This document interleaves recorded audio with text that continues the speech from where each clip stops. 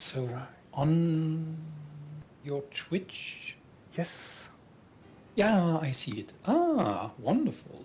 Ah, great. I just realized I didn't create a text for the. Okay, I'll do that real quick. So it is match 2, and we will play afterwards. We will not play. We will host Jedx 51, right? Jedx 51 versus Xillusionniste. Xillusionniste. Uh, Xillus- so there is 2N, 1S, E at the end. No typo, please. For Okay, it should work. the XILL. Yes, there is 2L too. All right. And 2N, yes. And an E at the end. Yes. Xillusionniste. Exhibitionist. Okay, it should work. Not like this. It will be placed over here when it will come. And I'll hide it for now. Alright. Perfect. It should work. Wonderful. Oh, this piano song is Bean's theme. Okay, I was wondering what it was coming from. Okay. I can't hear it. Is it Oh. the Yes. Yes, it is. Yes, it is. Ah, it's a pretty good theme. Yeah, I think it's in the movie it's a children's song that children sing about the three owners of the factories, Bogus, Buns, and Beans. Oh, yes, One you're short, right. one's tall, one's lean. But they're all equally mean. Ah, yes, you're right. I should really check it out again sometime soon. It's a very nice movie. I must admit, when I watched it, I don't know what I was expecting, but I was expecting something slightly different. But it is a very Yeah, it is rather it's unique. Yeah, you're right. yes, but that's of course also great. I know the. Daring to do. Yeah, I know the same creator made another movie fairly recently. How it was? I was it? Royal Tenenbaums and Isle Grand Budapest. Isle of Dogs. It was called Ah, 2018. really? Yeah, and apparently it's very good too. I really need to. I wanted to look at this one at some point, but Oh my, I didn't know that. yes, with I knew that. Hmm, yeah, with the same art style, and yeah, it's very good apparently. interesting. With I knew that Wes Anderson had done motion live action mhm. pictures such as Grand Budapest Hotel, Darjeeling Limited, and the Life Aquatic, where they the pseudo Jacques Cousteau movie. Mhm. I didn't know he did other stop motion movies. Well, Isle of Dogs, but I also heard the Isle of Dogs was very good. Hmm. Hmm. I'll tag. So it's like a Dr. Medic. I'll tag them right now if they want to join. One of our listeners has written, Wes Anderson definitely has a unique visual signature. You're right there, Red Poison Milkshake. Thanks for listening in. Oh, oh my. um, if you want to join the table, it is open. Same name and password as usual. Yes. Okay. Right. Thing is looking good. Oh, Super Metroid theme is very menacing.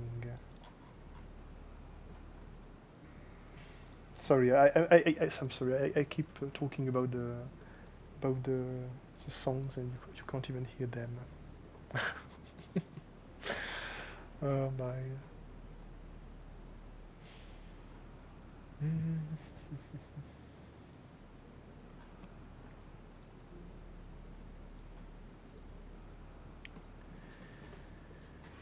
Oh, you can't hear me because I switched off my microphone.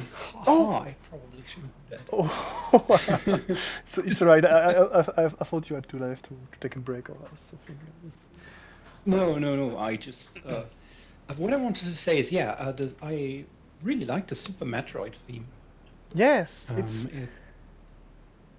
it is simple. it sets the mood for the Yeah, I agree. uh, isolation and the spookiness and everything.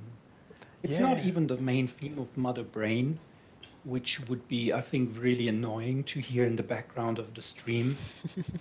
Oh, you mean the boss? But You mean the theme that plays when you fight? Right? yeah, Yeah.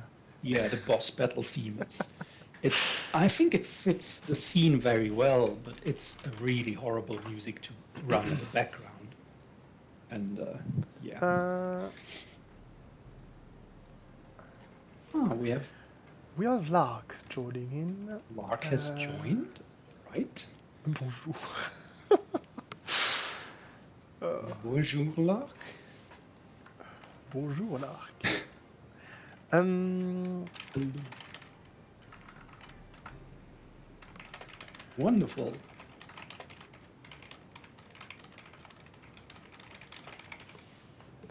I need to check to tell if you are okay. Sign, so I'm typing. That's fine. RPM apparently also shares our opinion on the Metroid theme. Mm-hmm. I had a short conversation with him yesterday about the Metroid games and cut him a little short when he wanted to talk about the Donkey Kong Country series. Let me take this opportunity, RPM, to say I didn't want to cut you short on that because I share your opinion. I just didn't want people to feel like we were getting sight. Whatever. Indeed, All right. indeed. Dr. Medic is still offline, so but we are 30 minutes early, so you know. We are We indeed. are. I was so stressed. I had to start early, but everything is working fine. I have to say I'm surprised that in 30 minutes we have the oh, Dr. Medic is already connected. Perfect. Well, should we start early then, or should we keep rambling before we start? Because people expect the game in half an hour. Yes, indeed. Indeed. I mean, Vile is still not connected. So oh yes, we also need our judge. Yes. You will be on this side of the... I have to change my color. There. Okay. Yeah, we'll wait for Vile. And of course, I know Lark did already play the match, right? But Dr. Medic did not, because he got one of the free win, because you know. Oh yes, he got one of the free passes. Yes, exactly. Exactly. Lark has played at least twice before. Well, yes. 2 games, or rather one game, 1 elimination round, where he once was Monica and once was my very avatar, Bill Cipher. And whereas the Bill Cipher victory might not be, I hope I'm remembering this correctly, but I think yes, whereas the Bill Cipher victory was not terribly surprising, the Monica victory was certainly cool to see, in my opinion. Yeah, that was, but I don't recall who his opponent in that game was, honestly.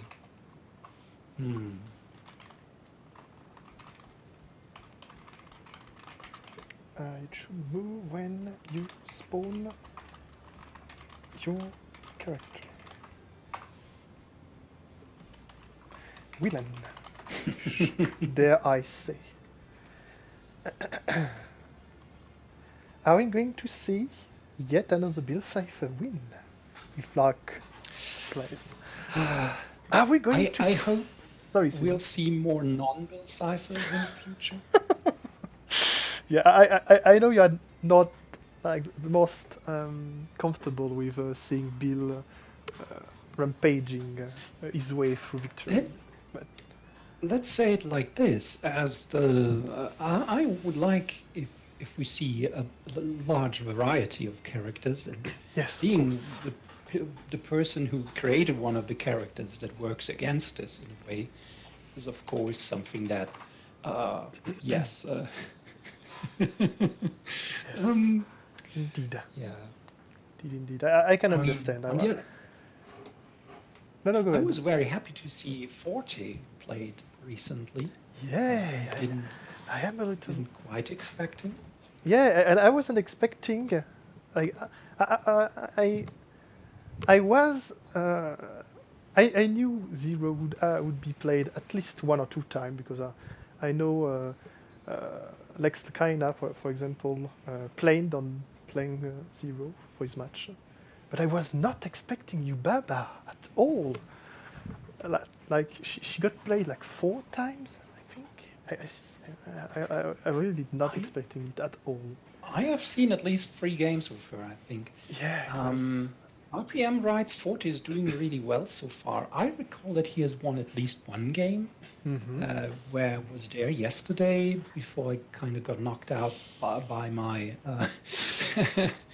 I mentioned this several times already. I got my vaccination the day before yesterday. It was against Chick. Yeah, exactly. Forte won against Chick Hicks in that 1 game. Oh my! That I saw. Forte is. That was incredible. Is Forte the counter to Chick Hicks? Oh my! Oh my! I'm not sure. I kind of doubt it because Forte can, even if he wanted to fate, he can only do so every 2nd turn. Yeah, but that's an issue. Yeah. The ballroom was the last location that got locked, and since 5 can now move to Forte's location, even though he does nothing there, he can at least still fate every 2nd turn. Yes, indeed. And Tangy Boy writes that Monica's looking very viable. I don't. But I don't recall how many times I've actually seen Monica played. I think also once.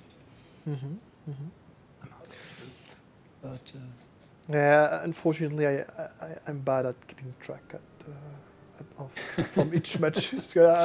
I think I watch I don't know 10-15% of it's the time zones. Of the match. They make it really hard. Yeah, indeed. But I'll for sure watch all the VOD. That's for sure. Indeed. RPM writes, in playtesting she got wiped by Gothel, but maybe we just suck. Which yes, indeed. Could be an explanation. Yes, indeed. Well, I know I know I was a very bad Monaca player, so yeah, you know. I'm even bad at the villains that I made, so I have full understanding for that. I'm just glad I'm sitting here instead of at the table. Oh, yes, indeed. All right. Okay, the 2 guys are sitting in the room hovering over the custom villain selector board. And waiting. Give a quick rundown. Oh, Tanglelord, you were the person who won with Forte, right? And you're sitting in the chat. Big Brain Play won it for me. Yeah, I think you. Yeah, all right.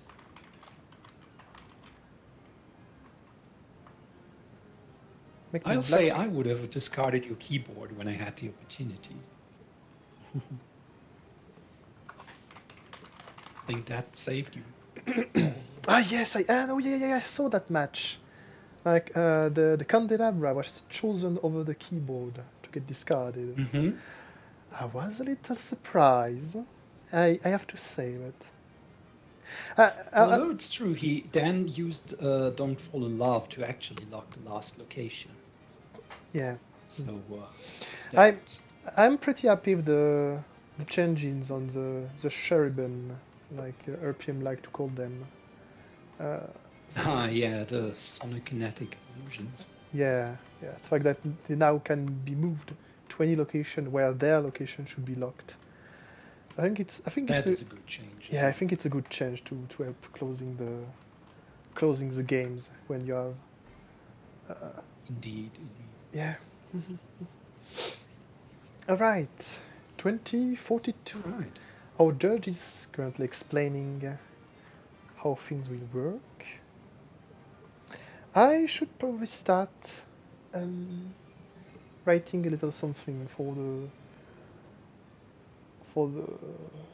how do we say the server at customs. All right. And at tournament. Maybe it's a little too early. I don't know. Oh. That's fine. We can start a little early. Maybe. Okay, I'll write this message. Okay, at custom, at tournament. We are live.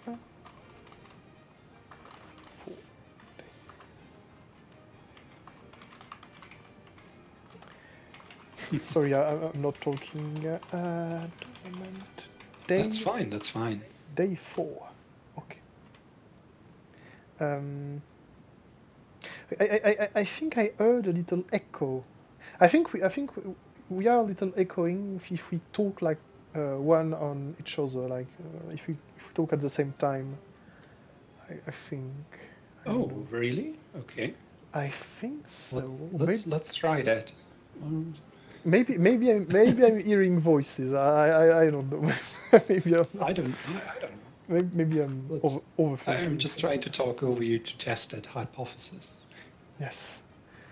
All right. Down. Anybody in the chat? Are you hearing an echo? Are you feeling we are echoing? People know are starting, and we should be good to go. Yeah, maybe I'm just hearing voices. We are live for the But that would be even more reason for concern, honestly. And what? Okay, Tanglord and RPM say all sounds fine for their end. Okay, well, on their end. It should be alright. Thanks, guys. There, I'll post a message in. Where should I post the message for the other Discord server? Oh, it's okay in the custom discussion. Yeah, they have only one real custom channel. Yes, indeed. Look.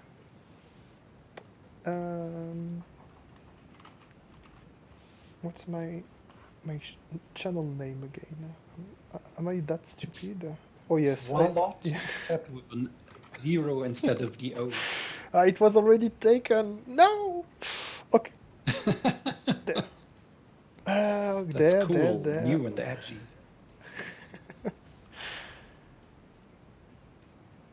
We are waiting on medic. Okay.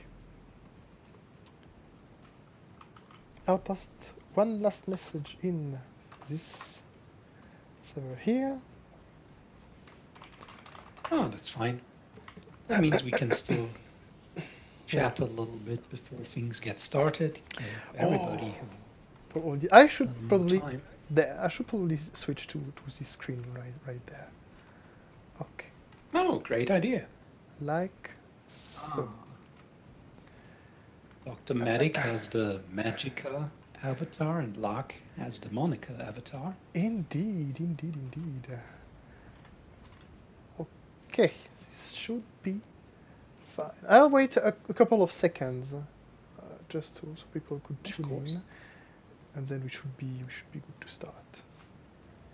Oh, wait, actually, it's already revealed the. Okay, okay then. Oh, Okay then. and what a surprise! It's exactly the characters represented by the avatars. So we are going to see 2/3 of a parental advisory this time. You are right. You are right. Okay, okay, okay. Interesting. What is that? Okay, Lark is Lark is bringing out his spit mover. Okay. Oh, he's turning it green. That's perfect. Wonderful. Okay. And Dr. Medic will be starting. Okay. Like so should Wonderful. like so it should. All right. Okay. Here's for the first game this evening, folks. All right. Magica. Let's see what she's going to do. She starts locked at the abyss, so she'll start moving Lena around to perform actions. Okay. And Lena moves to Funzo's Fun Zone. Yeah, she'll start with fating apparently. And discarding. Oh. So we see. I see. Is it? Yeah. Okay. They are taking care of the genocide. Right. Komaru gets. Oh, that's a brutal first fate. Genocide Jack and an additional hero to cover the actions. Ooh. Indeed, with Shirokuma being able to be played in addition. Yes. That's also brutal. Okay. And Genocide Jack will also make it a lot harder to, keep allies around. Okay, Unless, of course, sorry. No, it's alright. No, not at all. Of course, not at all. But once it has been played to find. Oh. Okay, one condition is played. Lena's amulet is played. Ooh, the turns are going super fast. Monica moves to the Excalibur. Yes, Abusive has been played to play Kurokuma for free. Kurokuma, oh dear. And already plays Black Suspirian. Oh, that's actually a good call, because he's not discarding when he's used to defeat heroes. So indeed, and he'll be very helpful to clean up the board. Interesting. Lena moves to Lena's hideout. She's fating. And it's again fating. Lark hasn't fate yet, but his two fates location are the two last, and they are covered by heroes, so it's not that surprising. Well, but because Komaru has to move every fate, the Toa Tower is actually uncovered now. Indeed. Eventual log is used to find an item. Cold. Here comes Call to Action.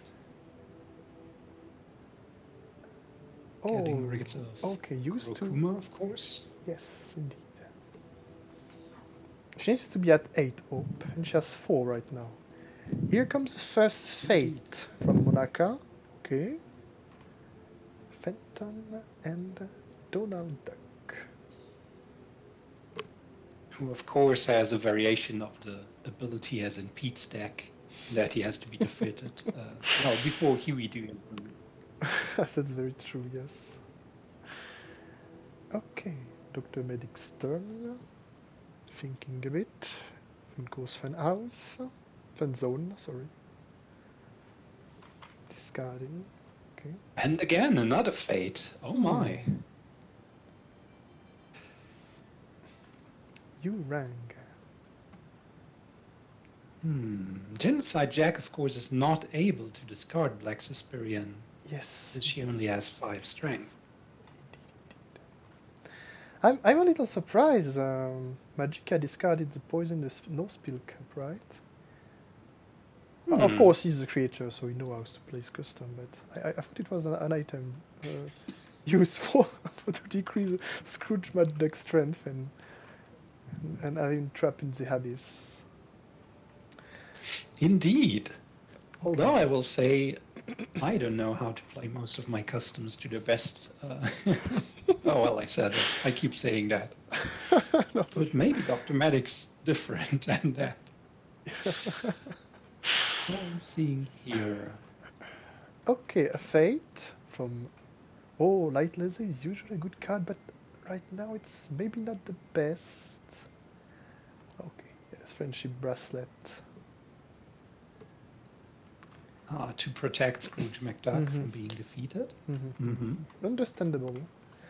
Light Laser is very good when they actually have shadows in the realms. Yes. Indeed. Tiffany's played. Okay. But of course, giving the friendship bracelet to Scrooge will mean that the second phase in general gets delayed a bit. Okay. And there we have a second one of them. Yeah, Monaka is moving to Tower just to Fate. Oh, and Webby is a very good Fate card. Indeed.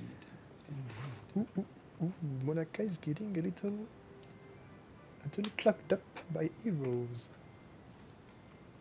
That's true. Here is another Fate from Magicka.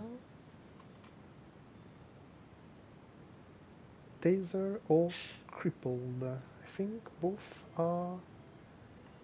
Oh no, Crippled has been played too. They're going for Crippled. Yes. That raises the question, if the taser is attached to Toko and Crippled is played, would that mean Monica can discard the taser? As Crippled says, an item of her choice. Interesting question. Interesting question. Anyways, In my the taser has been played anyway instead of Crippled, apparently. I think it's a good choice. Master's Key. Okay.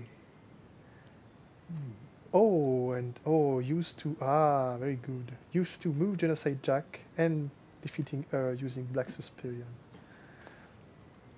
Good call. I think Black Suspirian this early seems to be working very good for Monaka. Absolutely. That's very interesting.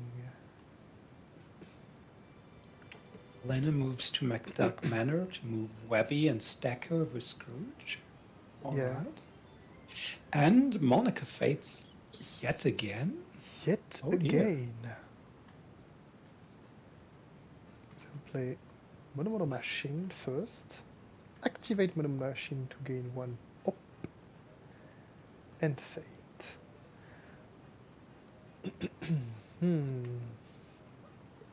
Yeah, Fury, Dewey, and Louis are very strong heroes too. Yeah. Alright, there are so many heroes cards at Magduck Mana. I have to zoom out to see everything on stream. This is rather interesting.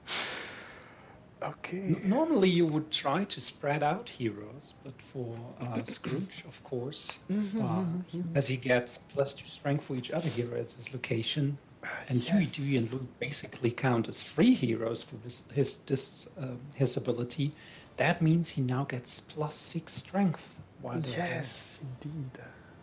Pretty strong Scrooge. White Despair Black Open U rank has been revealed. Who Dr. Medic is going to play? Which card, rather? There's not much to discard with Genocide Jack, of course.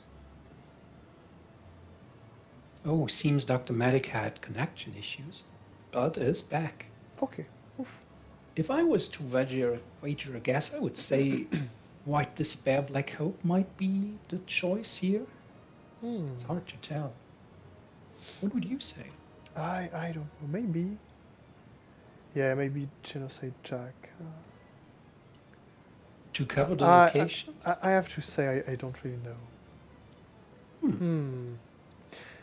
Maybe. Oh, and then he uncovers the top action. Yeah, I think he wants to play like this instead. To have the top action still cover. Makes sense. I think Dr. Medic is looking for stopping the fating from Monaca. So he's trying to play heroes Well, to make the two fate spots less attractive, maybe. I can't say that I don't blame him. Yeah, I agree. Heiji Tower is defeated using Black Oh wait, I Suspirion. can't say that I blame him. Yes, no, I Too understand. many negatives in one sentence. Yeah, I understood. Don't worry. Lena is moved here.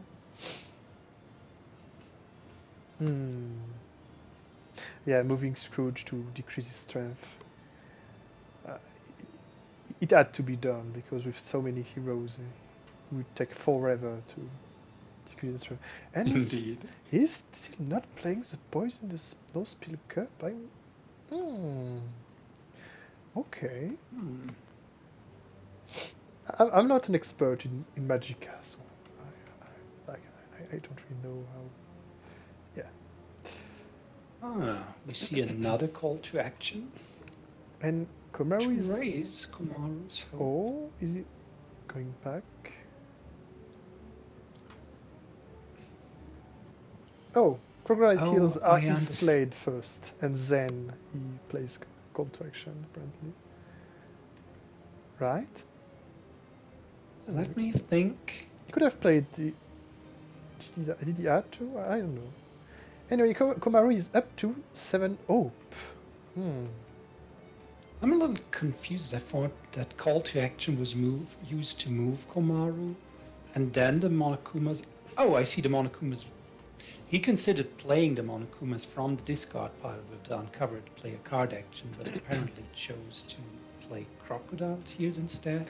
Okay, they're planning to use Lena's amulet to decrease Scrooge Magic strength in a single activate action. I didn't catch this one. Okay. Not too bad of a choice either. Yes, indeed. Because we are friends and crippled is revealed. What Dr. Medic is going to play? I wonder. And it's because we're friends. As Oh. Komaru gains even more hope. Okay, he's going the other way around now. She has too much hope, so he's going to try to increase her hope a little too high for Black Suspirion to deal with it. Interesting. Well, at this point, it was basically unavoidable that Komaru would have enough hope to discard Black Suspirion. Yes. So raising it even further would at least mean that the second phase gets slowed down a bit or set back a bit.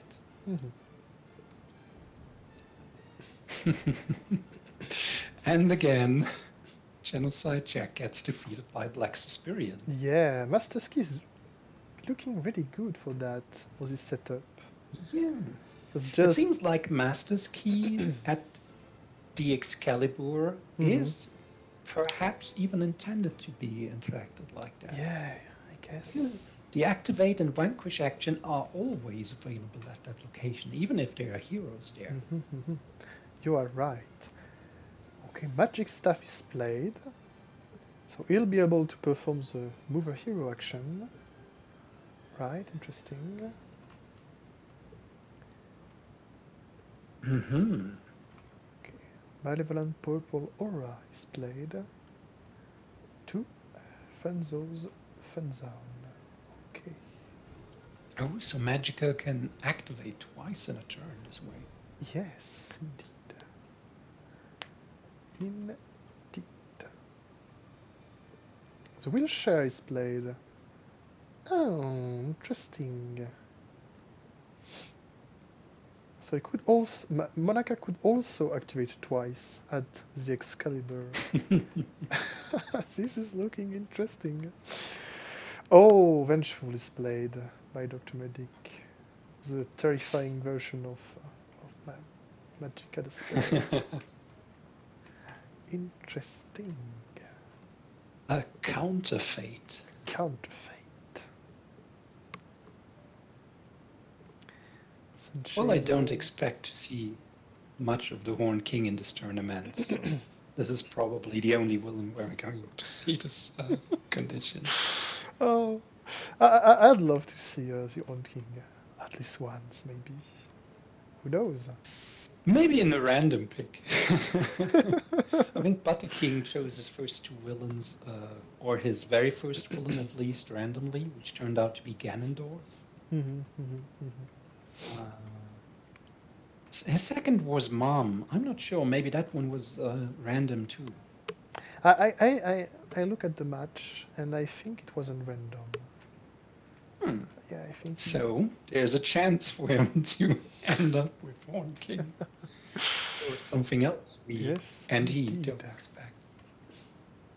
Oh, so we've seen Hiroko played. Ah yes, Dr. Medic gets to look at the top 3 cards of Monaka's Fate deck. Return them in any order. And Monokumas cannot be played to the Excalibur.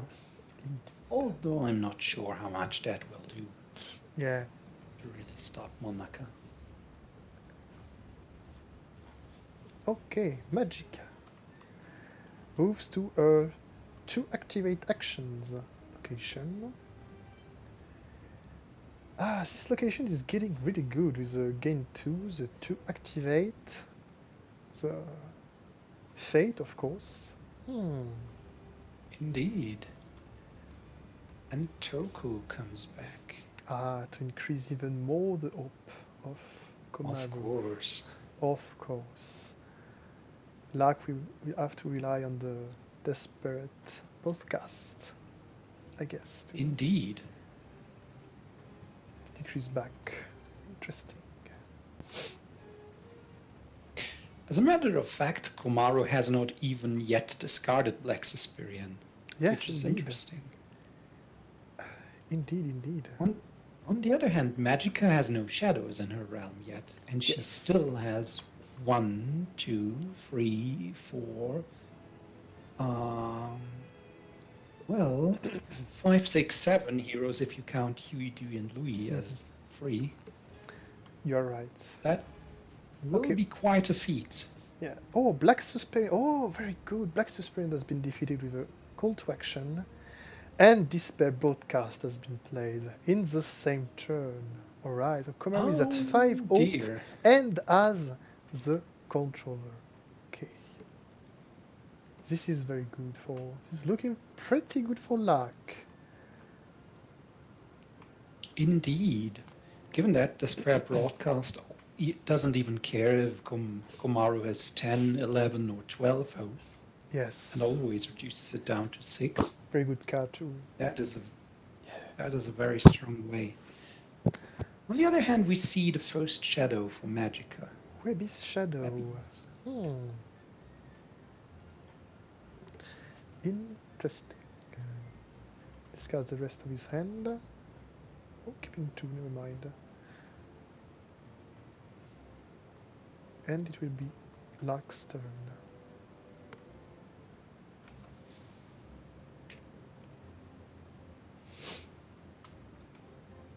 Now, Webby's shadow is, of course, the perfect way to defeat Webby herself.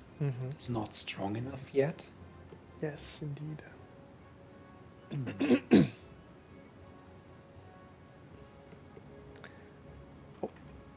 Let's see. Oh, Murokuma Maker is played by Monaka. Okay. Makes sense. She's going to try and defeat Komaru now that she has the controller.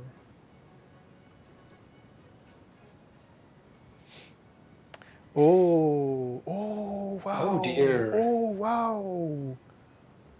Oh Well, the wow! Monokuma Maker is expensive, but it saves a lot of player card actions.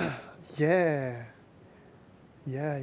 He played that much alive with only 3 power. It's very impressive. Very nice play from Lark. Hmm. Well, considering that you still play half of the combined cost rounded up, that means she still just saved 3 power on playing them. Oh wait, Wait, maybe Hannibal X was also played by that, so she saved actually 4. didn't he played? I I'm a little confused. Oh yeah, he played 2 cards and he has only one. Yes, He has only one player card he actions. played the Monokuma Maker and activated it, Yeah. but can't play another card after that. He can still do a So he's perform. vanquishing Yeah, instead. he can still do that, at least. So I actually think he saved 4 or so power, which is not bad at all. Yeah, you're right. And he saved at least 3 player card actions too. The Monokuma Maker is worth its power in power. That makes no sense. No, sure, it makes perfect sense. Magica is fating Monaka. What did he chose? Okay, played White Despair Black Hope to increase Baru's Hope by 1. Okay. Oh, he activated Luna's Amulet to decrease Webby's strength and defeat her using Webby's Shadow. Right, interesting. Which is possible because of the 2 activate actions. Yes, indeed. Not bad. Very good indeed.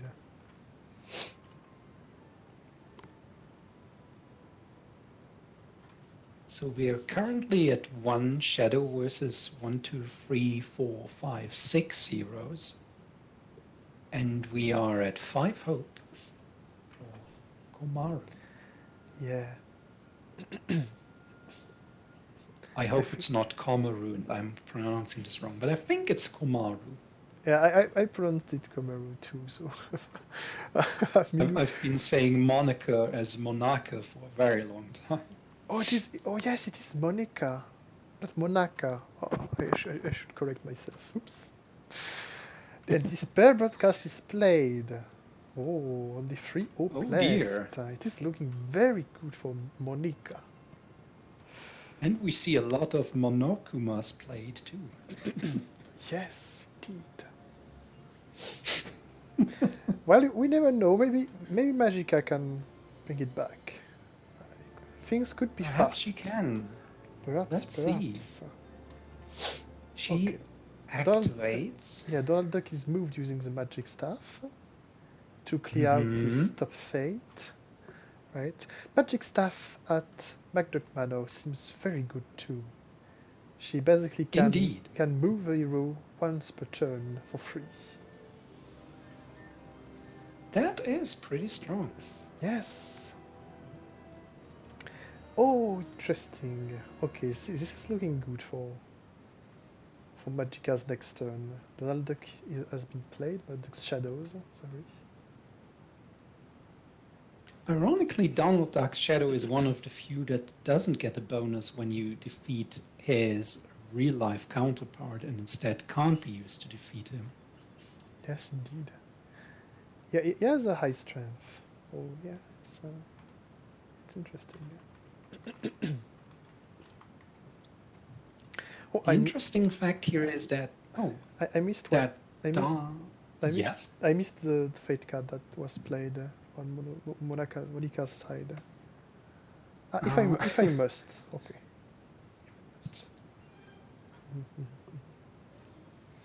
If I must, and Komaru was moved to discard MacGyver and Hope was increased by 2 because of the controller. Interesting. Of course.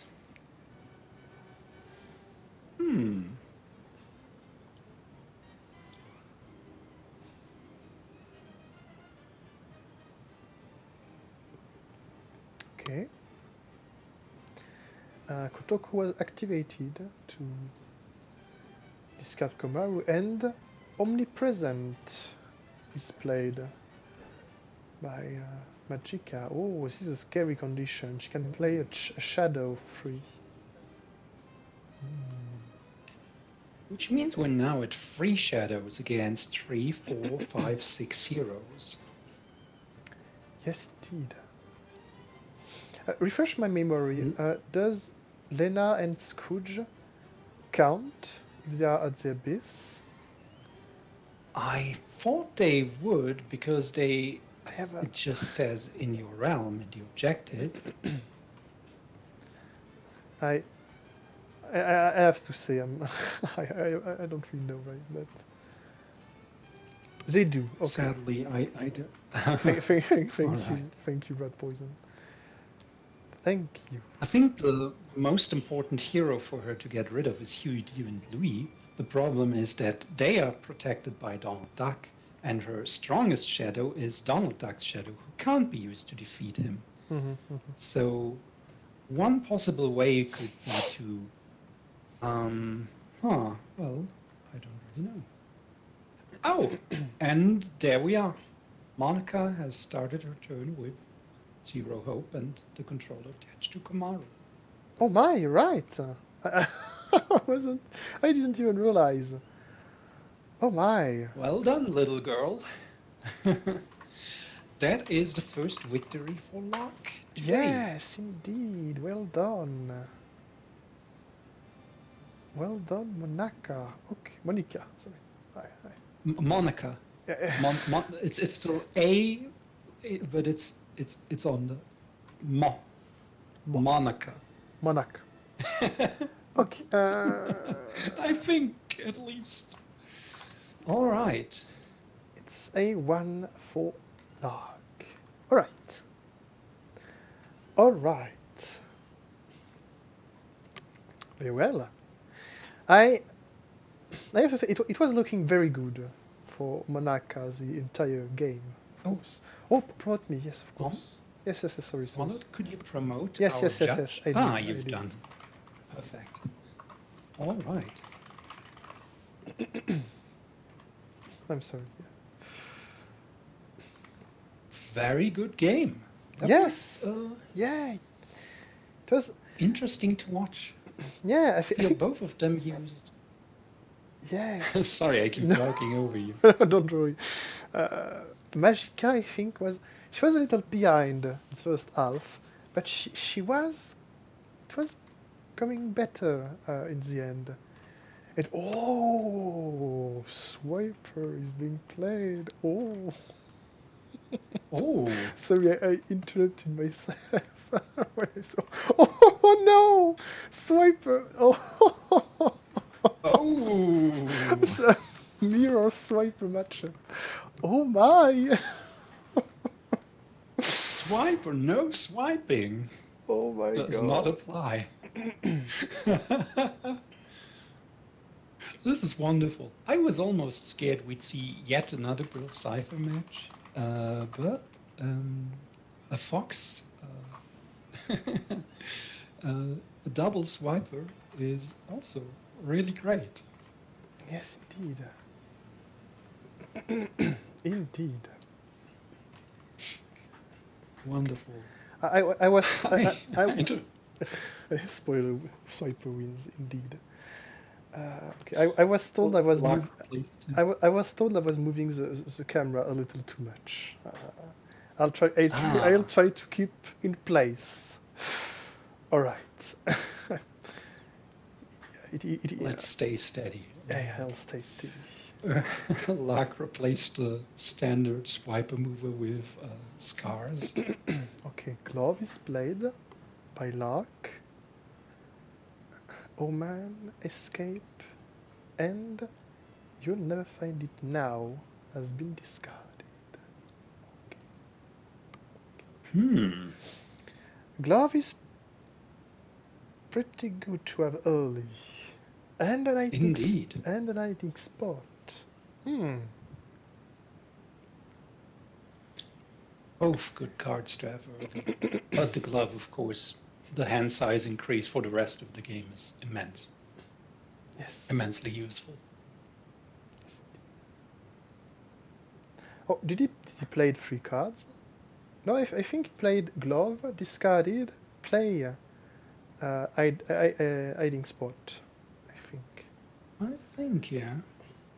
Okay, Dr. Medic's hiding spot has been played too. Okay, No, Howman wasn't played. Howman was discarded. I think. One thing I felt in the last game was that both Monica and Magica used a lot of their specific combinations very cleverly, such as the Master's Key in combination with Black Suspirion, or the use of the 2 activates to both weaken and defeat a hero for Magica. That was cool to see. That's a whiff from Lark's Fate. 2 items were revealed and there are no heroes. It's Swipers win. Well, it's Dr. Medic's win. If I say so, Swipers win. It's not. There's too many swipers. Too many swipers. Well, at least it will always be true. Oh, it's a wife too from this side, right? But can't he play rope? Oh no, you're right. Dora? I'm stupid. Or boots in this case. Oh, boots is a good one. Yeah. Not bad. Boot is a good one. Yeah, he'll discard the hiding spot. Hiding spot very easily. Yeah.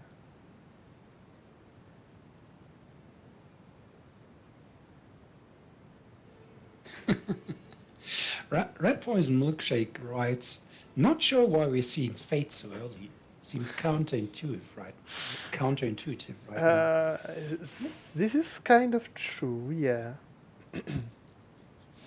I mean, yeah, So, Lark could already start swiping the rope. So, yeah. Indeed. Right. And the mask is played. Oh, the mask is played and Dora is discarded. Ooh.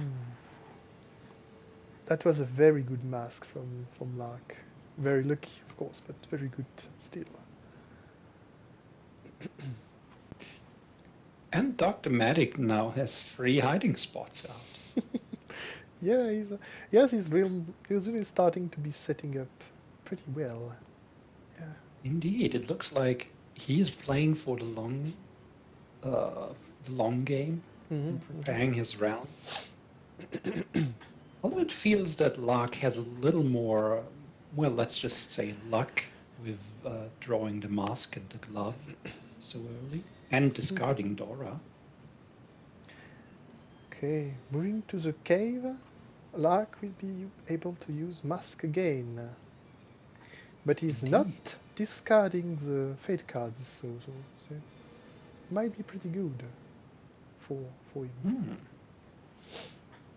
And he's played his second hiding spot. Oh, Rogue Wish. Ooh. That is a scary condition right there. Scary condition. And Dr. Medic. Yeah, Dr. Medic has to discard his hand. It is a hero.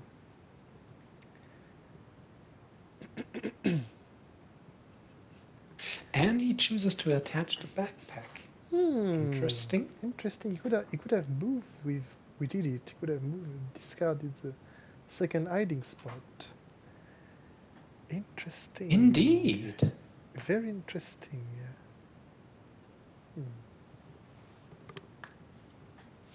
I almost feel that would have been. I feel that would have been better.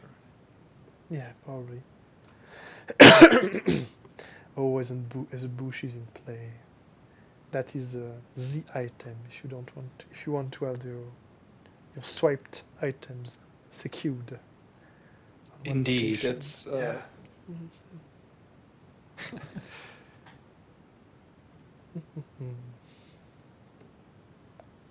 I must say, I love the illustrations on Swiper's card and how he works with, well, a bush in which he hides. Oh yeah, they were very fun to find. Okay, Dr. Medic is playing his first glove and is fating again. We did it and flashlight. Well, flashlight. Will we see? Oh, And he attaches yet another item instead of discarding the hiding spot. this is yeah. I was going to say Oh. it would have been a kind of weird to play flashlight because flashlight is basically the same ability as boots already. Oh, yes. It That discard would just have helped. yeah. It discards the hiding spots when the hero is moved. I see. In that case, it's good that, yeah, he made this decision this time. Yeah, and Lark is not fating. I mean, I think he's. I think that that is the good call. Yeah, I think that is a good call. Dr. Medic is struggling to find his first. That sounds like Swiper. To find his first hero. From And Boom. at the same time, Yeah. Lark can use the mask to set up his fate deck. Yeah, it is looking very good for Lark right now. Indeed. And there's the second glove. Oh. He has all his. No fingerprints anymore. He has all his equipment. Two gloves, the mask. It is looking good for him. It is looking good. Oh yes, he needs to play the he needs the backpack. Well, to resolve the backpack at least. At the end Oh, yes. of Lark's turn. May play a star to discard an item from Swiper's realm. Not too bad. That is very good. So it chose to discard the rope. He could have discarded the bush and hope for Dora or to swipe or no swiping to take. Indeed. Take back. That might have been the long-term Yeah, it's choice. it's always an interesting choice to have to make at least. Well, we'll see how that turns out for Dr. Medic. Here's a new hiding spot. From Lark, yes, to uncover. Oh, and discarding two, you'll find it. You'll never find it now.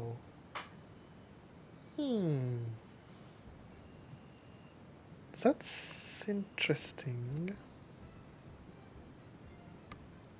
Remind me again, how many copies of That Sounds Like Swiper are there in his villain deck? There is two only. Ah, Yeah, the gloves that's are. really not much. Yeah, the gloves are very.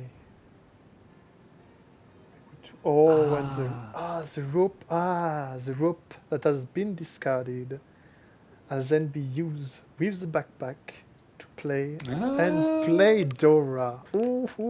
That's not a bad play from Dr. Medic's Yeah, indeed. side.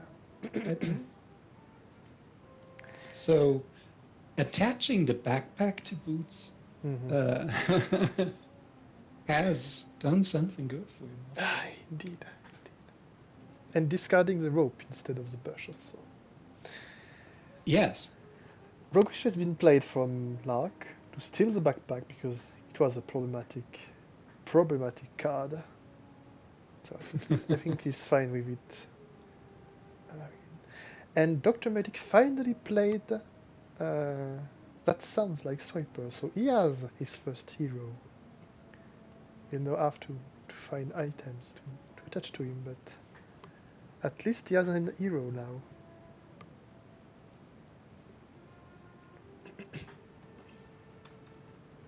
Ah, yeah, you're too late to get rid of Dora. I think that's something you want to do as fast as possible. Because Dora can be very problematic for Swiper in the long term. And the backpack has been moved to Bush's location to protect it. And Mask used to discard the star. Yeah. It was a good decision, I think. I think it was a good decision. Yeah, the star can be very bad for Swiper, as we've just seen, as a matter of fact. Yes, indeed. Escape is played to move to Dora's house and perform just one action available there, so the move an item and ally action. He's preparing for his next turn, which is very likely to be at the road. One interesting thing about Swiper's roguish condition is, of course, the fact that even if the opponent knows that Swiper has it, once the situation is there, there's hardly any way to make it impossible for the opponent to trigger it. Yes. Whereas a condition that would trigger on defeating a hero or gaining free power is very easy to avoid if you knew the opponent has it, but Swiper's condition is unavoidable. That is very true. Similar to a condition that triggers when you have an ally with a certain strength. Well, not always. If you could spend use that ally to defeat a hero in the meantime. Yes, but unless you're Jafar and you have 3 scimitars attached to the same ally, it will be hard to decimate their number very quickly. Swiper played 2. You'll never find it now. To swipe the 2 items attached to boots. And that means Swiper has 3 swiped items. And I think this is not looking good for Dr. Medic, because he used the mask to look at the top 2 cards from his fate deck, and he did not discard it then. Oh dear. I think things are looking good for him.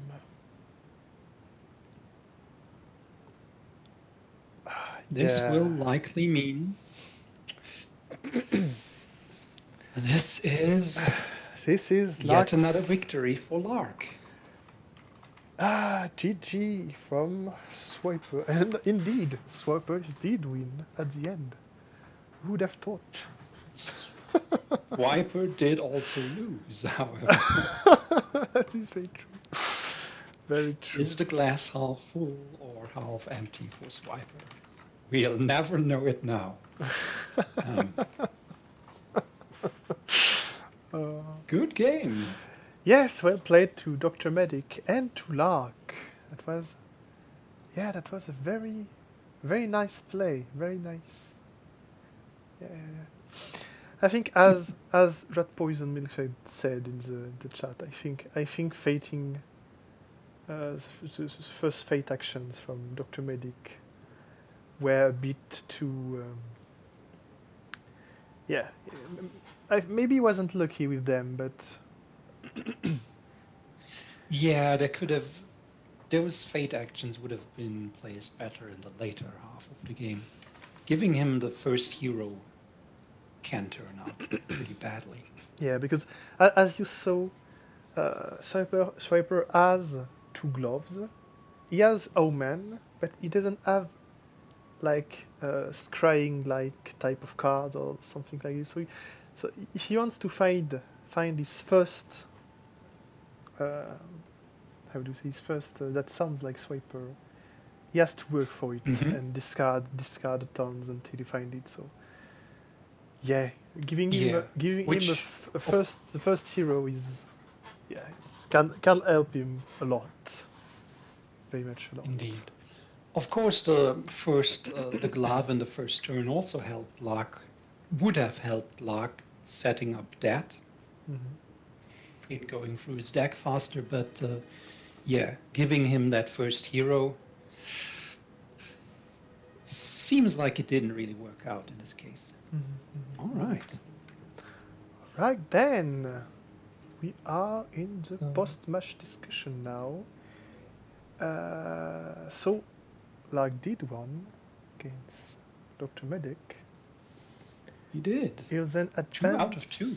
He will advance and face Ryan 495, sorry, with the very good Bill Cipher player. This match is going. Oh yes. This match is going to be very, very interesting. Very, very interesting. Yeah, I was not expecting Monaca to win that.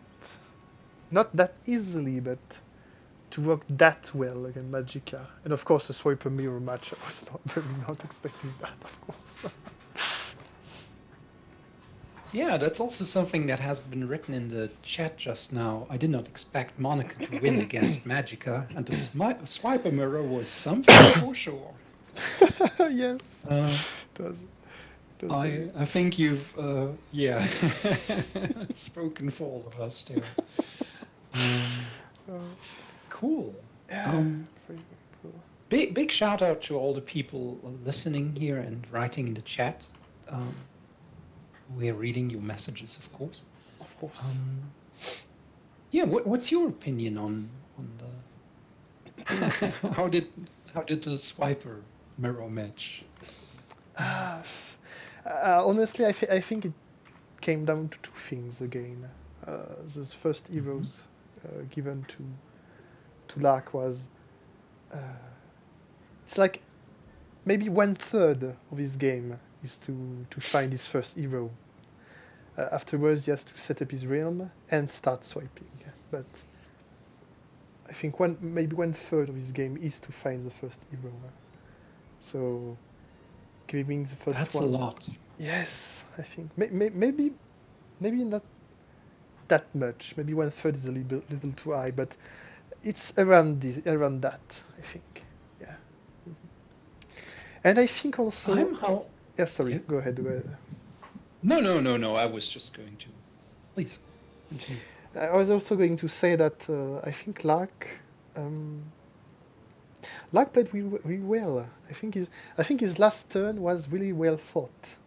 He prepared for the double swiping with the "You'll never find it now," and he prepared to have the mask at the same location. Indeed.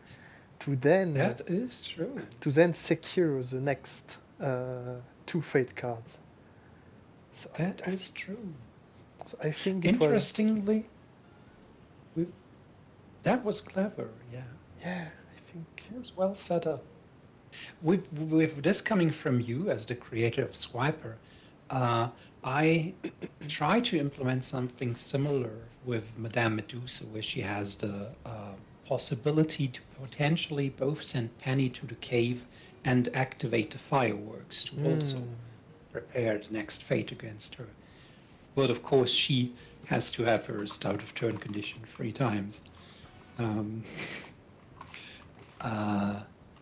That was cool. I'm really glad that we did see Swiper before the first matches. There was a lot of talk about how often we would be seeing him. Yes. I was starting to worry that we wouldn't see him at all. Although, of course, a Swiper Mirror match is bound to end with a Swiper victory and a Swiper defeat, obviously. Yes. Oh, oh, okay. Monaka's team is maybe a little loud on my side. I'll turn the volume down a little. Okay, we are joined by Xillusionniste. Jedx is not here yet, but of course it's not. Oh no, it's. Oh no, Jedx is just joining. Yeah, no, it is Vile. I think he disconnected. He had connection issues. Bonjour, Xillusionniste. I can try to say both things. Xillusionniste is actually harder for me to pronounce than Well, maybe from the perspective of somebody who actually speaks French, the way I pronounce bonjour is really terrible. But, Bonjour. Bonjour. bonsoir. Uh, Willkommen, bienvenue, welcome. Willkommen. All right.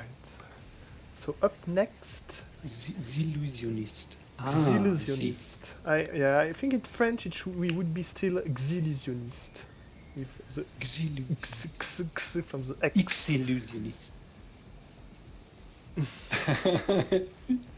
Ex-illusionist writes, I don't even know how to pronounce. My own name. Xillusionniste. Interesting. Wonderful. Cool. So up next So- we have Jedx 51 against Xillusionniste. So let's look at the bracket.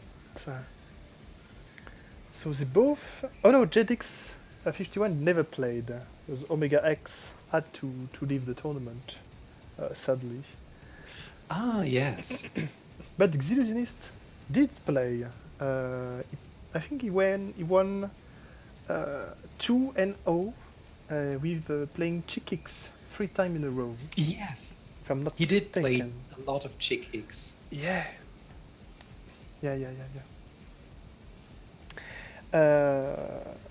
And he faced, I think, Clive and Maestro Forte, if I'm not mistaken, from Tanglewood. Yes, he did. And Miss Finster also. Tanglewood played. Oh yes, indeed. Yeah, indeed. it was an interesting choice. Sadly, she didn't wear. She wasn't fast enough for the racing car, but. Sadly. Somebody in the chat wrote, I think Miss Finster has a speed value of 9. And she did bring out her car as one of, I think, her first items, but it didn't do her. Oh, the Finster against Chickix. That would be interesting to see. It would be interesting for sure. Interesting for sure. Yeah, I was really glad to see that colorful selection of villains there, but of course it's also good to see how Xillusionniste plays that crazy Chick Hicks again. I'm wondering whether we'll see Chick yet again this time. Yeah, I know he also plays Queen Narissa and a little bit of Edgar, I think. But who knows? Who knows? Of course, Chickix is a very good pick. He is. We saw that multiple times. I think he's a very good pick, very solid pick. I think very much like, Bill Cipher. He's one of those that are very good, at least in 1v1 games, where the game with 3 players and table talk, etc., always has the chance to bring out a very strong and fast villain that falls flat in 2-player games. So I think I think Chick is very fast, which of course is thematic. But, yes, it is. It is. Right. I'll go ahead and send maybe a little private message to Jedx 51. Of course, we are 20 minutes early. So we are. We can keep talking, of course. But send him a message and we'll see when Jedx 51 will join us. Let's see. How do I send a message? Like so. Okay. Hello. The other game is meant to start at 5.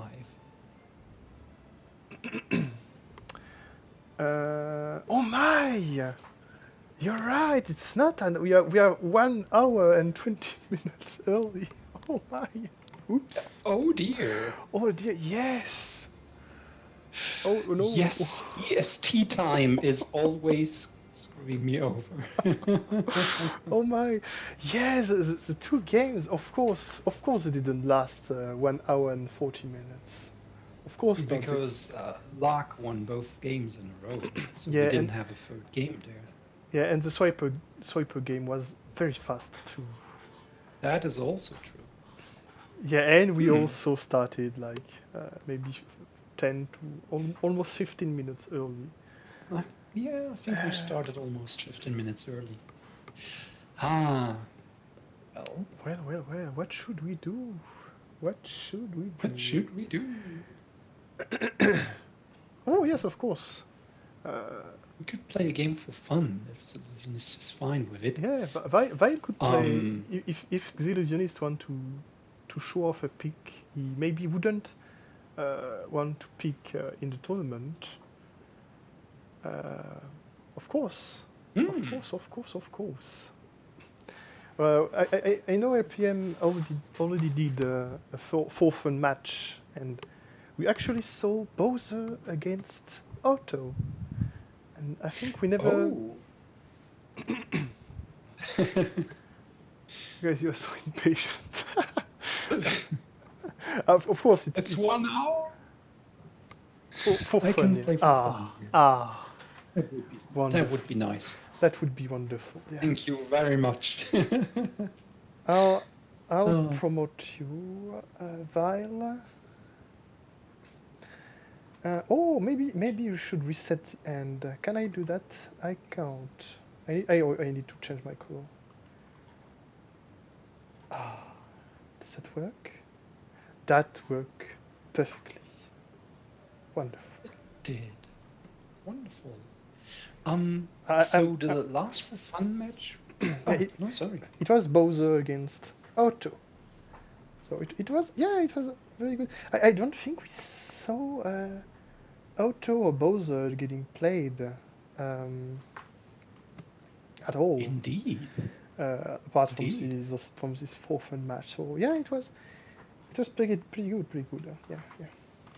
Interesting. Can I start. must say, I was a little surprised to see Miss Finster played in the competitive frame. But Bowser and well, it's cool to have them to see them played. That's nice. Oh, Lark drew something again in the corner. That's a little bit cipher. I suppose that was Lark who drew him. Where I can't use. Oh. In the bottom right corner. Oh, he's absolutely wonderful. Okay. That is wonderful. Maybe want to hide the Dr. Medic and Lark layers this time, so if somebody who just chimes in isn't confused Oh my. You're pair right. match. You're right. Just for Yeah. the sake of somebody just joins in a Finster mirror. Oh no. That would be something. Oh. The Beast and Queen Narissa. Oh yeah, Vile told me that he wanted to. He couldn't participate to the tournament, but he desperately wanted to show off the best and how he can be a pretty good villain. So yeah. Fantastic. Could you get a little closer?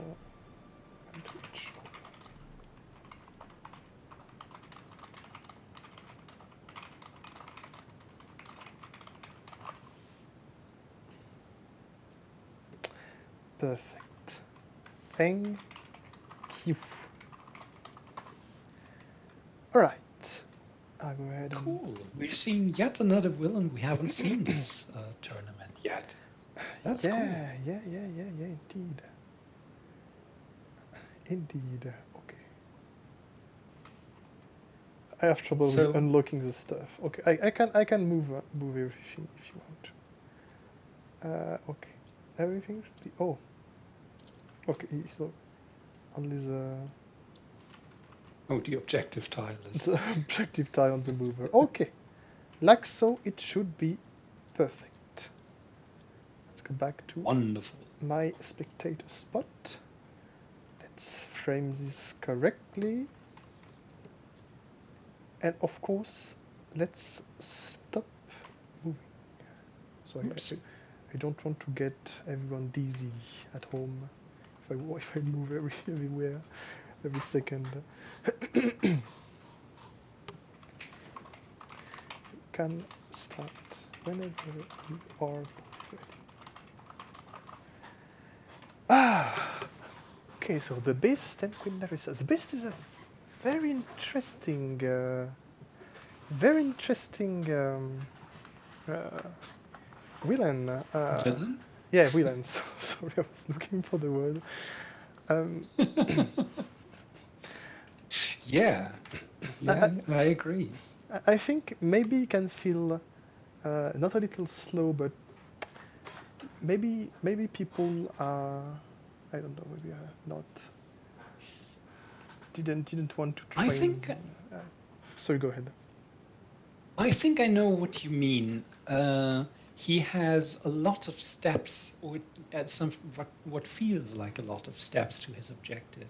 Mm-hmm. He needs to bring out the one hero he needs to defeat. He needs to bring out the lantern and the woodsman. Of course, one of them brings out the other, but then he also has to attach the transformation to him, to that hero, and he needs to reduce all of his power on him until that reaches his strength, and move him to that one location of his realm where he can be defeated.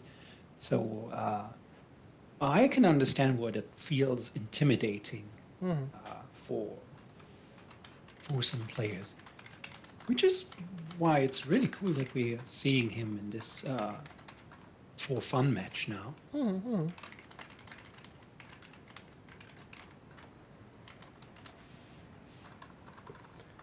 Writing a little something on stream so people understand it's a for fun match. Tournament match at 5 p.m. EST.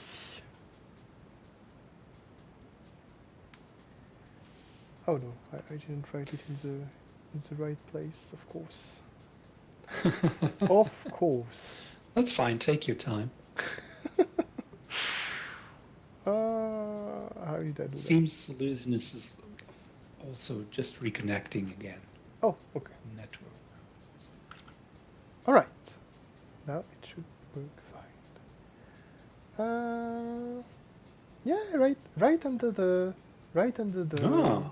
I think it's fine there. As if it was made for that purpose. Yeah, look at Perhaps that. it It's fitting perfectly. Maybe I'll Wonderful. maybe I'll rose so I can see a little but yeah. All right. Really good. I cannot see my end anymore. Oh, yeah, so your end has fallen. Ah, wait, let's see. Oops.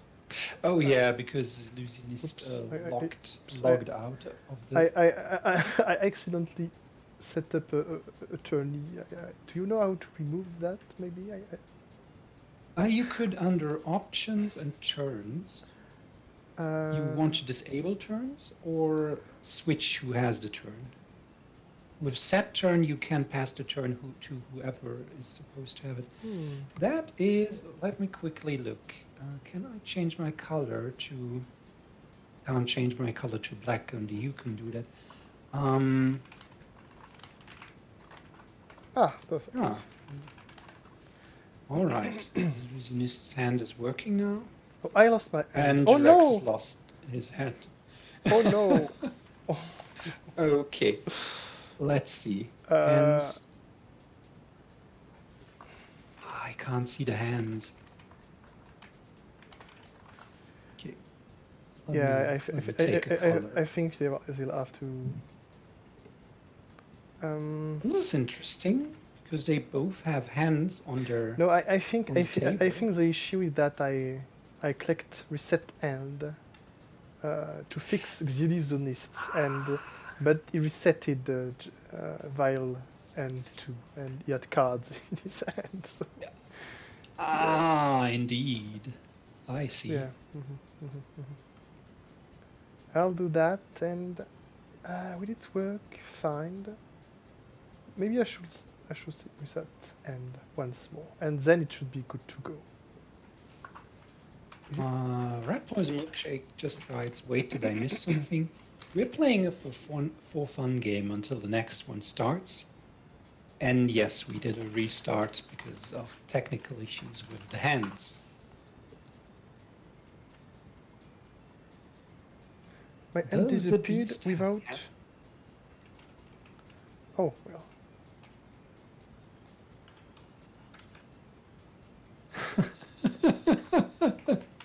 I'm afraid we can't reset the hands. Maybe it doesn't really work.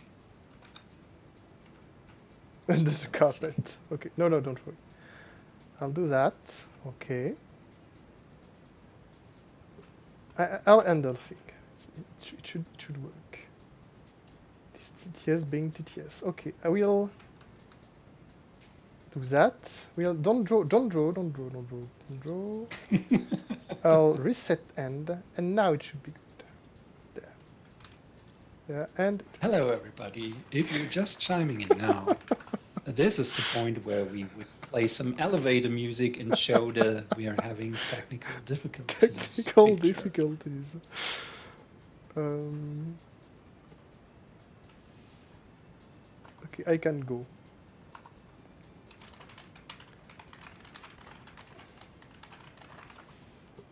Fantastic.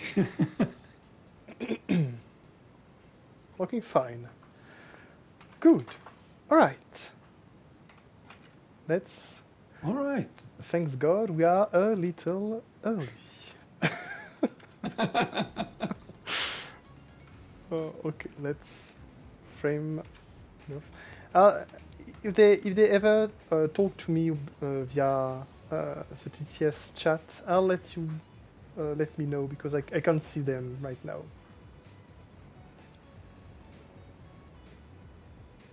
Oh yeah, Xillusionniste just wrote, I just heard you telling don't draw on Twitch. I can start, you can. Yes, okay. All right. I think we're set up. Yes. But I'll keep an eye on the TTS chat. Thank you very much. So the build started. Of course. Went to the unknown, played the wood tree, and discarded sit in the cold and wait. Interesting.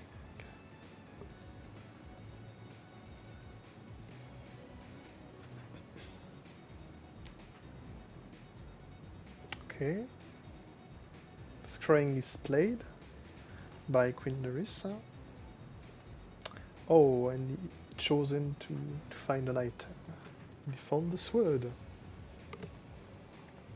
The sword is a pretty good item for Queen Nerissa because it's like she only has Indeed. She only has Nathaniel and he's never defeated. So, but he's rather weak at the start. With the sword, he's able to deal with evil. Yes. Yeah. Several important heroes of her fate deck have a strength of 4, or 3, which Nathaniel can't usually defeat, and just relying on poisoned apples to get their strength down will turn out hard in the long run, especially as she doesn't have to replay the sword every time. She just bumps Nathaniel's strength up to 4 for the rest of the game when she plays it. And Indeed. that of course happens. Yeah. So the beast tried to fate Queen Nerissa, but sadly it was a whiff. As Nathaniel had no love to lose, and there was no item yet to be discarded. So How ironic. So it was pretty lucky from Queen Nerissa. Pretty lucky. Just one turn later and the sword could have gone. Indeed. And we see Adelaide. Adelaide. Who, and by the way, yes.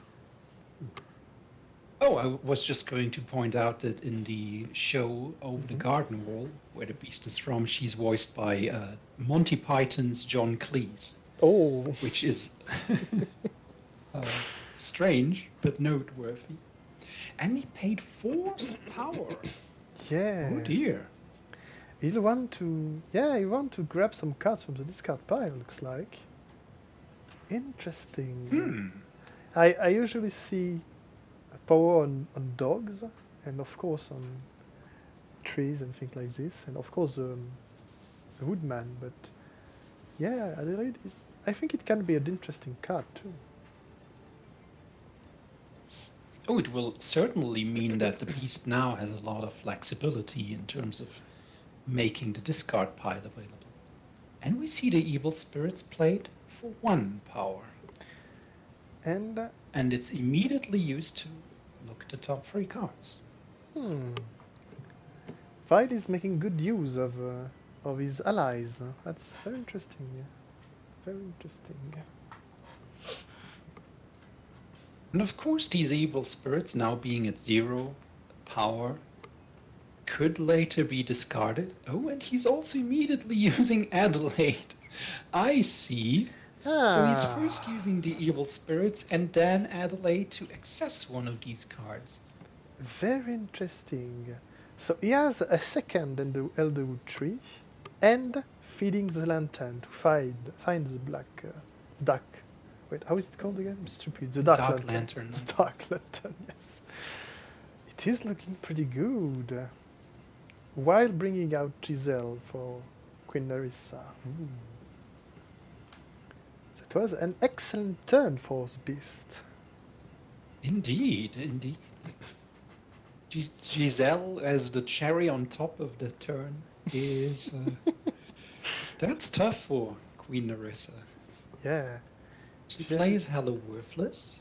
yeah, Giselle is a rather strong hero. And yeah.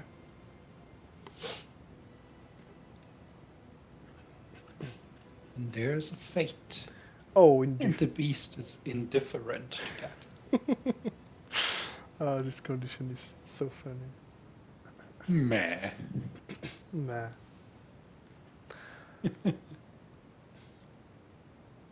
Oh, okay. Oh, apparently the deck wasn't shuffled. Apparently, yeah. Ah, I see. Interesting. So it is Beatrice and Jason Funderburger. Funderburger. Jason Funderburker. Funderburger. I think Jason Funderburker is named after a kid from Greg's school who has another name, but he calls the frog Funderburker because Burke is apparently. Sorry, I'm sharing far too much trivia about the No, show. no, it's very interesting. It is a for fun match, so some. It's a really good.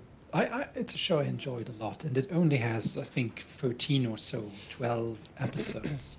It's a quick watch for people who've not seen some of the villains that we have on the mod. Yeah. Even though this one is from a show, it's actually quite watchable in the Corona times when you. Oh, Wow. and Nathaniel is already at 5 love. Wow, things are getting. My. Wow, very, very fast. Interesting. Very interesting. Transformation is instantly going to turn Beatrice into a transformed hero. Or is it? Oh no, she has two. Indeed. She has a strength of two, not one. And feeds Feed the lantern. feeds the lantern to find. Of course, I think the dark lantern. Yeah, Yeah, there we see it. yeah. Interesting to. Of course, it's a part of the objective, but it's also interesting because it brings out the woodsman. Indeed. Oh, Maybe it was played a little too late.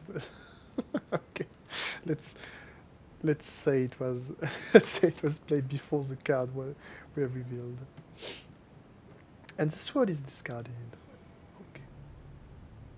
Yeah. We talked about how the sword is important for Queen Narissa, so I think it's a right choice. Indeed. It has hurt. Wishing well.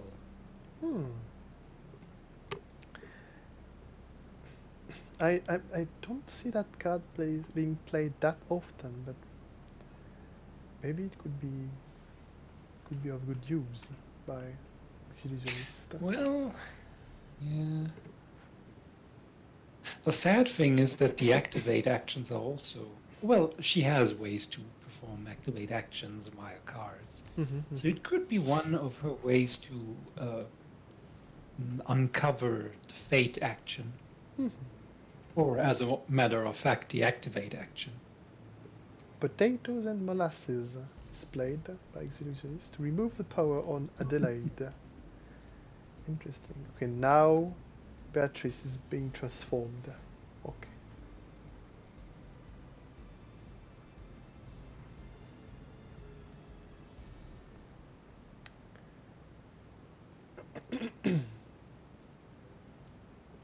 And Dark Lantern and the Woodsman are played.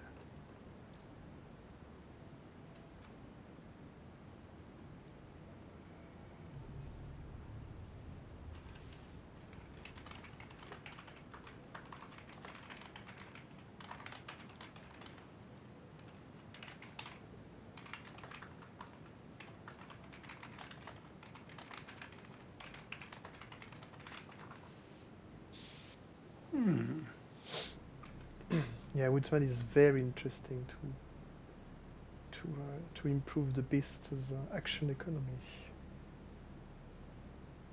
Indeed. Use one power and then perform an available action. Yes.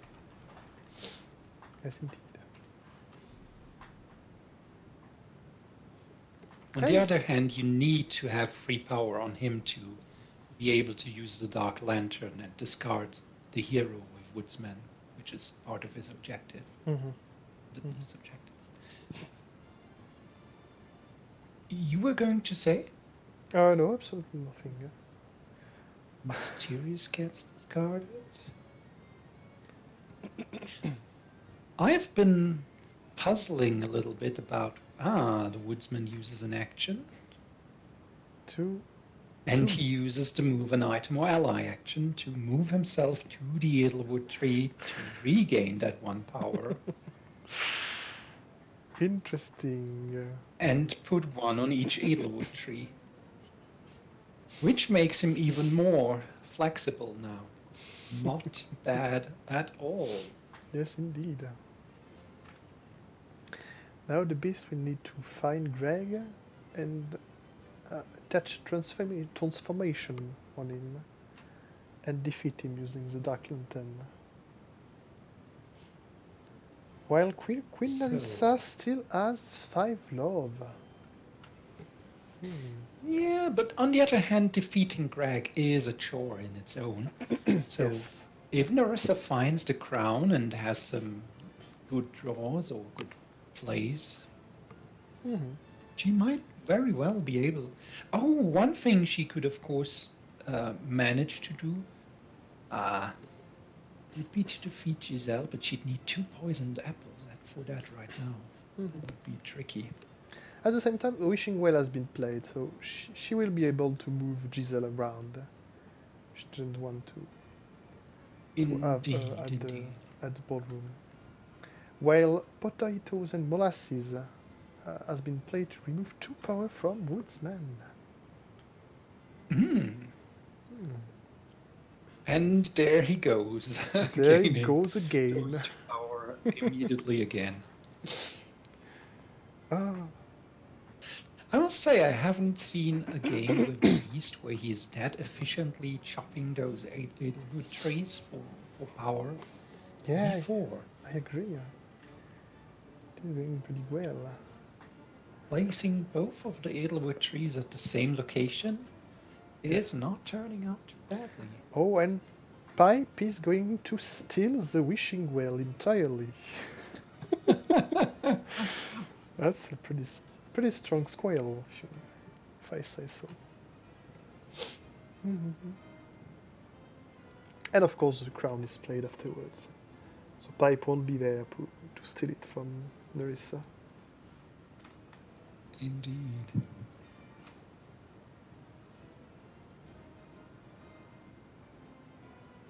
Well, we're at 7 love and the crown is still there. So Yeah.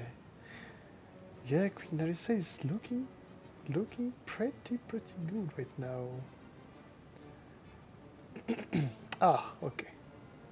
This will be able to find Gregory. We've come Gregory.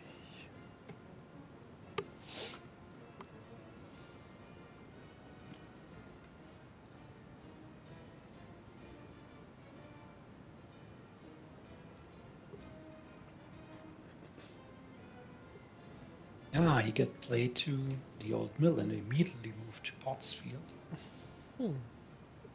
And we see either musical number or doubt.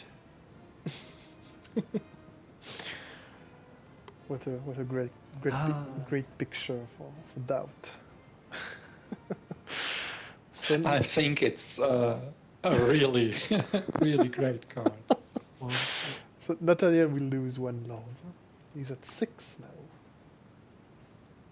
What's... Oh, and we see the first poisoned apple for Giselle. Ah.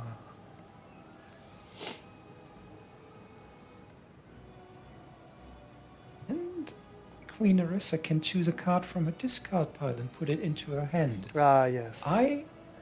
Hello Worthless is... would... not bad. Yeah, I think Hello Worthless is a very good effect to increase Nathaniel's love. And a fate for the beast.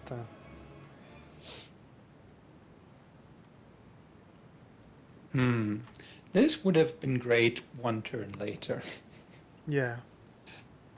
But, well, at the very least he gets moved back to the old mill. On the other hand, the beast wouldn't have been able to move, well, of course, with the woodsman's ability. Let's see how that turns out.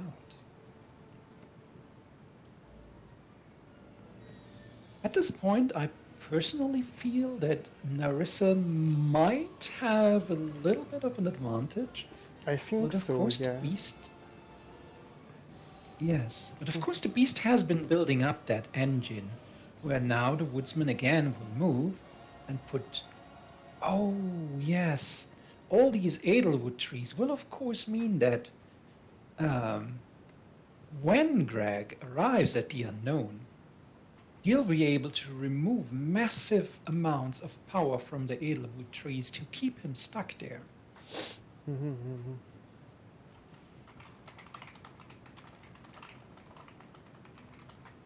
Huh.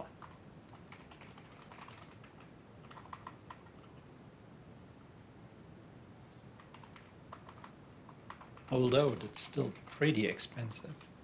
Having to spend 2 power each time a hero would be moved away from the Edelwood tree's location is a lot. And Nathaniel is already at 8 love. Indeed. So it's no surprise the beast fates and, well, moves the woodsman and moves Greg. Yeah, fates. What will we see? Well, we'll probably see Morgan because she's always available to play, and Robert, who keeps Nathaniel from gaining love. Oh. So close, yet Robert is being played. And because the activate action is now covered by Morgan, that means it's harder to just use the crown and get back the sword. Yes. Although, of course, with Indeed. With poisoned apples, they're still away, but it's become a little more tough than it used to be. Indeed. Let's see how Queen Nerissa will wiggle her way out of that.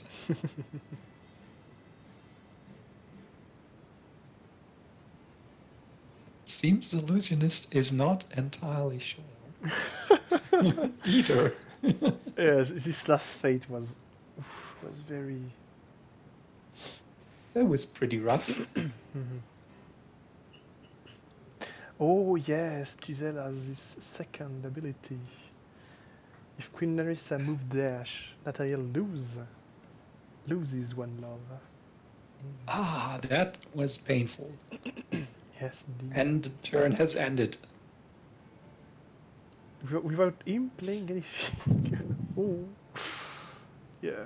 Yeah, not something you want to do. Indeed.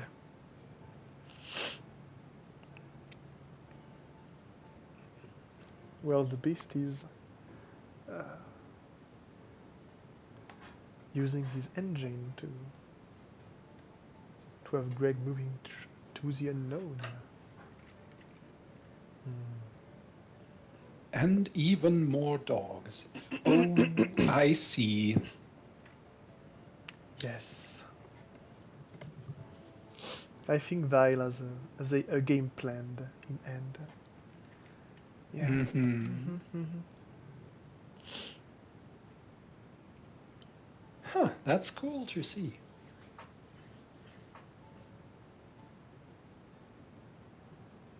What will we see from Nerissa?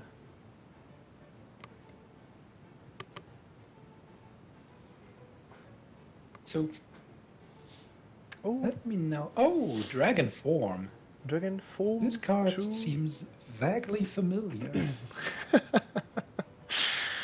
Indeed.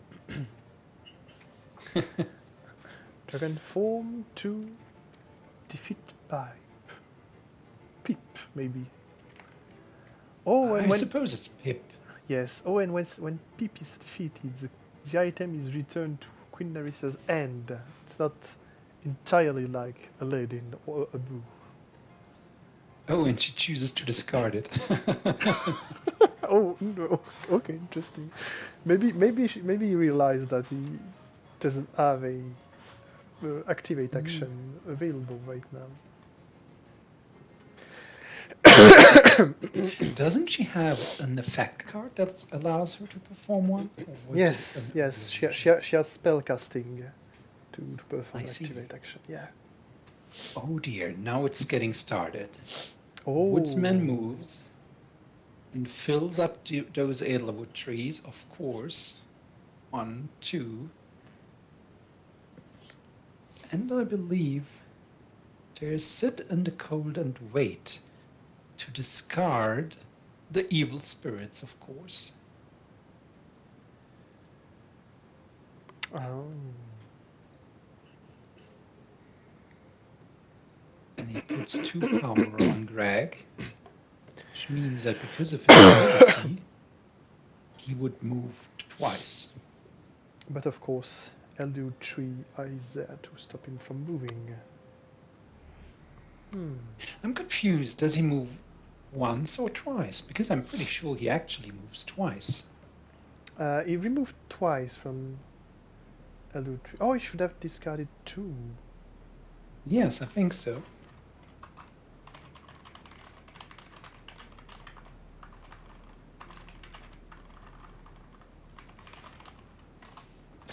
Thank you. I'm having trouble writing fast. Thank you. I'll let you handle the TTS chat. All right. It is a little clunky on my side. Oh yeah, we don't have a judge right now. Ooh, yes, indeed. Well, I'm not a judge. Who was the beast's designer again? Oh, it was Maskai. I think he was he was in chat earlier. I saw someone called the Maskai saying, "Oh, now that's a good surprise," with a smiley face. So maybe. Demarsky, if you're still there, please confirm. Is Greg moved twice by putting 2 power on him or not? Does he move each time 1 power is placed on him, or if like the 2 power are placed on 1 go on him, is he moved So once? Greg just received 2 power with sit in the cold and wait. Will Greg have to move twice or once because it's 1 power gain? Anytime power is placed on Greg with 1 location to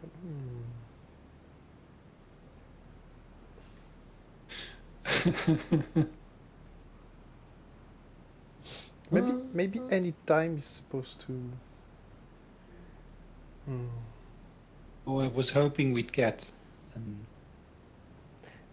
Maybe he's typing. Maybe he's thinking. Oh, he moves twice. But 3 stops is 4. Okay. So we have an answer. He would move twice, according to the designer. Perfect. Thank you very much. So the tree could, a total of 4 power could be removed from the trees to keep him from moving, right? I think so, yeah. I think he confirmed it was saying, but 3 stopped him from moving. I think. All right. All right.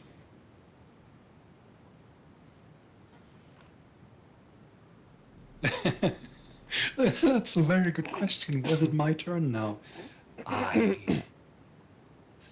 think you guys will be able to sort it out amongst yourselves. Good thing this is a for fun match. Yes, indeed. No, it didn't just butt in on a competitive. I mean, if it was a competitive match, we would have a judge, and they would be able to sort it out themselves. Without us having to intervene.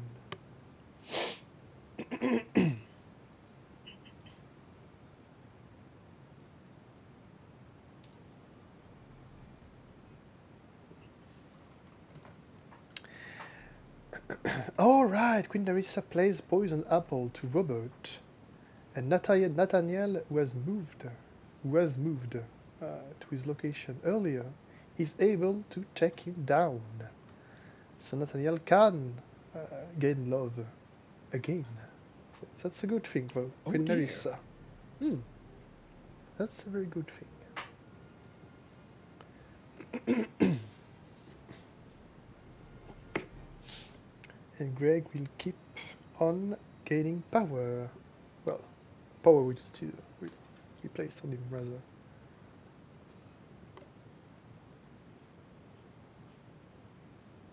Yeah, the engine is looking really smooth from Vile's side.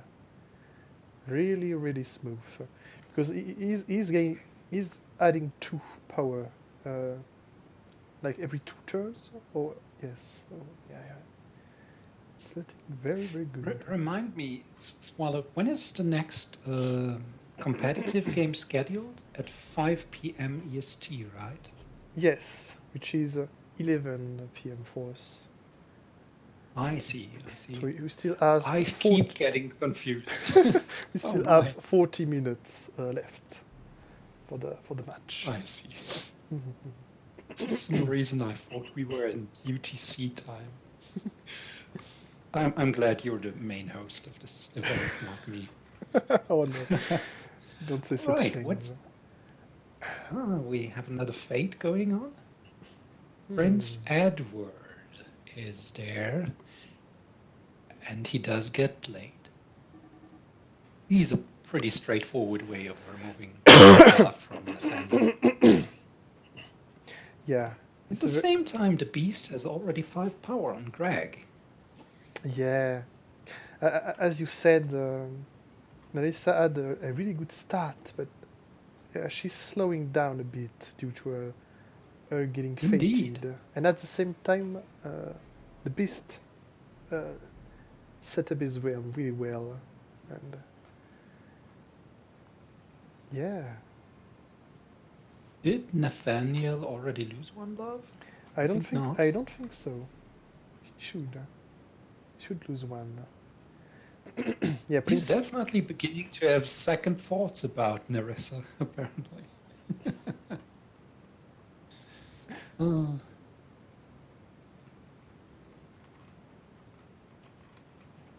And there go 2 power from the Edelwood tree. Oh, And Greg is at oh, 6. 6 already.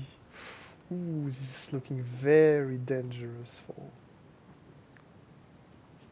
Queen Nerissa And because he moves him, but does not. Oh, he does. He does use the Edelwood tree. Oh my! hmm. So that means the next power will move Greg, unless place Oh, 1 power from the supply to each hero at oh, the unknown. oh, he's at 8.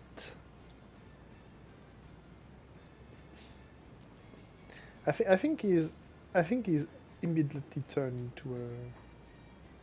into a transformed hero, right? Yeah. Yeah, and he can Ah, use the Woodsman. yeah.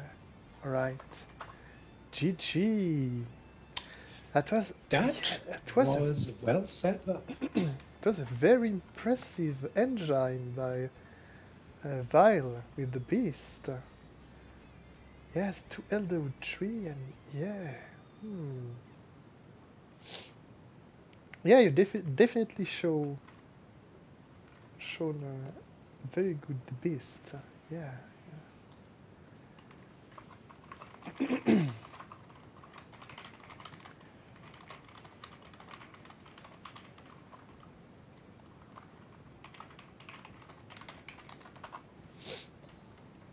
All right. Thank you, Vile and Xillusionniste, for playing a little showcase match of the beast. It was not played yet in the tournament, right? I'm pretty sure.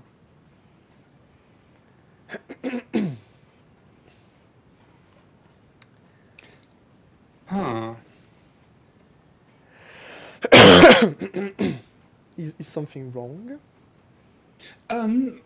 So the Mars guy just wrote that apparently, if I understand correctly, Greg is supposed to not move twice, but move 2 locations, which might mean we want from the wording is well, I understood it as him moving twice from the wording saying each time power is moved on him, he moves 1 location, which to me is he moves twice.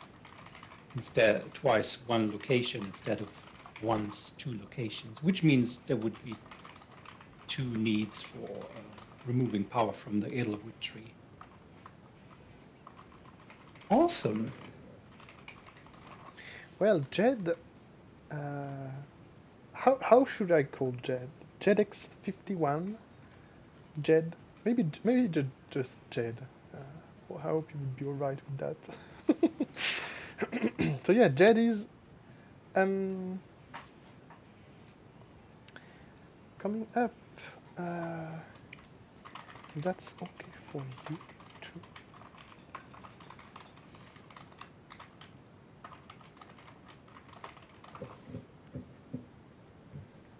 Wait, I need to change.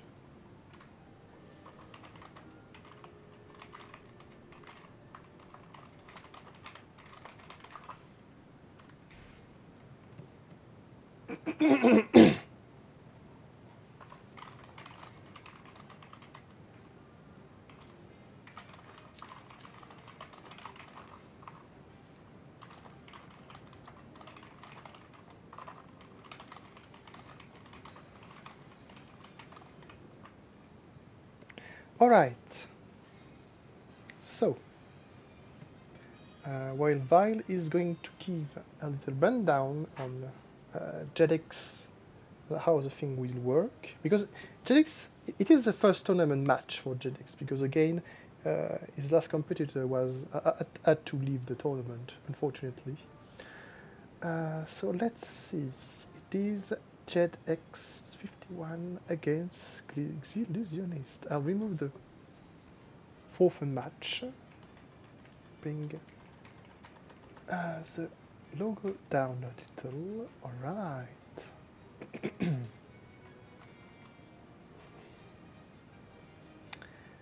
Let's see.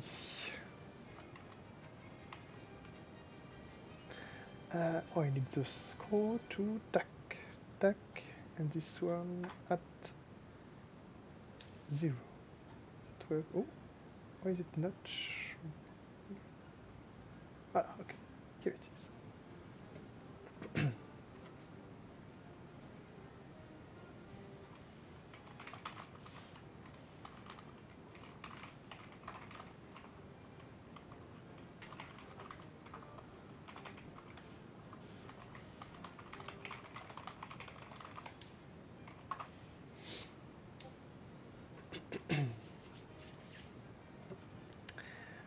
All right. All right. The villains have been chosen. Let's see. You can start whenever. Will it be another Chick Hicks? Maybe. I'll take back my spectator caller. Go back. And I wonder what Jedx 51 is going to pick. I wonder. He has his player icons is Ganon. Of course, it's a Chickix from and King DDD. Oh my! Rat Boys and Makeshift would be very happy to see that. And he apparently is. Yo! Big hype. Yeah, I think that is the second time we see King DDD being played. It is pretty interesting.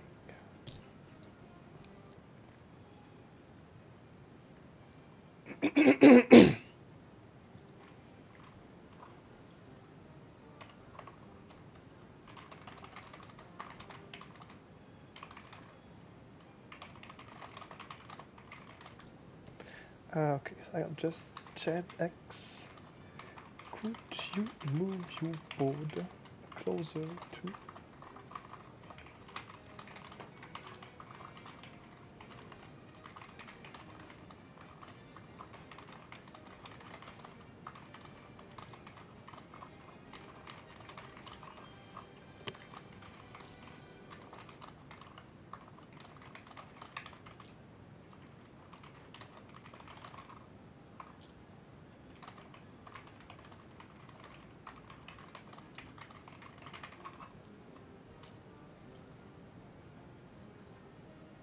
Okay. All right. Oh, apparently you left the you left the game. Yes, I'll be back immediately. Oh, all right.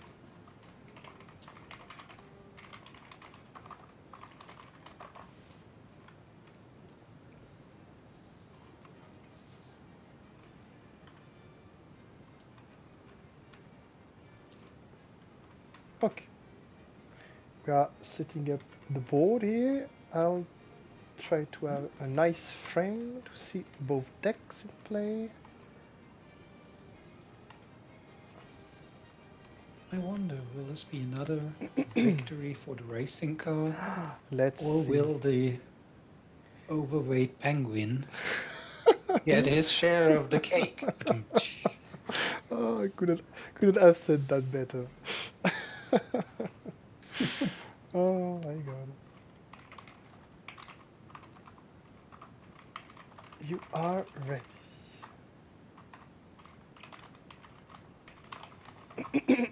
Alright.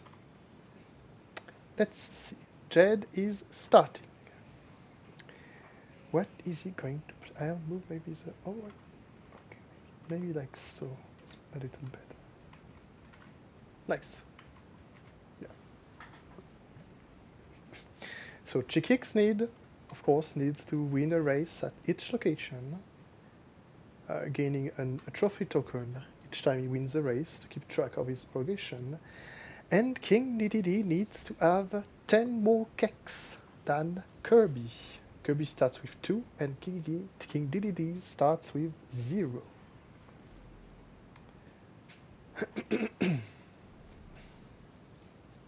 Oh, is So, given that we are in the European zone. Oh, no, wait.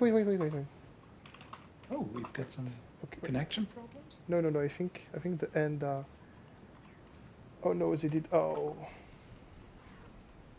The hands disappeared again. Maybe. Yeah, I don't think we should reset the hands when people have already drawn. Let me... Okay, go ahead. Okay, that works.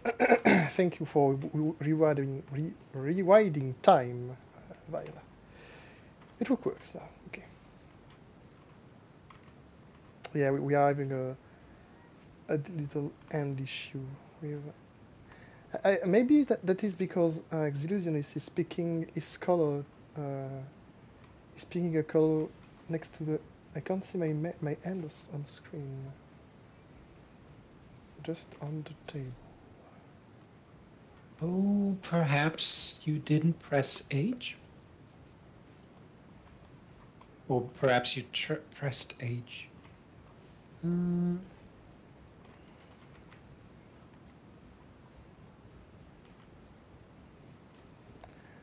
Okay, we are having a little bit of Should I change that? Maybe I should. Should I change to do something like so? It seems the hand is working now. I think Xillusionniste just accidentally hit the hide hand hotkey. Okay. I must say I didn't even know the. Oh. Which makes it so easy to hit it accidentally. Jed, you need to press B. To exit the folder.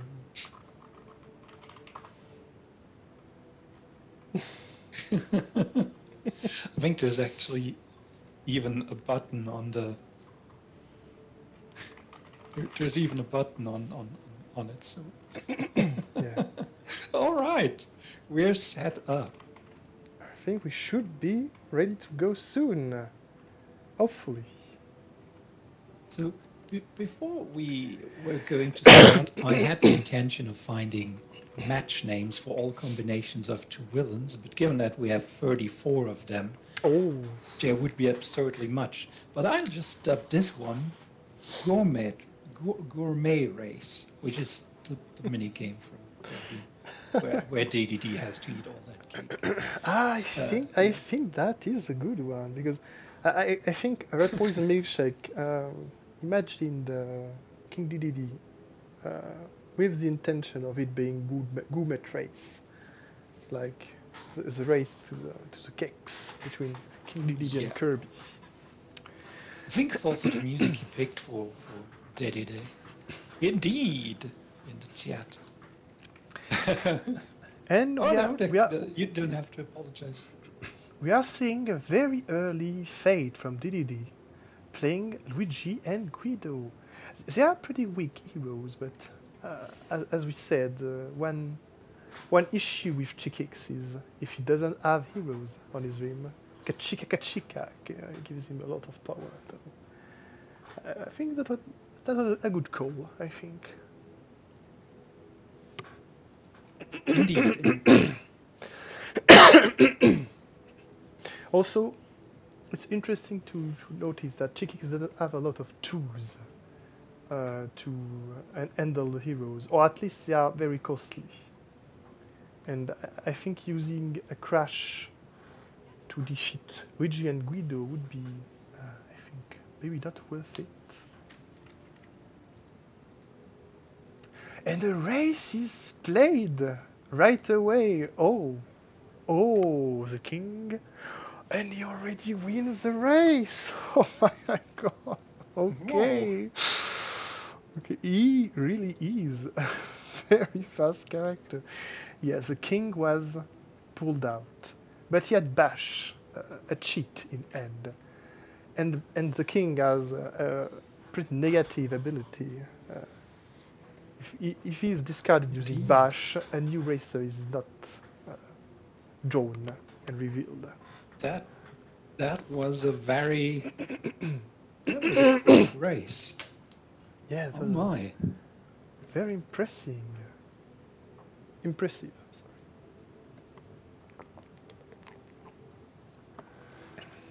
DDD discards and goes for fating again. Yeah, I think Cheeks is very impressive right now. Yeah, Indeed. in a single turn, he did 1/4 of his objective.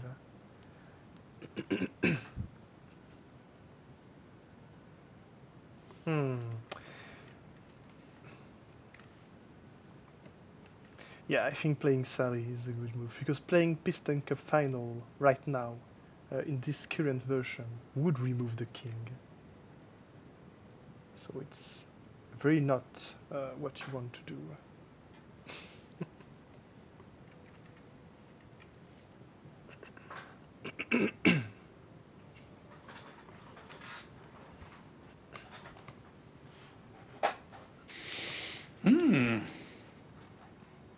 I don't think we've seen Chick Hicks start that fast before.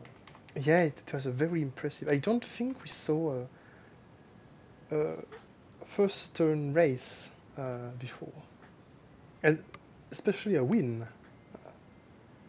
That's Indeed. yeah. Impressive. It has discarded a bunch of cards till this turn. He will be moving to. He's going to fate again. I wonder.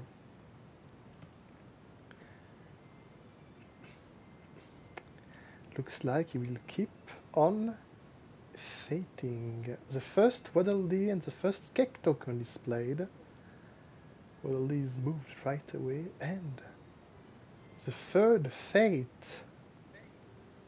I must say I'm not surprised after how good Chick Hicks has been doing this game. I agree. Putting Lightning McQueen on top of the racer deck also will mean that Chick now will need either 6 power or, of course, another bash. Yeah, I agree. And the thing is, with 2 heroes already, Kachika is already less powerful. Yeah, it becomes a relatively standard kind of power effect now. To the likes of, let's say, the world's greatest criminal mind, for instance. Feel 2 power for this kind of effect is fair, but 4 is very good. Yes, indeed. Oh, and Sally actually, as a matter of fact, keeps cheat cards from being played, so Yeah, this so, will mean that he has to use 6 power yes, indeed. to defeat Lightning. So he indeed used Crash to discard Luigi and Guido. Which is, it feels, feels like not, not overkill, but maybe a little. Diddy is grabbing 1 cake and will keep on fating. Oh, they are both very good picks, but I think Matter is going to be chosen. Oh, maybe Sheriff. I think Matter is going to be chosen over Sheriff. Sheriff. Yeah. The issue with Sheriff is it would have to be played at Sally's location. At Sally's location, which means that Kachika won't even suffer. On the other hand, he will get rid of Pity. I wonder whether that was the right choice. I wonder. But I doubt DDD will stop fating. Yeah, I think he understood that Chikix is a little too fast to be ignored at first. Absolutely. Now that I think of it, I don't think DDD has that much key items to play. He has the jet hammer, the mask. Oh, of course he has the Gordos. But arrogance is another condition from Chikix. It's another condition that can be very important for him to grab Kachika or erase back from his discard pile. Oh, indeed, yeah. Oh, and DDD can now move Gordo to Kirby's location to make him lose one of his cakes. Yes. Oh, I think Kirby has to be moved. Not Gordo is moved. Oh, yes, Gordo can actually move to Kirby's location to remove one of his. Oh no, you're tokens. right. Both ways Okay, work. yeah, my bad. I read too fast. I'm sorry. That's fine. What will we see here from Chikix's fate? Yeah, I think Can we see sharing is caring? Yeah, but only for one single cake token. That's not that. It's not a powerful sharing is caring. And Gordo is still there, so.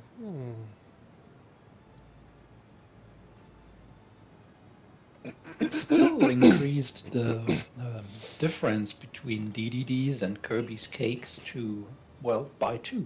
Yes, in a way. of course. Of course. Not 4 as it could have been, but 2's not too bad. Indeed. Not too bad. Oh, Meta Knight is and he's going to. Yeah, Meta Knight is a very good one. Very good one to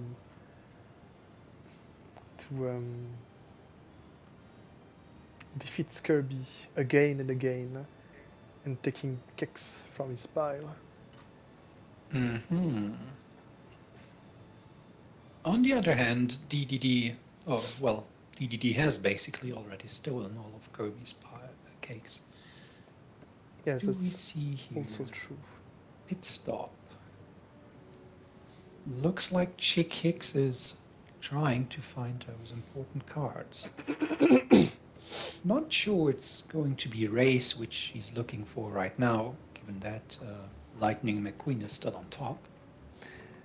Currently, Kirby has 0 cake, and King Dedede has 3 cakes.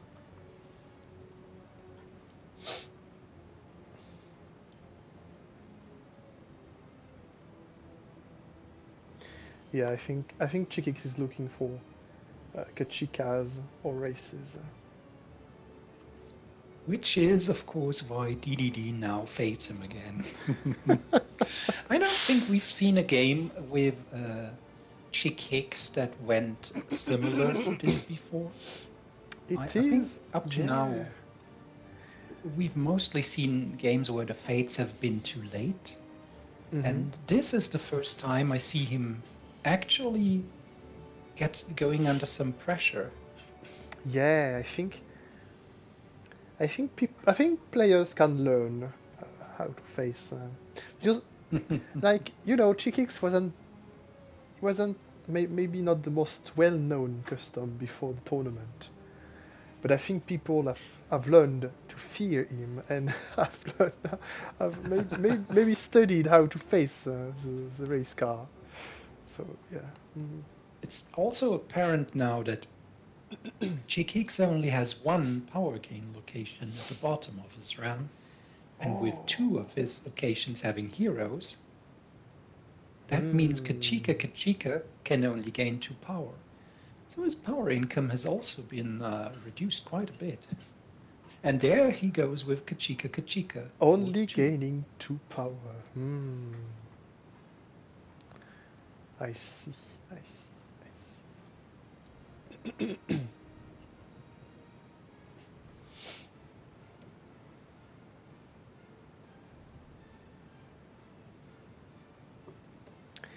Where is DDD going to? Unfortunately, he has no keks left to steal from Kirby's pile. But looks like he's still planning on defeating him, maybe. With a Poppy Bros Jr. And the Waddle Doo. But would he want to perform an activate action to get rid of Kirby even if there are no cakes? No, he won't. Well, it would cost 1 power too. Maybe he wants to set up his second fate spot to have like an activate, a vanquish, etc. to make it a little stronger. Well, Waddle Doo only gives the activate action when played, so I'm a little unsure why he did that. Oh my, you're right. Never mind. I thought it was. Yeah, you're right. It's not like Poppy Bros Jr. Interesting. Maybe he wants to make sure that to keep Kirby at bay, you know. Oh, perhaps also in case that Meta Knight turns a hero. Yes, maybe. Maybe he discarded allegiance to the king. So maybe. But Because if that happens, it's pretty rough for him. Oh, and here's another fate against Chick-Hicks. Oh, Mac is very good. Because the king is one of the 2 cards in the race discard pile. So I think Mac, and it's again another hero. It, on the other hand, has the negative fact that Lightning McQueen, who used to be on top of the deck, might now end up somewhere else. Yes, you're right. That is true. But of course, Chick-Hicks can't rely on that. And thinking about Xillusionnist's luck with the races in previous games. Yes. Oh yes, I remember the bashes into Lightning McQueen, or the bashes into the king. Yeah, I remember those. He defeats Sally with all of his allies. I see. He really wants to play cheats, looks like.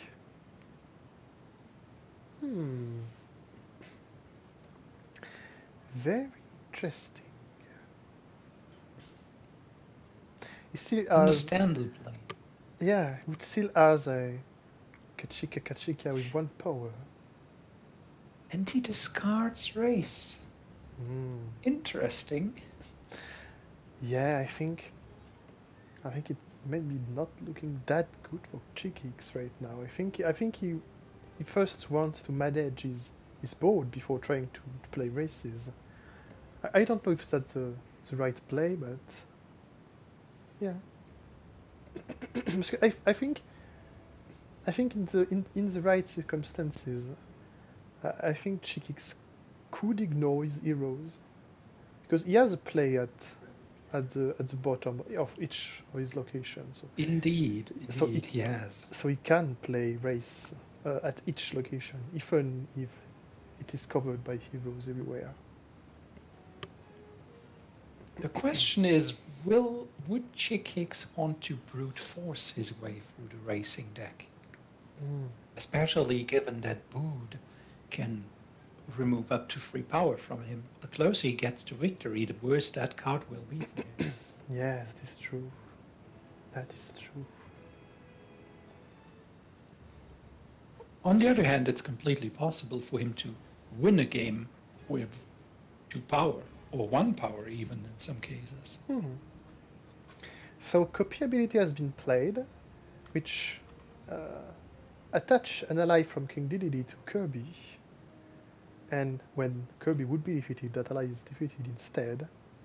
But because the Albed was setting up to manage Kirby, well, 1 quick activate on Meta Knight was able to remove that Poppy Bros Jr. was attached to Kirby. And it is a very interesting setup right now because if Kirby moves to the cakes, he'll run into Gordo. Yeah, and unfortunately, Yeah, I was There's nothing right now. Yeah, that was how I was reminding. Yeah. And Crash is removing Mac. Hmm. Oh, Well, Chickix is cleaning up his board slowly it but is. surely. Yeah. Hmm. Well, so he moves to the Gordo, but yeah, fortunately, it won't do anything. But King Didi will still gets the 2 cake tokens. That's a good thing. King Didi is at 5 cakes and Kirby at 0. He's halfway there. That's true.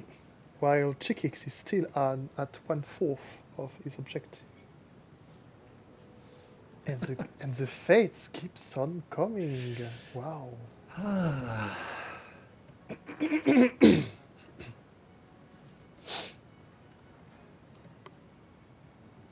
Hmm. Hmm. Dogged's son is going to be played. Interesting. It looks like he's trying to cover the top gain 2 power instead of the top fate. Indeed, That indeed. is very interesting. And of course, Duckotson will increase Lightning McQueen speed, and is out of range from Crash, because he's an old and experienced driver. He's not going to crash himself into the roll. No. I didn't notice that thematic connection. That's brilliant. Yeah. Thank you for pointing that out. All right. Oh yes. With the mask in And play there we and go. the Gordo, arrogance can be triggered. So what is he going to take back from his discard pile? Maybe a I race? doubt Oh, it's going. It's Kachika Kachika, of of course. course. Gachika, Gachika. Yeah. Mhm. He still needs it more than he needs the race. Yeah. Yeah. He wants to play slowly but steady wins the race. Well, that's refreshing to see, considering that is not really what we've seen with Chick Hicks previously. The previous games were mostly Oh. racing through them. Ah, the tuner cards. Interesting. So the tuner cards, when used to defeat a hero, uh, well, Chigix can pay 1 power instead of discarding them. It's it's a But very he chose to use them to defeat Doc Hudson. and then move them to Dexter the Dinoco location. Very interesting. So Star Ally. yeah, it is the effect uh, that could turn Meta Knight into a hero or any ally, but I think Meta Knight would be the choice. Yeah, Indeed. Indeed. yeah, it is going to be painful to deal with. He has a high strength, and with him in play, Kirby cannot be defeated. Indeed, indeed. Although Although, given the fact that yeah, Kirby right now has 0 cake. yeah, you're perfectly right. Let's see how that plays out.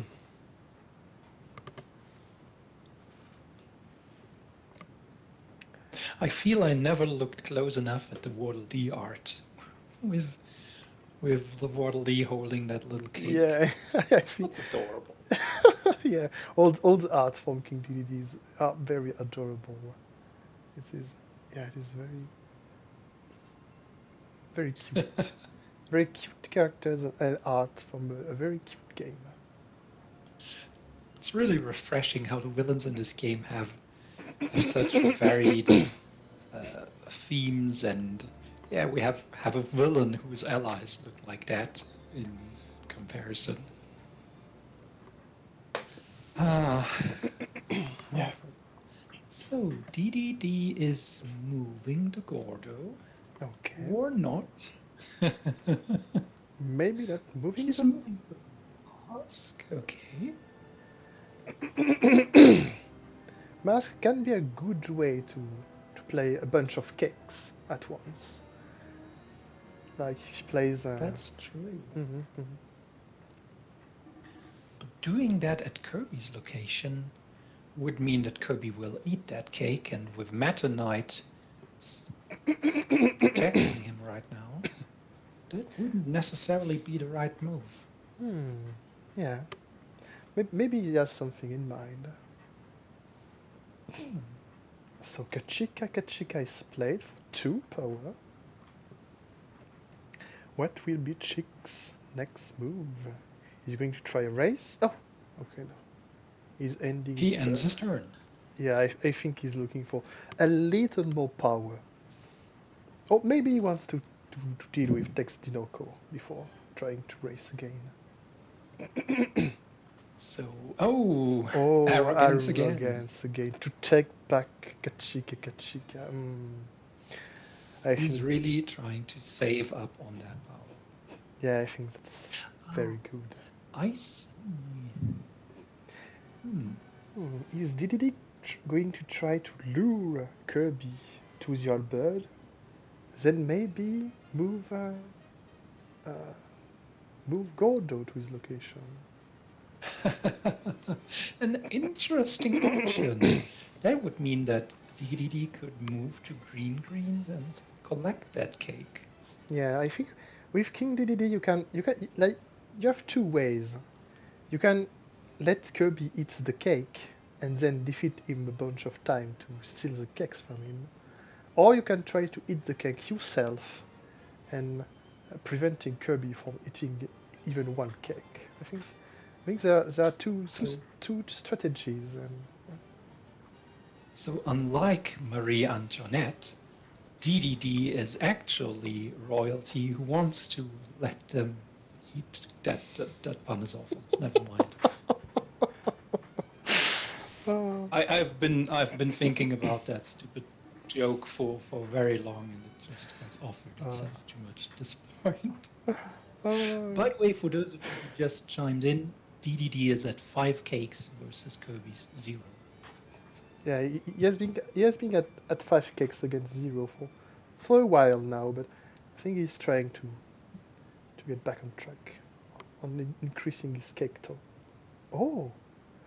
Oh, so Tex Dinoco has been defeated, and a race for 4 power is played right away. Oh, And there's lightning, but will we see a we will see a bash. Will it be the king again?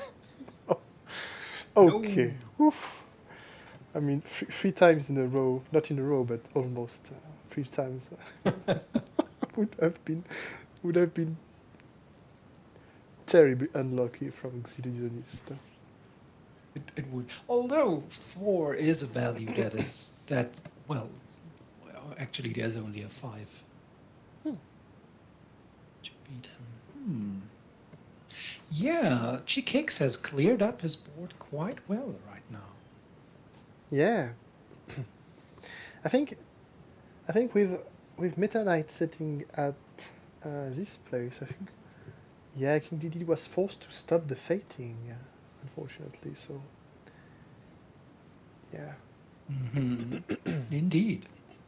And Chikix on a very good turn. He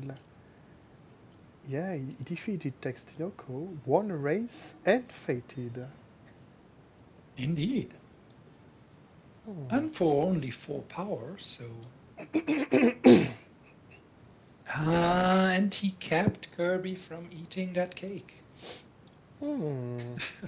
That How ironic. Instead of making him eat cake, he kept him from doing it. And now DDD just ate it himself. I don't know about this decision, but I mean, why not? Yeah, why not? I understand why it's perhaps not perfect, because now DDD could move there and fate and eat that cake. Yeah. Otherwise, he would have had to move to Green Greens to move the Gordo into Kirby and eat the cake there, and that would have meant no fate for him. So I think. Will we see lightning? I think. I think unload is going to be played. Although, yeah, even with a speed of 6, Chigix could very well go to go to how is this location called again? Los Angeles Speedway, and just by playing Kachika Kachike would have enough power to beat Oh, Lightning McQueen indeed. on a race. That is true. I think DDDs will Let's want see. to look for heroes again. Absolutely. He's at 6 cake. Well, and Kirby would eat 2 of them. Ah, yes, you see. Los Angeles Speedway and Kachika Kachika. And will the second one be a race? Oh, well, it wouldn't help because there's Yeah. already a trophy there. Yeah, indeed. But unless DDD fates now, that's pretty sure to win Chick's next race. Unless the king shows up. That would be a possibility. Which would be a possibility. Yeah.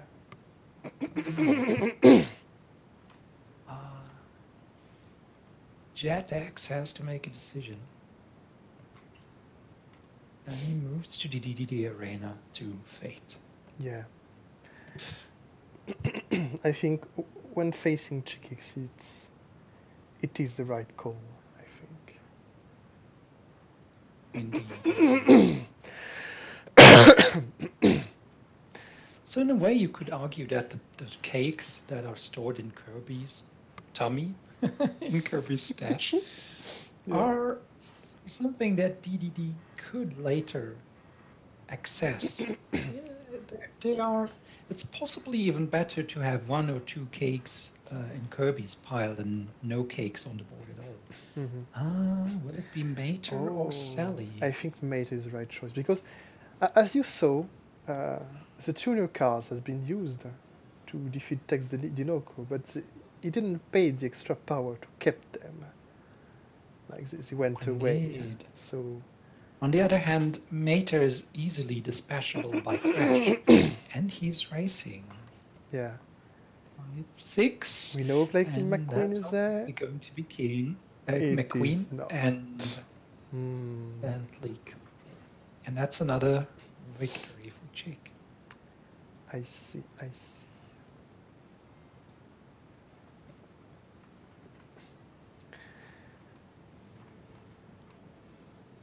6 against 2 for King DDD. But as you said, I think the 2 cakes in Kirby's pile are only there temporarily. I think they're going to go to DDD's pile very soon.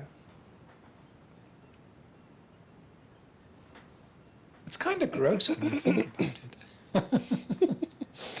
I mean, yeah. I mean, coming from... I'm mostly kidding. Yeah, of course. Because, so okay. Allegiance to the king to take Meta Knight back. Interesting, because he can also move Meta Knight away.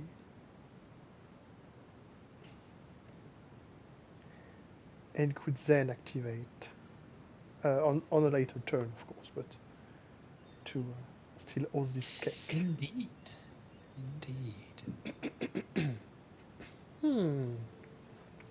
What would be the right choice here? You can either decrease the power of Kachika and add another, or unload. I think for short range solution, I think unload is a better pick. On the other hand, Mac would not only have reduced the capabilities of Kachika to basically becoming almost worthless, he would also have shuffled Lightning McQueen back into the deck. Yes, of Meaning, course. oh well, there's only one more race, of course, so that's... So we are thinking short term right now. I think so, yeah. Because it will also shuffle a 4-speed and a 2-speed car. Indeed. Even 2-speed car, right?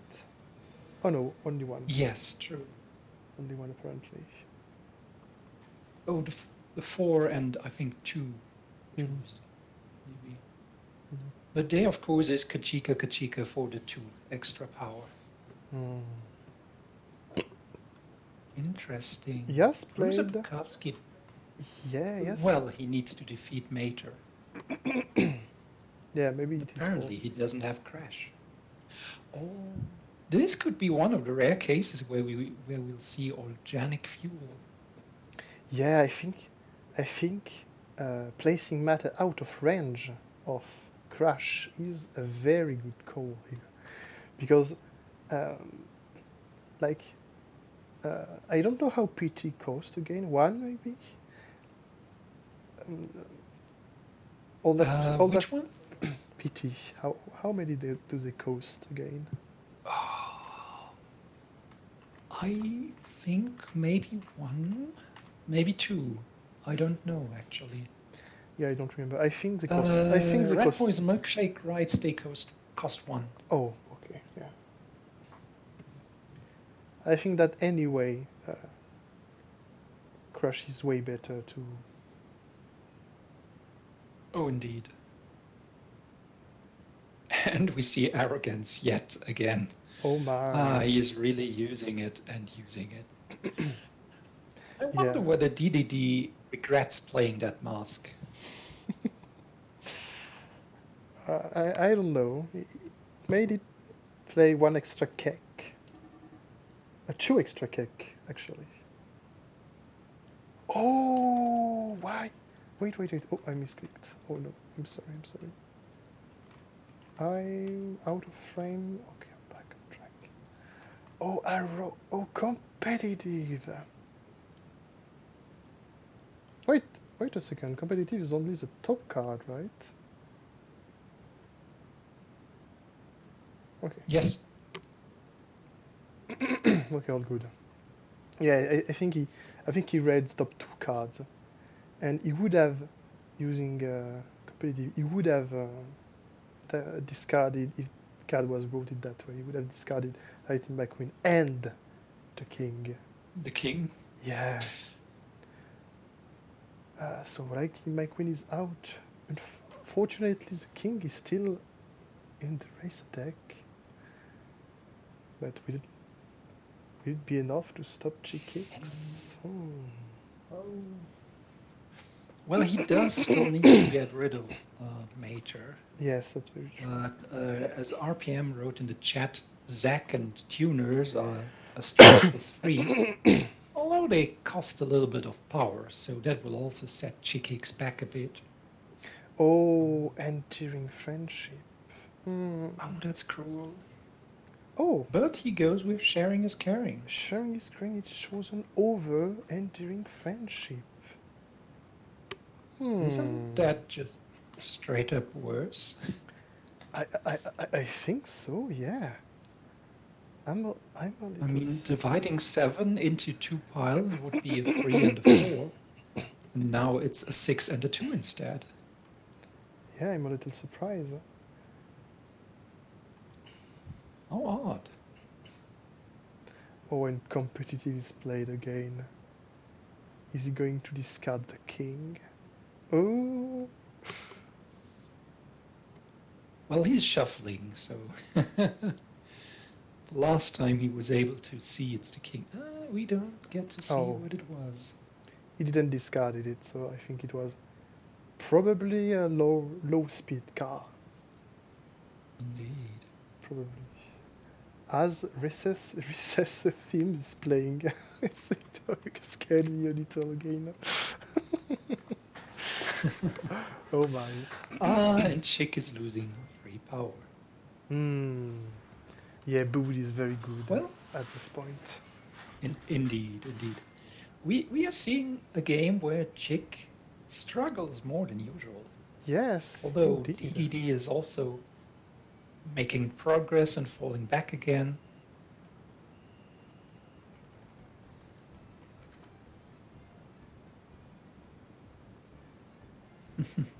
Okay, they're currently discussing whether Jedx has actually gained power during that turn. And the timer's run out. All right, he's still playing his ally.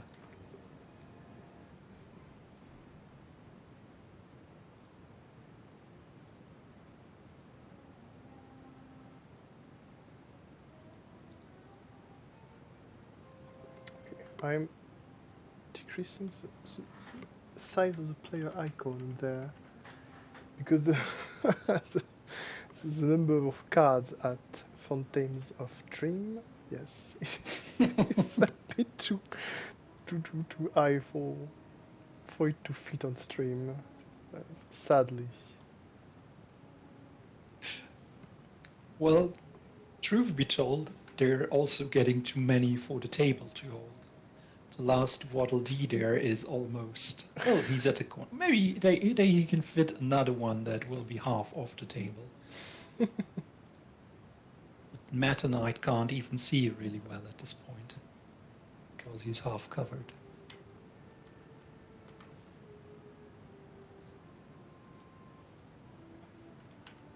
What will Dee do?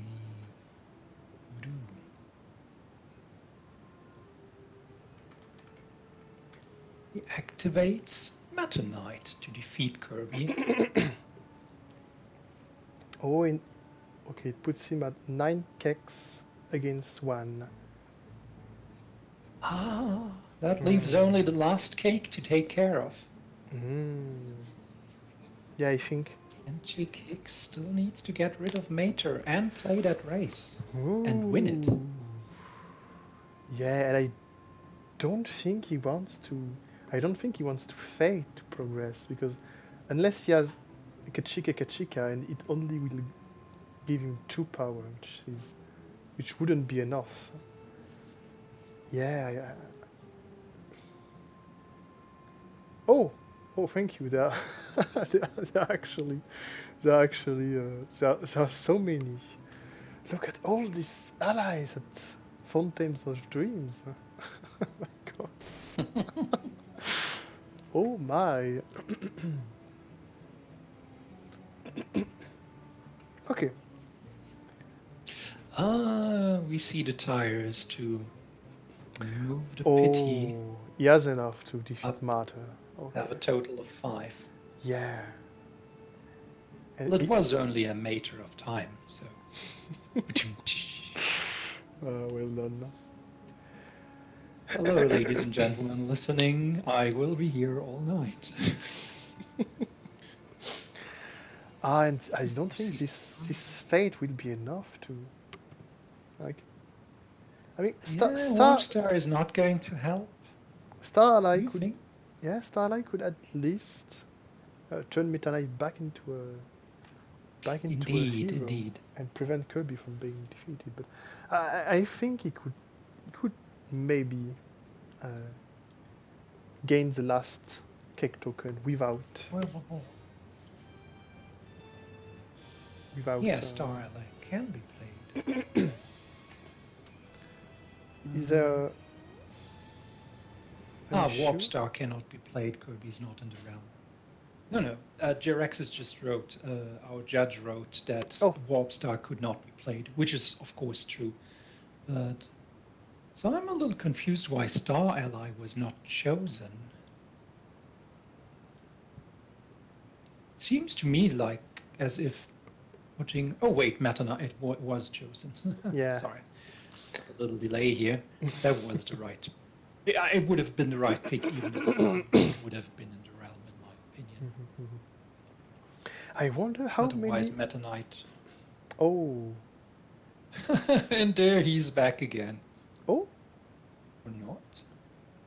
I'm a little surprised what's happening. That's an interesting play.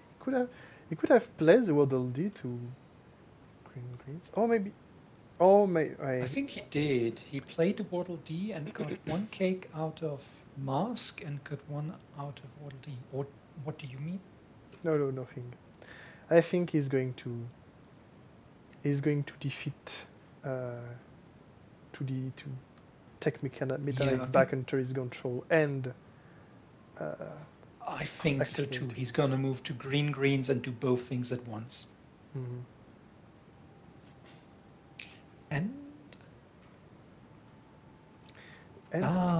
we saw a Piston Cup final fate. Yeah, to remove 2 and what was the other? 2 again or 4? I can't remember. Sadly, I can't see it. Let me check very quickly.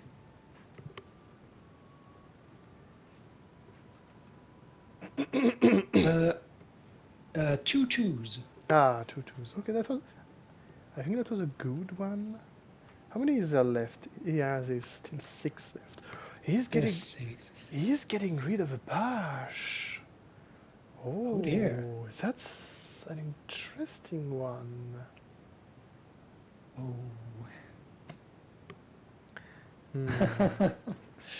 Well, now he could use either Warp Star to move Kirby,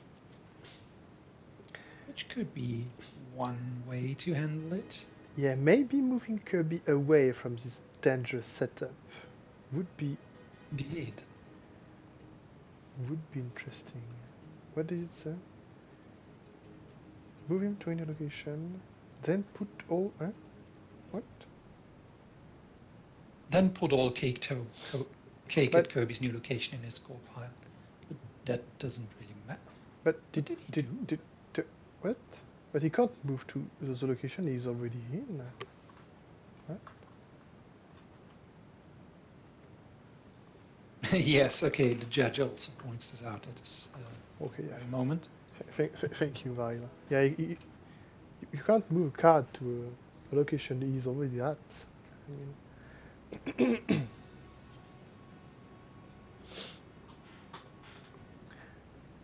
I think maybe I would move Kirby away from this dangerous Meta Knight. Because sharing is caring is maybe a little too short term. Ah, okay. Well, he's still choosing sharing is caring over the Warp Star. Interesting. Yeah.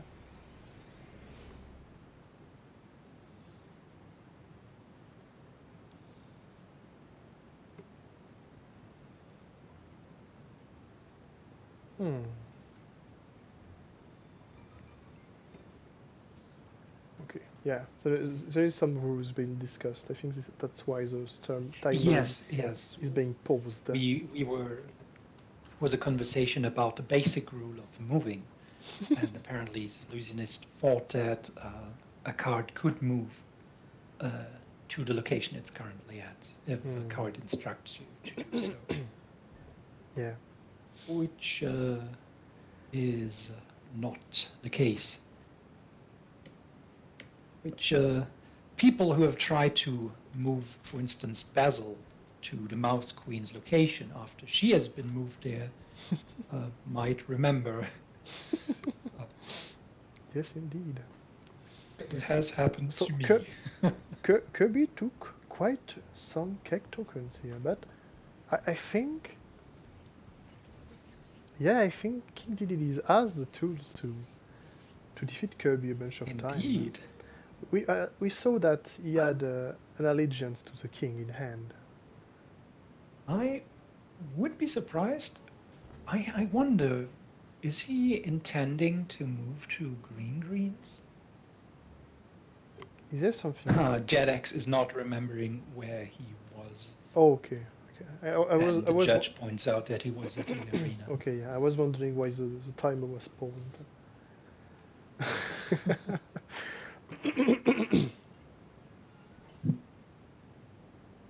Alright, Chikix is still at 1 power and is getting fated again.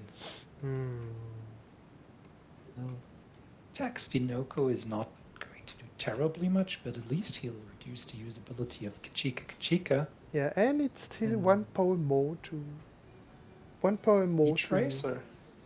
Yeah, like, when you think about it, he decreases the amount of power you take from Kachika by 1, and he increases the number of power you need to win a race by 1, so... Yeah. Indeed, indeed. It doesn't sound terribly strong if you read it on paper, and considering that Chick can sometimes win races with very low numbers, sometimes it doesn't matter. For instance, if Chick pays 6 power and then the races revealed are a 4 and a 2, the extra speed doesn't matter. But it might make him pay 7 instead of 6, of course. Mm-hmm. What are we seeing here? Ah, So, allegiance to the king, of yes, course. as we thought, allegiance to the king is played. There's still 7 cake in King DDD's score pile. Hmm. I think it is very interesting to see that um, King DDD, well, Jetix, is always covering the top gain power actions over the top fate, which is a pretty, Indeed, he is. which is a pretty unusual thing to see, but yeah, I think it's working rather well. Like King DDD has a And Xillusionniste? Yeah? no, sorry, I was Yeah, it is, it is, it is, Mhm. definitely. Instead of trying to protect himself from fate, he hinders Chick Hicks from doing the one thing that Chick Hicks cares about, which is gaining power and winning races. Oh, Poppy Bros to defeat Kirby.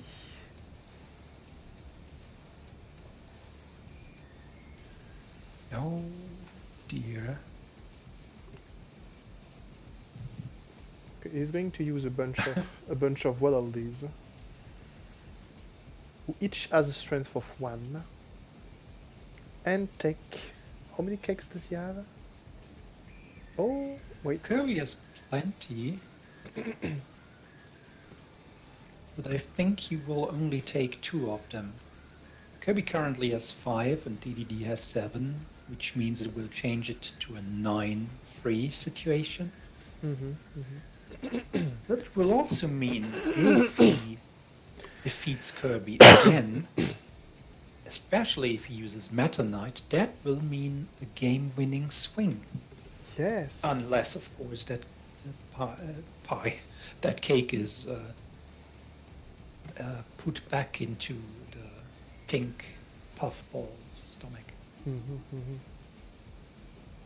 Timer is running out.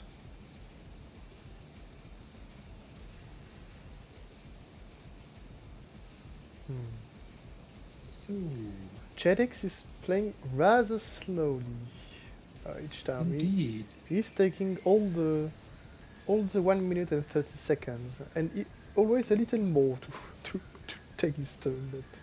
But He has actually also now been warned by the judge yes. to end his turn. Oh, And we see a race for 4. He's trying to race. This is a 4, and this is a 1. Oh, and this is a win from. Ah, This is a win from another Xillusionniste. victory for Chick Hicks. Another DDD win. fought very hard here. He was so close. Yeah, very very close. He was like at one activate action from Meta Knight to win. Indeed, indeed, he was. And he did keep a bash. He had a bash in hand, yeah. So he could have dealt Although we don't with. know what the other one would have been in theirs. Well played. Well played, Xillusionniste. no greens, yikers. Hammer time where is what Rat Boy's Milkshake writes in the chat.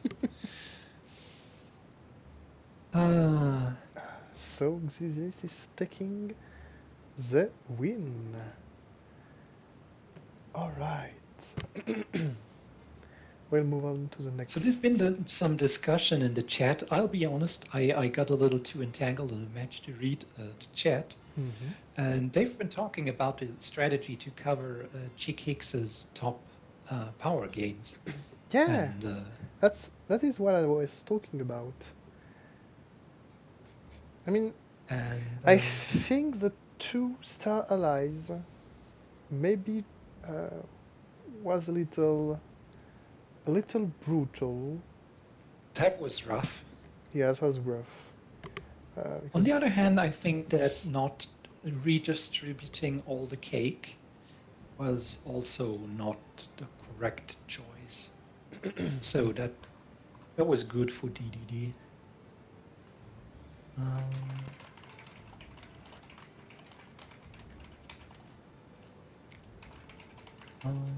I'll be back immediately. Right.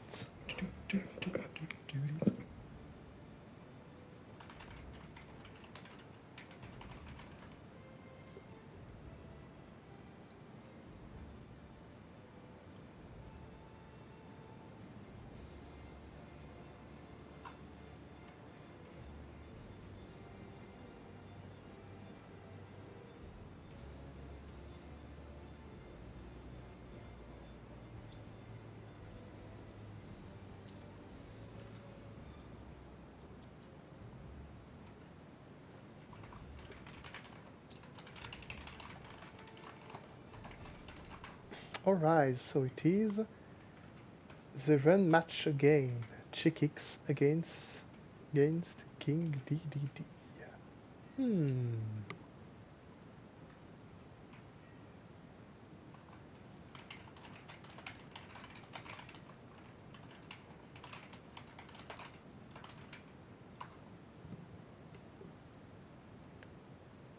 DDD round 2.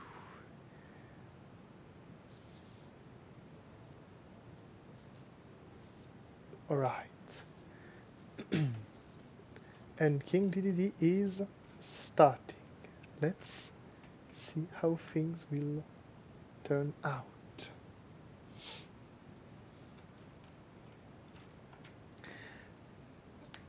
I think Jed is playing DDD rather well. Yes, yeah, he definitely has a good strategy. And yeah, I think it could take the win against a terrifying race car.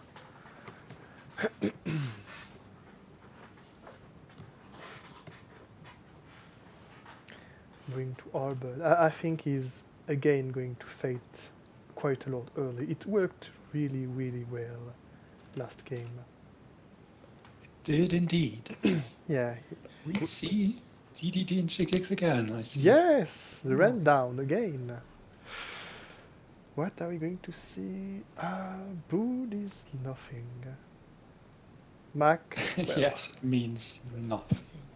Mac. I Apart mean, from, Mac also does nothing. he's a hero at But least. It's still something, you know.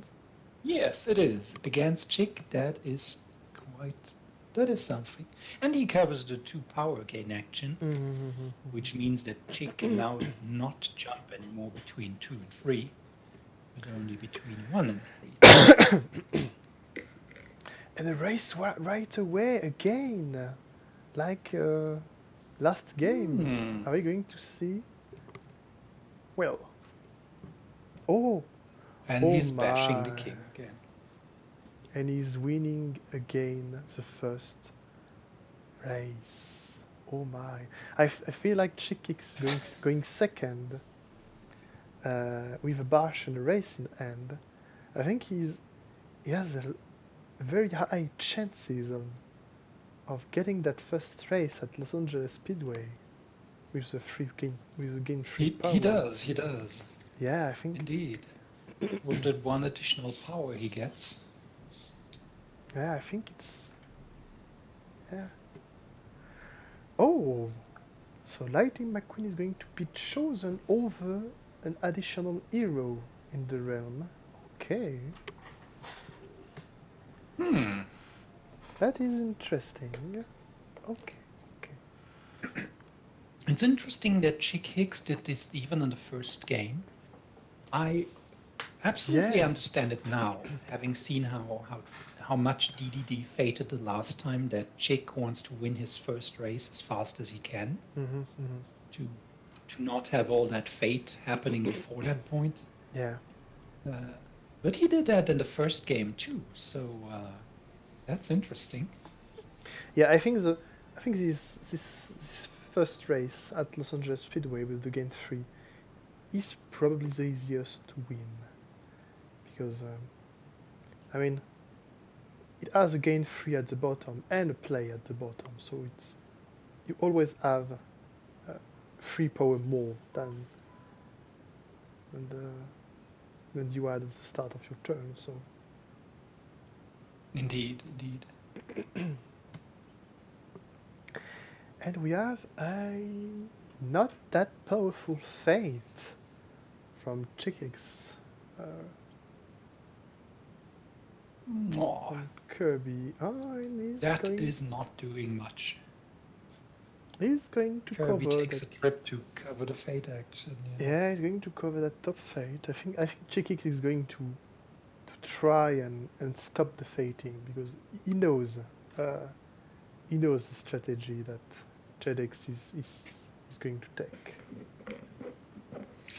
Although, of course, DDD has plenty of ways of making Kirby move by just putting a distracting cake out somewhere. Mm-hmm. Just needs to play a Waddle Dee, for instance, and Kirby is sure to move next turn. Yes, indeed. It is. Yeah, I think this game could highlights the fact that King DDD is rather good at fating. I think. Indeed, indeed. And Kirby is controlled only by his hunger. This is very true. His hunger for cake. So Dogged Sun is played, which I mean it's understandable because He also put Lightning McQueen on top of the deck. Yes. So that means the next race is either very expensive or lost. or he needs a bash maybe. So Crush is going of to course, be used. or a bash, yeah. Well, Dogged Sun cannot be Crush, of course. Yes. So it is going to be it is going to be Mac.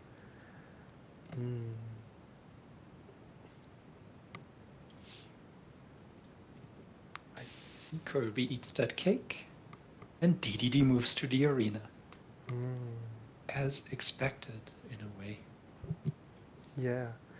So Jedx is playing a DDD that is, as I said, more going to let Kirby eat all the cakes and then going to defeat him a bunch of time, rather than Indeed.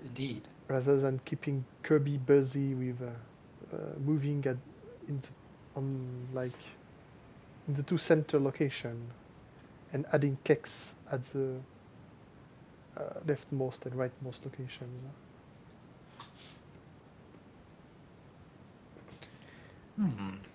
Let's see how... We are seeing a similar pattern here. Waddle Dees are Indeed. again going to be stacked at Fountains of Dreams. And I wonder why he does that, honestly. I don't know. And look at this very nice Waddle Dee is coming to Kirby and handing a cake over to him. What a nice Waddle Dee. What a cute little nice Waddle Dee, yeah. The power of friendship. Yeah. I mean, as a matter of fact, Red Poison Milkshake, as the creator of King DDD, has written in the chat, has remarked with some, let's say, raised eyebrow on the fact that all the Waddle Dees got stacked. I mean, the strategy is that even the creators of the mod can't comprehend and understand. I think that these are the best kind of strategies. Yeah. That's true. It happened to me quite a lot of times.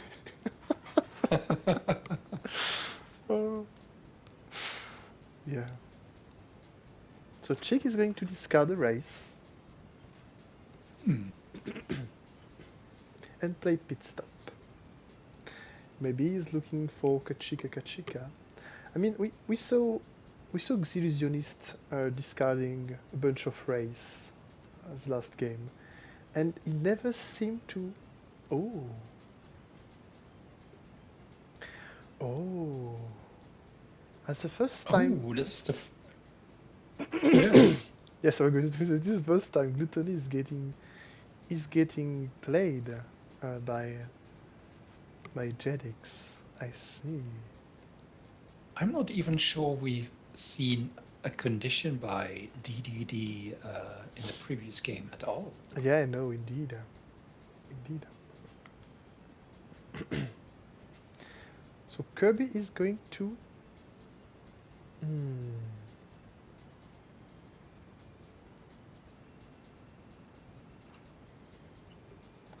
Okay.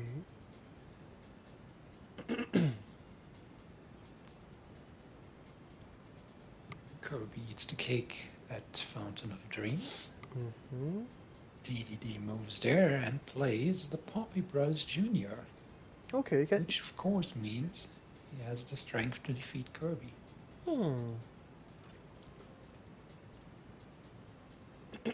They are 2-2 right now.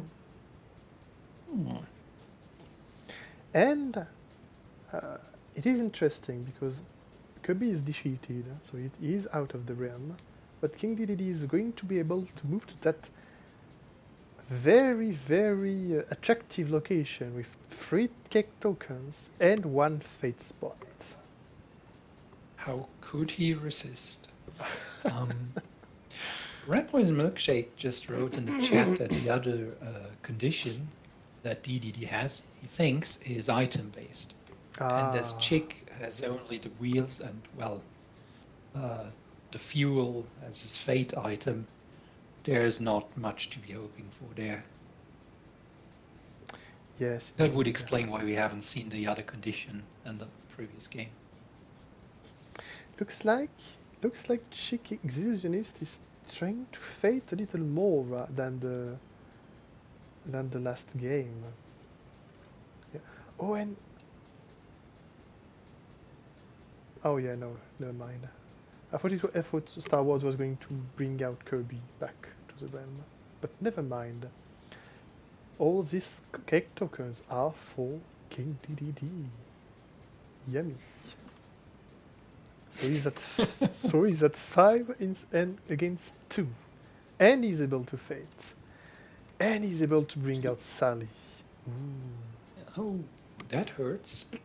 On the other hand, the Star Rod is also very bad for King Dedede, as when Kirby is defeated now, instead of adding cake from Kirby's score pile to DDD's, 1 cake from King Dedede's score pile will go to Kirby's. So it's practically the reverse effect of what defeating Kirby usually does. Yes, that is true. That's pretty harsh. But of course, it's something he might have to go through. Or he'll have to work around it. It's certainly an effective counter against the strategy that we saw last time from DDD, which was to repeatedly defeat. Yes, indeed. Hey, looks like he's still going to go by that strategy and end over again, have a Waddle-Dee ending over a cake to Kirby. So friendly. How nice. And last turn, we didn't point that out, but last turn, Jedx discarded a race again. I mean, last game we saw Xillusionniste discarded a bunch of races, but I don't know. It seems like Jedx always has a race when he needs one. So I don't know how exactly many races there are in the Jedx decks, but maybe it would be an issue this game. I don't know either. I don't know. I mean, he has a card to go through his deck.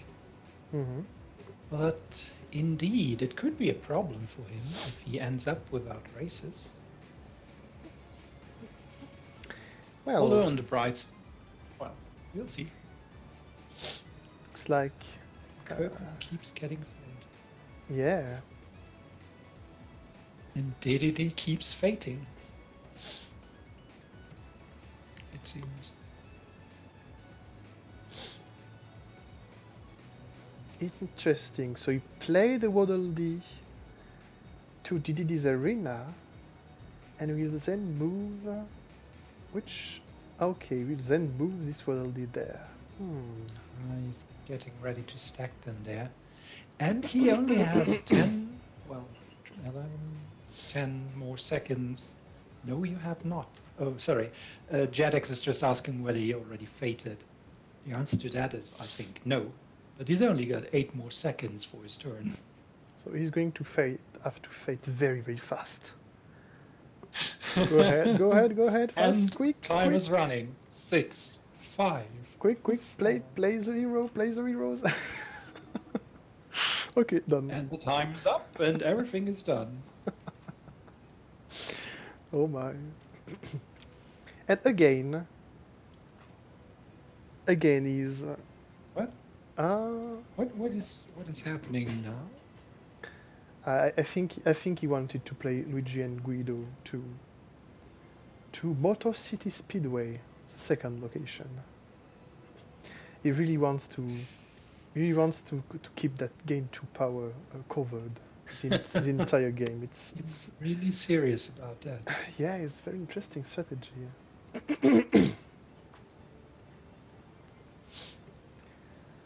Well, that's one item down for. Oh, well, never mind. Yeah. It is And discarded. it's really down. Oh yes. It's not the type of item that stays out long. Yeah. Can we see a fade from Chickix again? He's fighting a little more. I think he learned this lesson from his almost lows. Indeed. It was very close the last game. Yeah. DDD is at 3 and Kirby is at 5 kicks. Well, no, he's at 6. And Kirby still has the Star Road. And Kirby has more cake than DDD. That's the wrong direction. Yeah. Maybe he's counting on Meta Knight. I believe so. Oh, we see Krakow. Krakow removes 1 cake from Kirby's and place it on Krakow's location. Not bad. That's a way to get his cake without having to defeat Kirby. And working Indeed. around the Star Rod. Oh, and he's going to Wonderful. activate. He's going to activate him twice with What'll Do. I see. This is. I'm going to Not say bad. this is very interesting.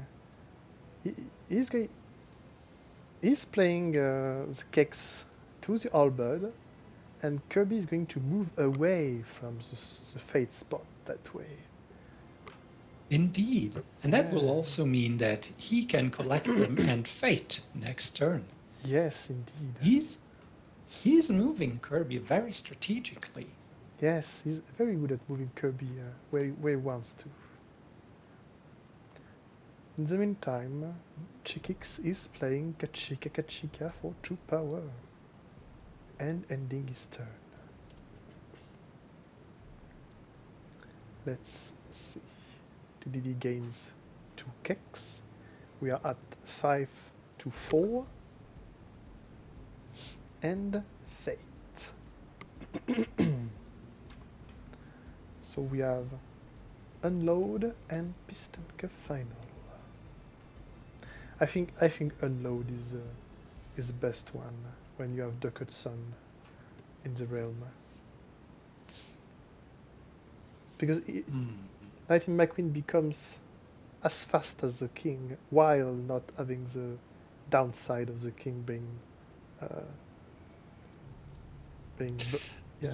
weak against the Although, bash. of course, discarding lightning still usually can. I feel it usually still means a victory, unless you pay very little power. And Chick currently has 7. Yes, that is true.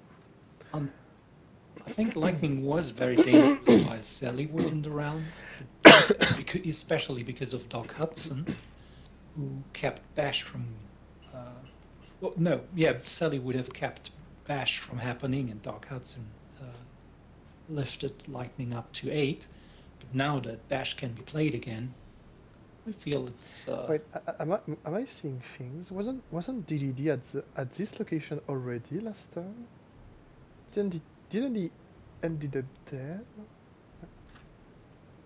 I'm a little confused, to be honest. I don't know. Anyway, King DDD is at 7 and Kirby has 2. Yeah, okay. The judge is so The so. judge is pointing it out. Yeah, I think.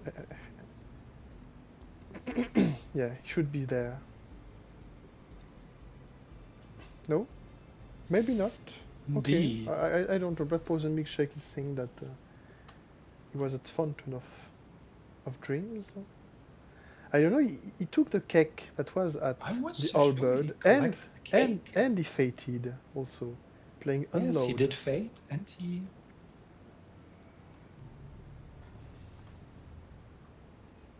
I don't think I'm. Am I seeing things? Well, hmm. I'll leave it to the judge to decide. I'll trust his All right. I'll trust his judgment.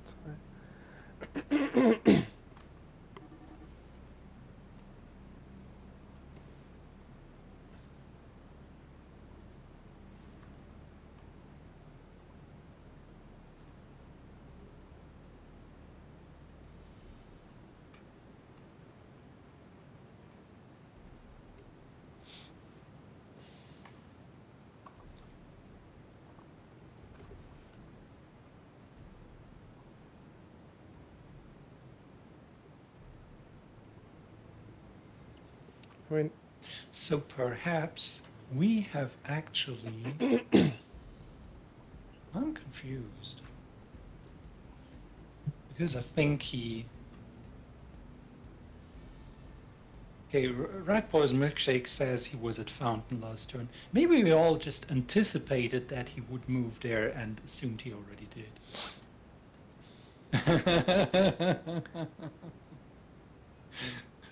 Oh my.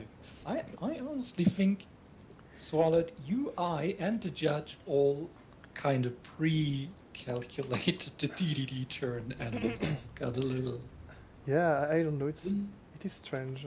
RPM also says that this was last state, and it seems the judge went back in time with the TTS simulator to check what was the last state. Oh, did he? Okay, well. Yes. I think I think we saw things. Never mind. Huh. By the way, are you recording this stream? It should be. I'm not recording on my side, but Twitch should keep the VOD. Hopefully, All right. I hope it's going to. It worked last time. Like Of course. I made a very quick test at some point, and the VOD Assuming was so. everything works as intended. I see. Yeah, Okay. I hope.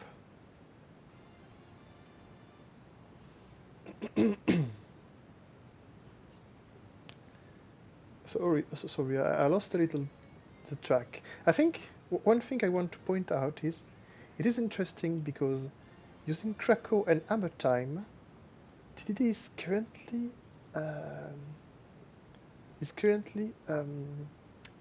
how would you say that? Working around the Star Road limitation, and I think Indeed, he I think is. I think he's doing that pretty well. That's true. Hmm. The thing is, of course, that he has no way to activate without using, well, either Waddle Do or moving to a location where he can't fate. Mm. So using the Krakow approach is tricky. Yeah, he relies on the Waddle Do. Waddle Do's. Oh, he's going to give organic fuel to Luigi and Guido. Okay. They are now, both heroes are out of range of Crash. So that's a good thing. If Chikik if Chikik wants to deal with the heroes, you'll have to use allies, like for instance, such as the tuner cars. Such as the tuner cars, indeed. And they are very expensive, and Jedx definitely does not want to. Well, I mean, They are away. managing But, the yeah. managing the board is always good, but it's not what he wants ultimately. Indeed. So we are 2-1 races for Jedx, and we are at 4 in DDDs and 5 in Kirby score pile. They are both doing great, yeah. I don't think we could really tell which one is winning at the moment. I think, yeah, it's really tricky. For I see that DDD still has a disadvantage with Star Rod. If he wants to Yeah. keep up his Fate game, he has to. He can't use Crackle to full efficiency. Definitely. Maybe at some point he will have to defeat Kirby and just accept that Star Rod is not going to be useful for him at that point.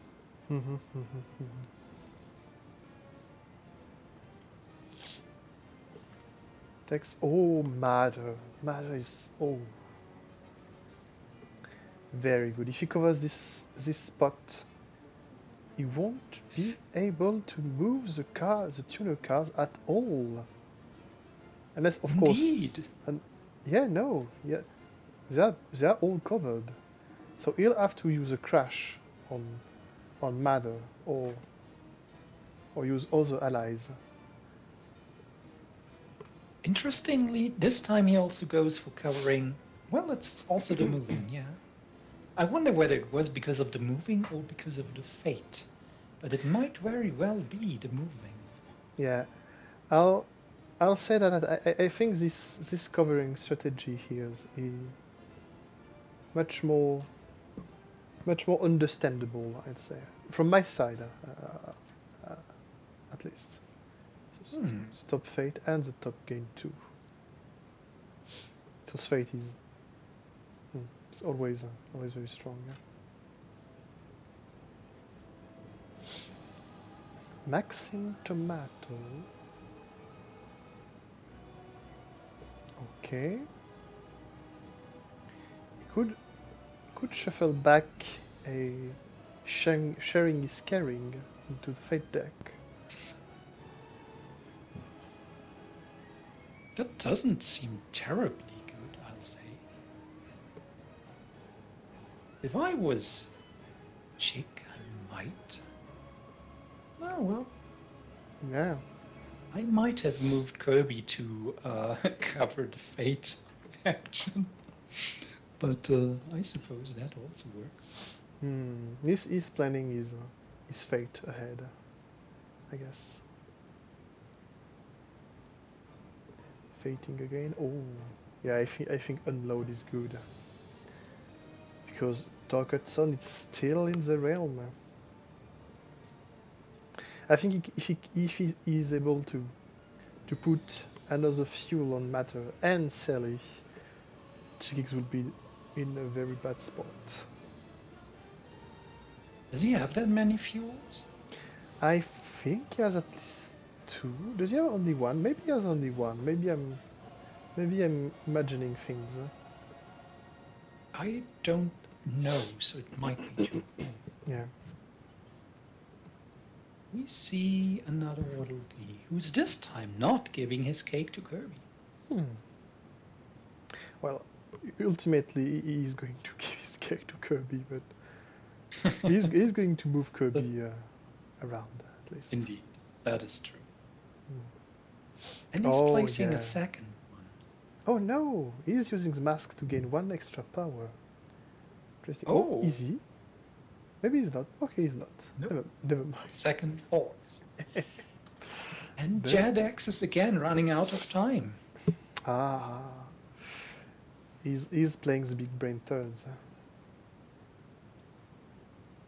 Yeah. So did he not fate it, or did he fate it? Oh, maybe he did it at the first thing of his turn. Yeah, maybe. That might have been the unload. Yeah, I think it was. So Chick is actually paying the extra power to keep the tuner cars around. So he's at... Wait. It shows there are 1, 2, 3, 4, 5. Right? Oh, right. Yeah, yes. Use PT. Never mind. I'm a little stupid right there. And he's using the racer Oh card yes, too. yes, he used the PT and the Yeah. tuner cars together. Right. You got me there for a moment. I was also confused. Right. And DDD keeps eating, well, feeding Kirby actually. But Yeah. of course now he can activate. 5 But to will it do him any good? 5 to 6. Oh. Ah.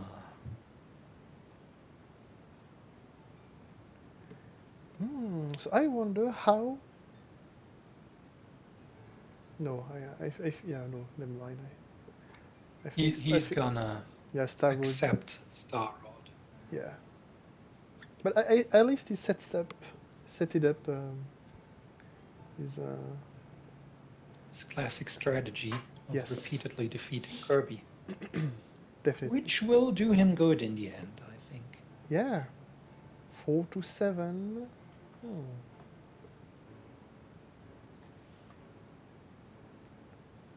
Well, that's 2 defeats.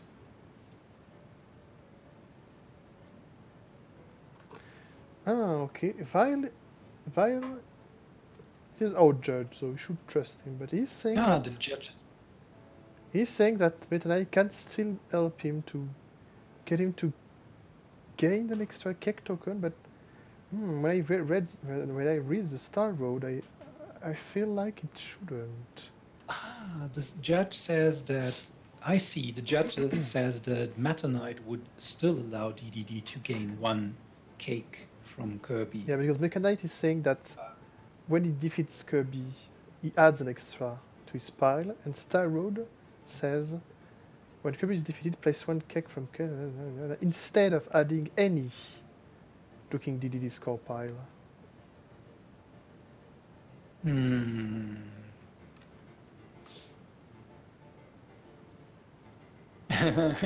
Red Poison Milkshake writes in the chat, I will allow this interaction.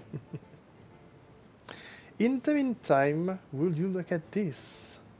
Chikix is winning yet another race at his location. Oh dear.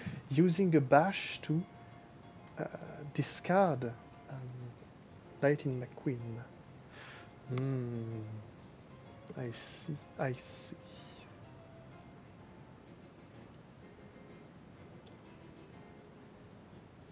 He's not going to fade, but I don't think he can win his next race, so he definitely can't. That's true. He's going to get extra cake tokens. How many does he have? 8, 2, 3. Okay, interesting. And the next time he activates Meta Knight, he can set himself up in a winning position. The question is just, will Chick Hicks be able to set up a game-winning race in this turn and next? And I feel he might not be able to do that. I don't think so. Oh. Okay. That's a little strange. Okay.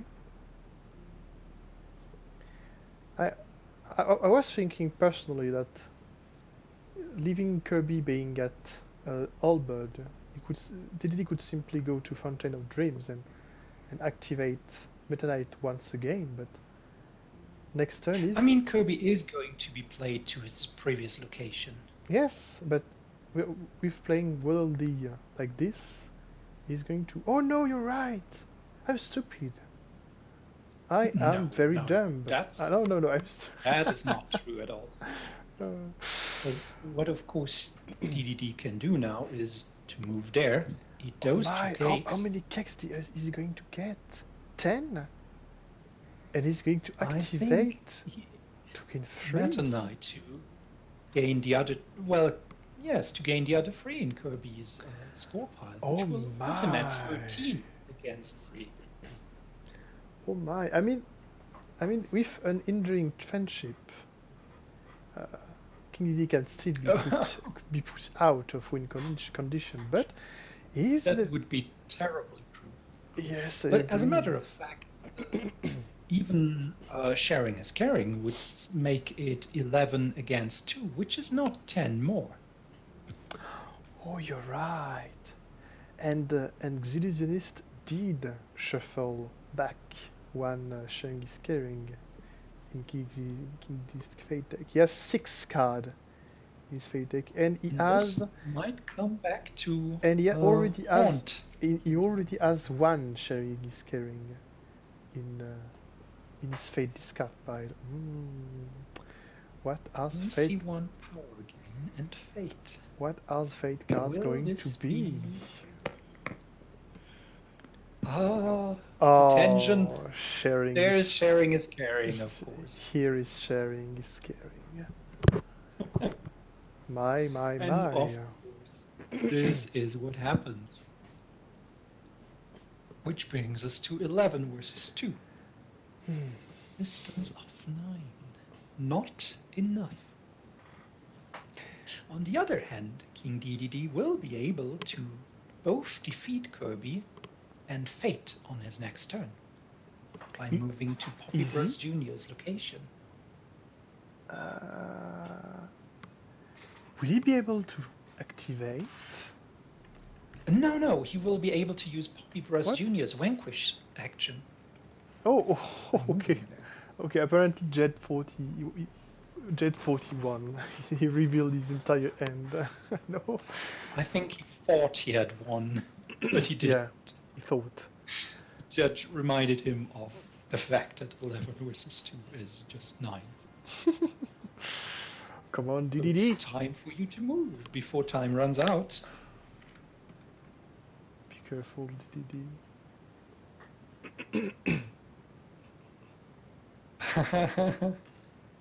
Jedx wrote, I'm too stressed right now. Sorry. Oh my. Poor Don't DDD. be stressed. Poor You have your DDD. chance. You can do Oh no. it. Go ahead.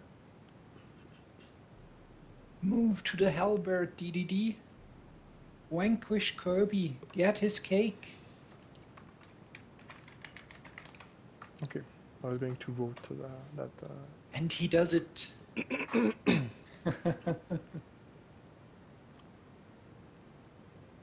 This might be... I think he'll keep the Waddle Dee around. Oh, he's discarding Krako and a Waddle Dee. How interesting. Gaining 2. Okay, so the judge This has been an intense game. The judge is nice enough to give him an extra time because, well, his first few seconds were.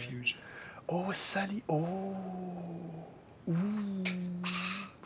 Rough. I think that this is game for DDD. This is definitely game for DDD. He can't. It is because there's no fating on. Unless he has a race in end. 66. Oh no. Okay. I think this is game. GG. That Oh, was intense. I'm surprised. I thought he was going to try at least a race. Who knows? Maybe he doesn't have. Oh, he has. He could. He could have. Doesn't he? A2? Oh no. That would have been he wasn't a going loss. to. Yeah, he wasn't going to. He would have been close. Imagine. Look. one race away. But still, well done, DDD. Well done, Jedx. Very well played.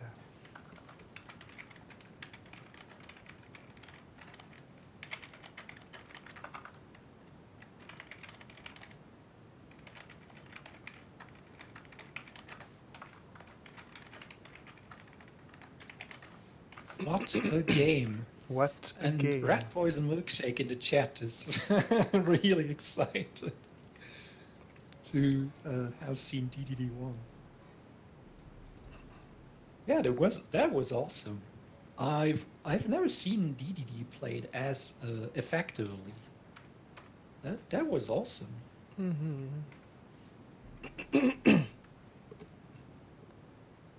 Well, Okay. to be fair, I haven't seen terribly many DDD games, but It still felt very, very effective with his DDD plays, with how he wanted to move his.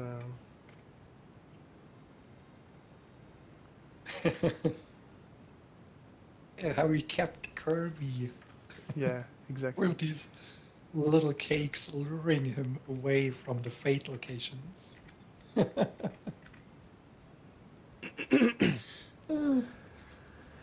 Yes, That indeed. has actually worked out to his advantage.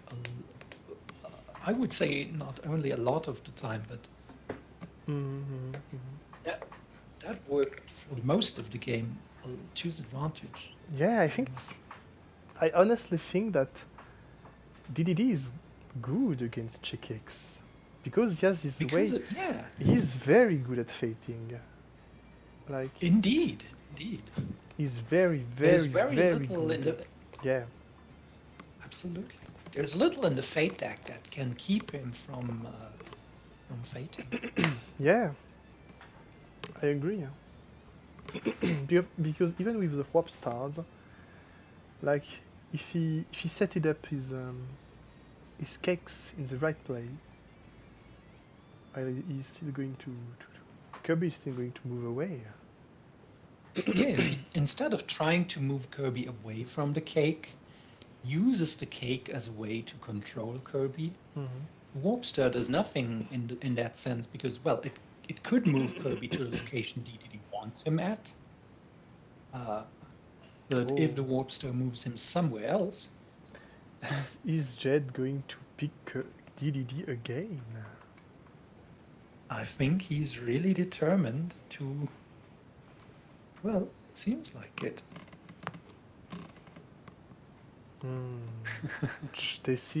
Decision. Okay, he's going with DDD yet again. Alright. And will we see another Chick Hicks is the question. Yet another Chiggy source. Okay, yet another King Didigi versus Chickix. And it's Gourmet Race number 3. Gourmet Race Round 3? number 3.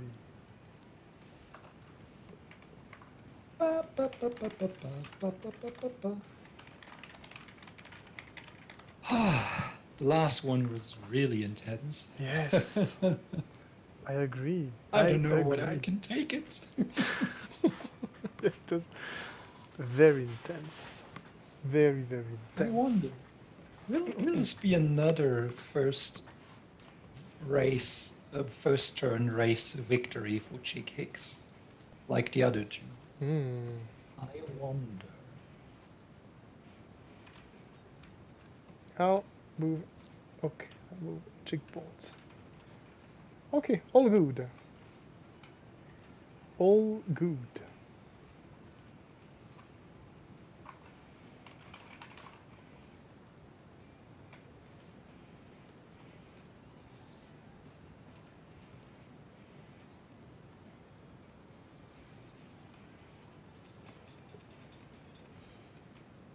I'll frame everything nice. Like so. I think that's great, like this. Okay.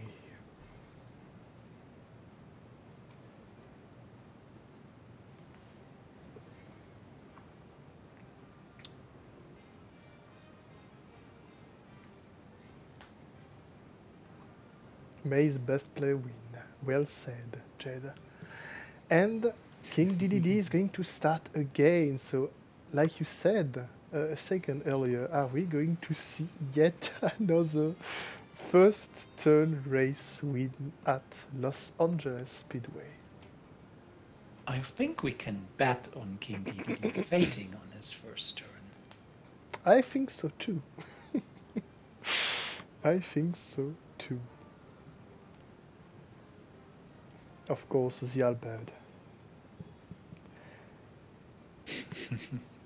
And he's not even waiting. Oh, yeah. I think Sally has first. And it goes on top of Motor Speedway, Motor City Speedway. Of course, There to would have cover. been too many speeds. Of course, to To cover cover the. the 2 power. Yeah.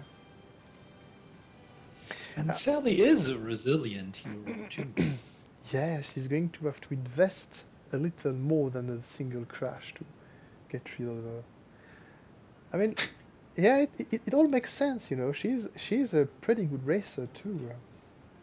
She's not going to crash again in the wall.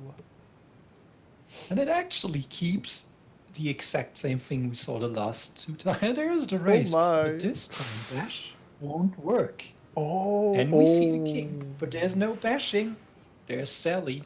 That race is actually lost. Alright, so no Well, and first. bashing wouldn't have helped either way. Yes, indeed. Could he bash 2 of them? If he has 2 bashes, I think he could, right? Yes, I think. I think because the guide specifies that you can play as many cheats as you want during a race.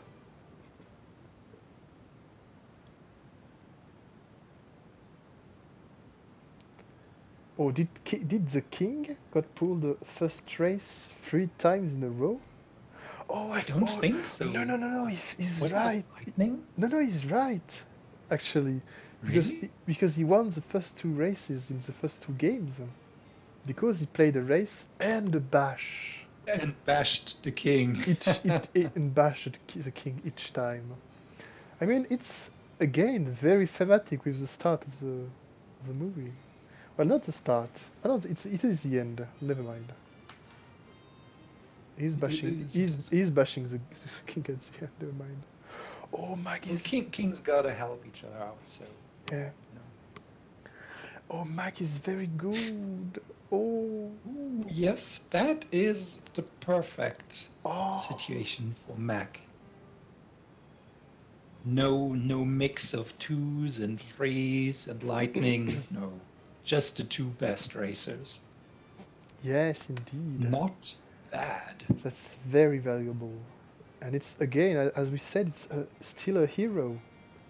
So, the less power you gain with Kachika. Indeed.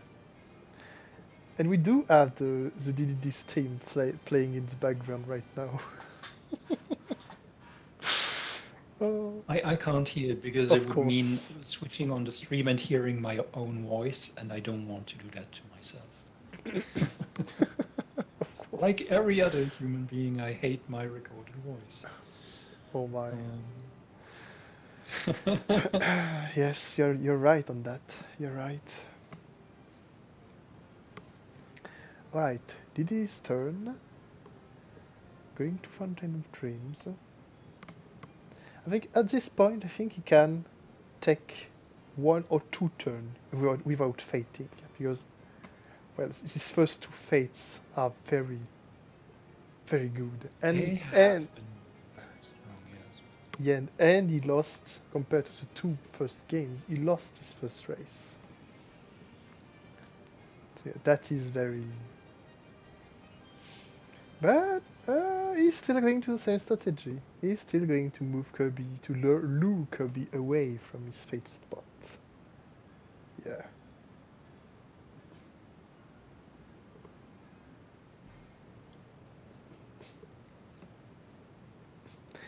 I think Jed has a very solid strategy with King DDD. He does. This is very efficient against Chickix, whom we discussed has only the weakness of if he is fated A lot, yes. consequently Mhm. early throughout the game, then you have a good shot against him. And King DDD can play the long game here. Mhm. So This, Chikix went to Los Angeles Speedway only to crash Mac. That's interesting. yeah, add that to the first. So this is basically the situation that Chick Hicks would be at the start of his first turn previously, with one Mhm. hero and one power left. Except you can't move to the location with free power gain. So in a way, Indeed. DDD's fates have set him back by two turns. Mhm. Or 2.5 actually. And with Sally still out there, yes. Like you can also see this way. Like with Sally out, he has a lot of dead cards in hand. Like all these cheats, all these cheats are just like good to be That's also discarded. true. Good to be discarded. Yeah. Absolutely. They won't be a help in defeating Sally to get rid of her either. So you have the dilemma of you have these cards that will become useful as soon as you get rid of her, Mhm. but they won't help getting rid of her. Indeed. Doc Hudson is played. Tubes the other top gain power action. Very good, I Indeed. think. Yeah, very good. And Which means that I think Doc Hudson is especially good because Lightning McQueen has been reshuffled into the racer deck. that's true. I I will say that I tend to consider Doc not to be as really great for his ability. He's great because he can't crash, Mm-hmm. but usually the ability to cheat and remove Lightning McQueen from the race is pretty good. And there Yeah. we get the king discarded. Um, Oh. but with Sally out, of course, that becomes not an option. Yeah, that's a very good competitive play here. But yeah, you're right. I think Doc Hudson is especially good with Sally out. Because Lightning McQueen is out there, and he can't even get bash. Because he has his chief, his crew chief out there, calling you out. No, go, be careful, Lightning McQueen. She is coming out and going to bash you away. Is it too late to admit that I have never seen that movie? Don't worry. I mean, yeah. Have you?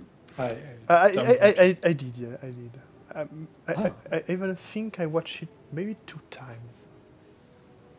Yeah, oh dear. it's an alright Pixar movie. Of course, far from being the best, but it is alright. I think the funny thing with this movie is that I think the sequels are so bad that the first one uh, looked better and better as the years uh, matches. You know, I see what I mean. Uh, That's very sad, honestly. I mean, Um, I mean, yeah. Anyway, so is Race going to? Oh, okay, all the right. tuner cars Yeah. So and racing tires. yeah, Chikix is busy dealing with these big heroes. He doesn't want. He prefer to invest his power to clearing up his board, and I think yeah, it is understandable. Yeah.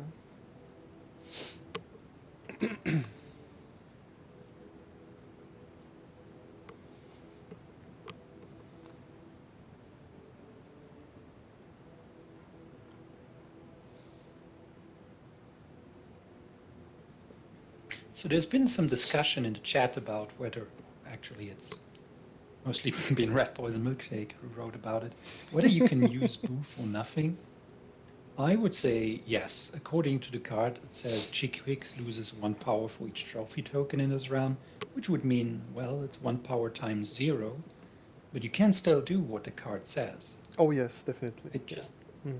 doesn't manifest in any significant way, so to say. Yeah, I mean, we could check. For example, like, I think Very Merry and Birthday can be played for nothing, right? Very Merry. I'll check it out. I think the cards will tell, for instance, also could be played if you're not at the Voodoo Emporium, because it says if Dr. Facilier is at the Voodoo Emporium, which would just mean if you play it somewhere else, it says if. No, not the case. I guess nothing else happens. But yeah, Very Merry on Birthday would also be fun. I can look it up, actually. Hmm. Just give me a moment. I was on the wiki already, and it is not written, the clarification, so I don't know. Anyway, sorry, back to the game. Star Ally is going to be played? No, I think maybe copy ability. Although, I mean, Star Ally is only going to... I mean, Star Ally could be one way to prevent another fate from DDD, because surely DDD is going to move to DDD's arena with all these cakes waiting for Indeed. him. Yeah, okay. Okay, so the DDD And fate... that's exactly what happens. Yeah, the DDD fate is not unstoppable. If you play an ally at at this location, they are still can still be covered. All right. So, according to the wiki, Mhm. cards like the cards will tell are playable even if their ability, well, fails to do anything. At least for the cards will tell specifically, it's written there. Because And I think that one is even less obvious than cards that say for each. I mean, the card will still starts with if yada yada yada do this, while the Very Merry Birthday and Boot don't start like so. This just say straight up gain I one power for see each. what you mean. But yeah, I don't even think that's worth debating. I think that's pretty obvious. I think so. Yeah. All right, we're still at 0-1 games for Chick Hicks, and we're at 5 Yes. in DDD's and 2 in Kirby's score pile. Yes, indeed. This is not looking very good for Chickix. He spent so much time dealing with, and so much power especially, which is precious for Chickix. And Dealing with don't Sally. forget the first 4 power that he tried to spend on that first race that were for nothing. Yes, indeed. It's like a total of 8 power just for 4 for nothing and 4 for to deal with one hero. Yeah. Completely down the drain. Exactly, yes. That's interesting. So that Waddle Dee with the switched loyalties will be a problem for DDD's fating plans in the long run, it seems. I think so. I think it's worth pointing out, it's maybe a little late, but I think it's also worth pointing out that DDD does not have vanquish action. If he wants to defeat, he must use how is his name again? Poppy Bros or Poppy Meta Bros. Knight. Yes, Poppy Bros. Exactly. Of course, he also has loyalty to the king to get Waddle Dees back to the bottom, which might be why Jedx has not played a card. Although that won't help him very much, considering that Kirby will move to the DDD arena next turn. Yes, indeed. Not for fating, at least. So Matter is out. And this time Arrogance. Yeah. Arrogance get removed, yeah. And Because there's only one item in DDD's round this time. And DDD won't have Gluttony to play with all this condition being discarded.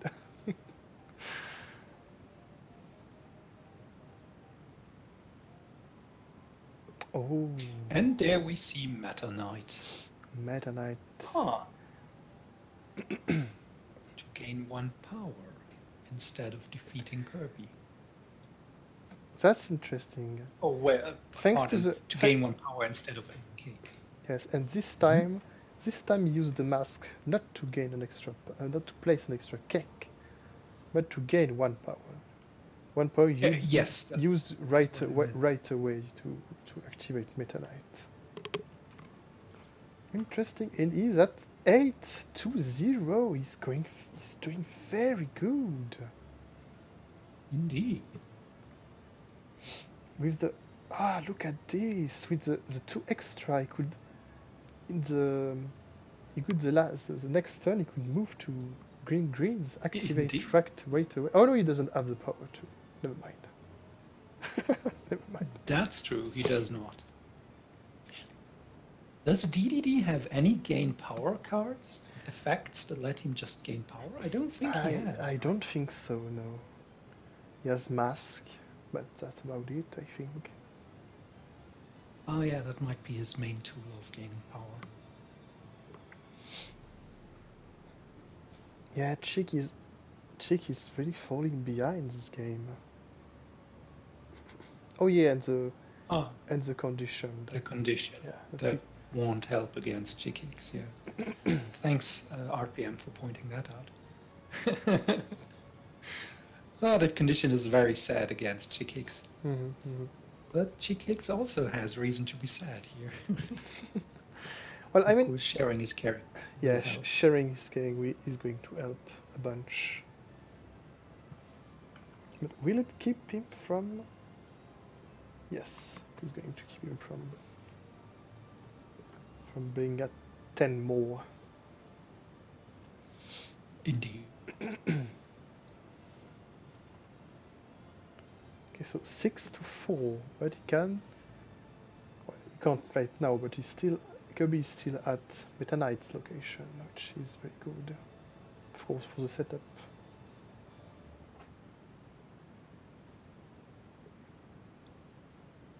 How is he going to? I think he's trying to. He's doing the maths to know exactly how he's going to get to 10 more, because right now Meta Knight isn't enough alone. I mean, this will give him the power to use Meta Knight the next time and allow him to fate. So, of course, he keeps 1 power. He adds another cake. And 2 more. 2 cakes to Kirby's location. Okay. That is not what I expected.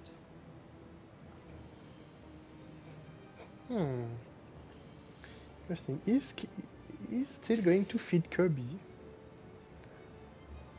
But yeah, the more you feed Kirby, the more you will have to defeat him later on.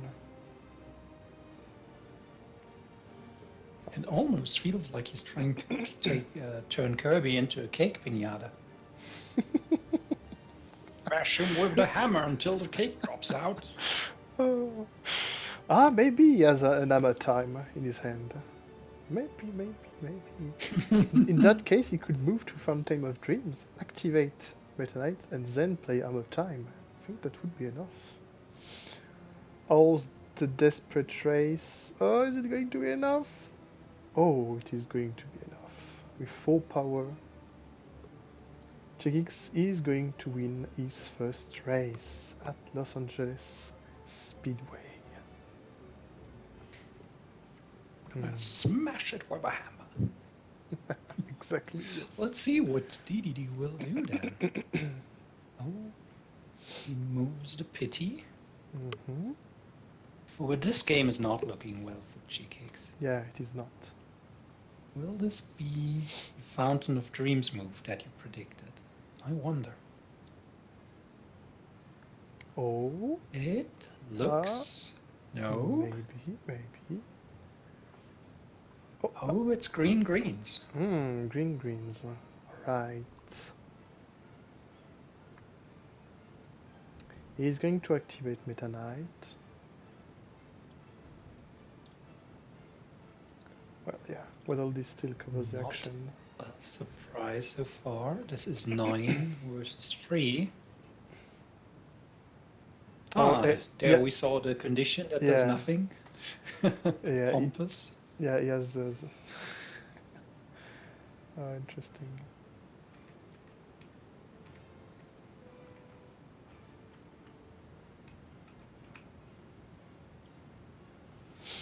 All right, Jedx's turn. What is he going to do? Yeah, 0 power and no way to gain power and play.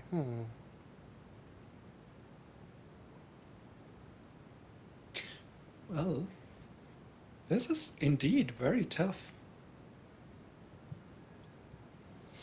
Yeah,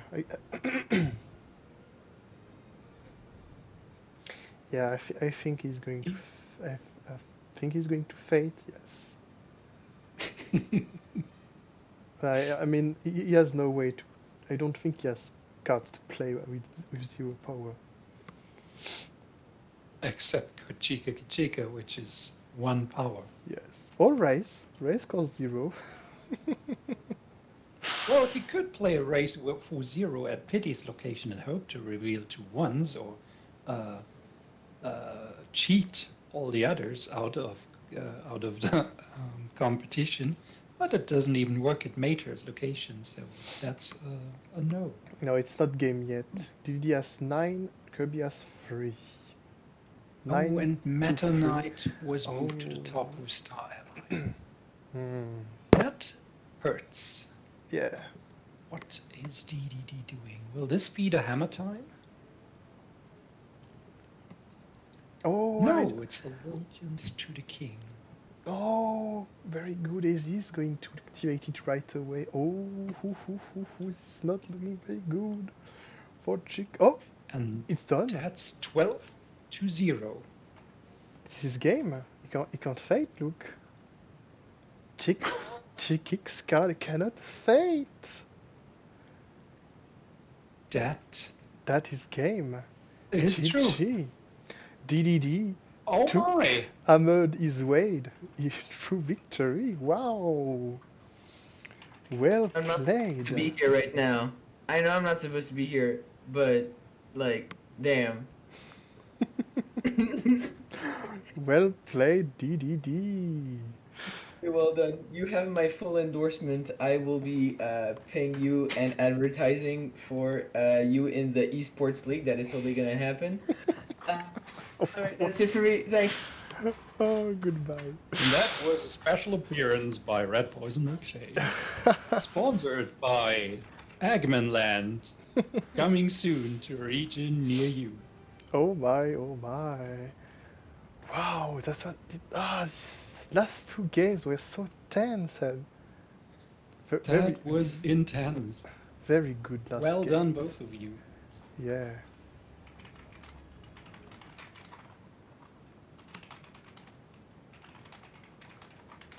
Woo! Woo. Fantastic. Whew, whew, whew, whew, whew. That was incredible. Okay, let's move on to this. Can I? Okay. I'm trying to handle the stream. Okay. Done. Well, would you look at that? The undefeatable racing car was, well, defeated by KDB. That's And the last game was really that was not close. yeah, yeah. Honestly, I feel like this first race, like, he started with a big handicap of 4 power, which is enormous. And the first fate action by Jedx 51 was Sally to cover the top to gain 2 power. So, and the second one shuffled Lightning McQueen and the King back into the racer deck. which Yes. was the worst possible outcome for Yes. Mac. Yeah, he was still at like 4 power used for nothing. Sally in play to cover his next big gain power action. And not even the advantage of having the two big racers out of the way. Yeah, this combination of events was very, very rough.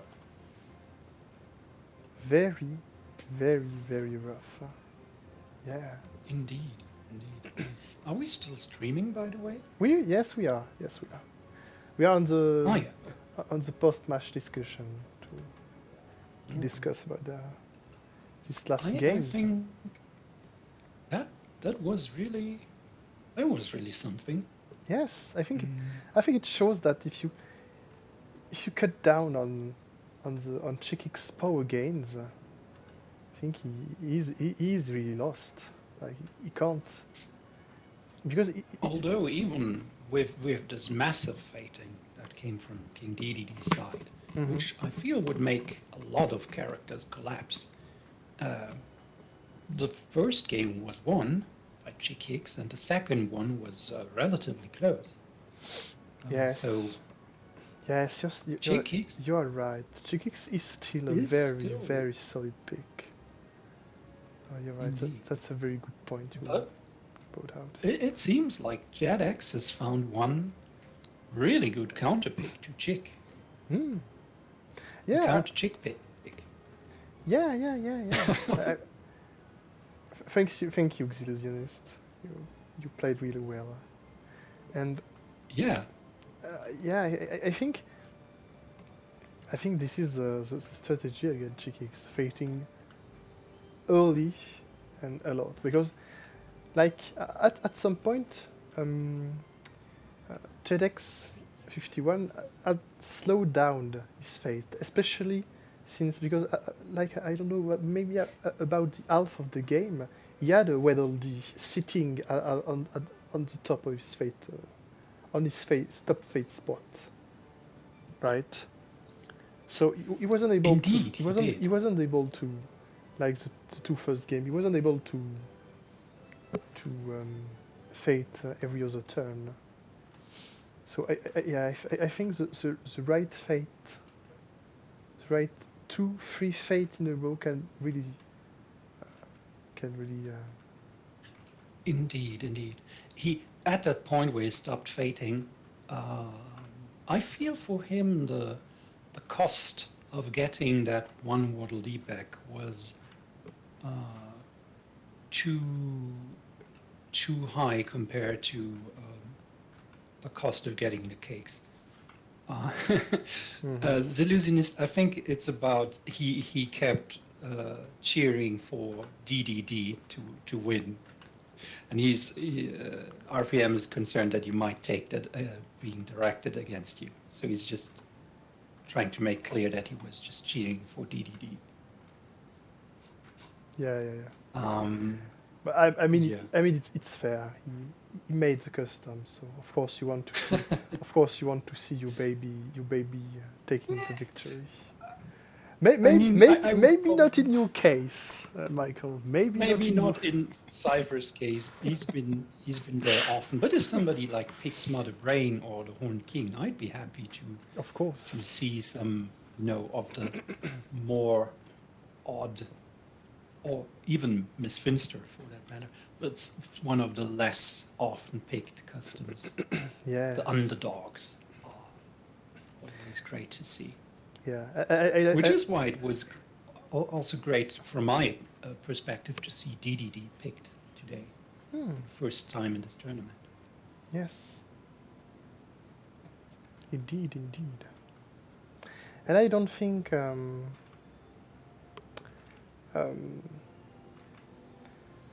yeah, I think I don't think Mighty Ruler is also like very pleased to see Chikix being that strong, but yeah, still. Perhaps Yeah. that's I mean, this tournament gives us a great opportunity to observe Mm. the strengths and perhaps also the weaknesses of some characters. And I can say that for Bill Cipher, when he was originally submitted, I can't speak for Chickix because I didn't make him, but Will writes he would have picked Mother Brain for the for fun match, but had to prove the Beast was a viable choice, which worked. He won with the Beast and that for fun match today. That was also great to see. Indeed, indeed. All right, it is almost 9 p.m. if I'm not mistaken. Almost the scheduled Almost the ending time. schedule for the next match, which is going to be played Indeed. on Rat Poison Milkshake stream, not on this one. So, I am going to cut down the stream and invite you all to join on RPM's stream to watch the last match of the day, Butterking against JFG. It is going to be a very interesting match too.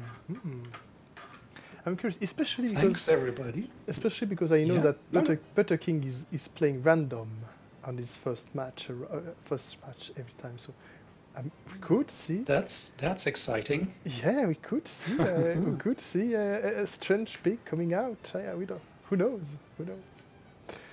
Maybe he'll randomly hit Chickix.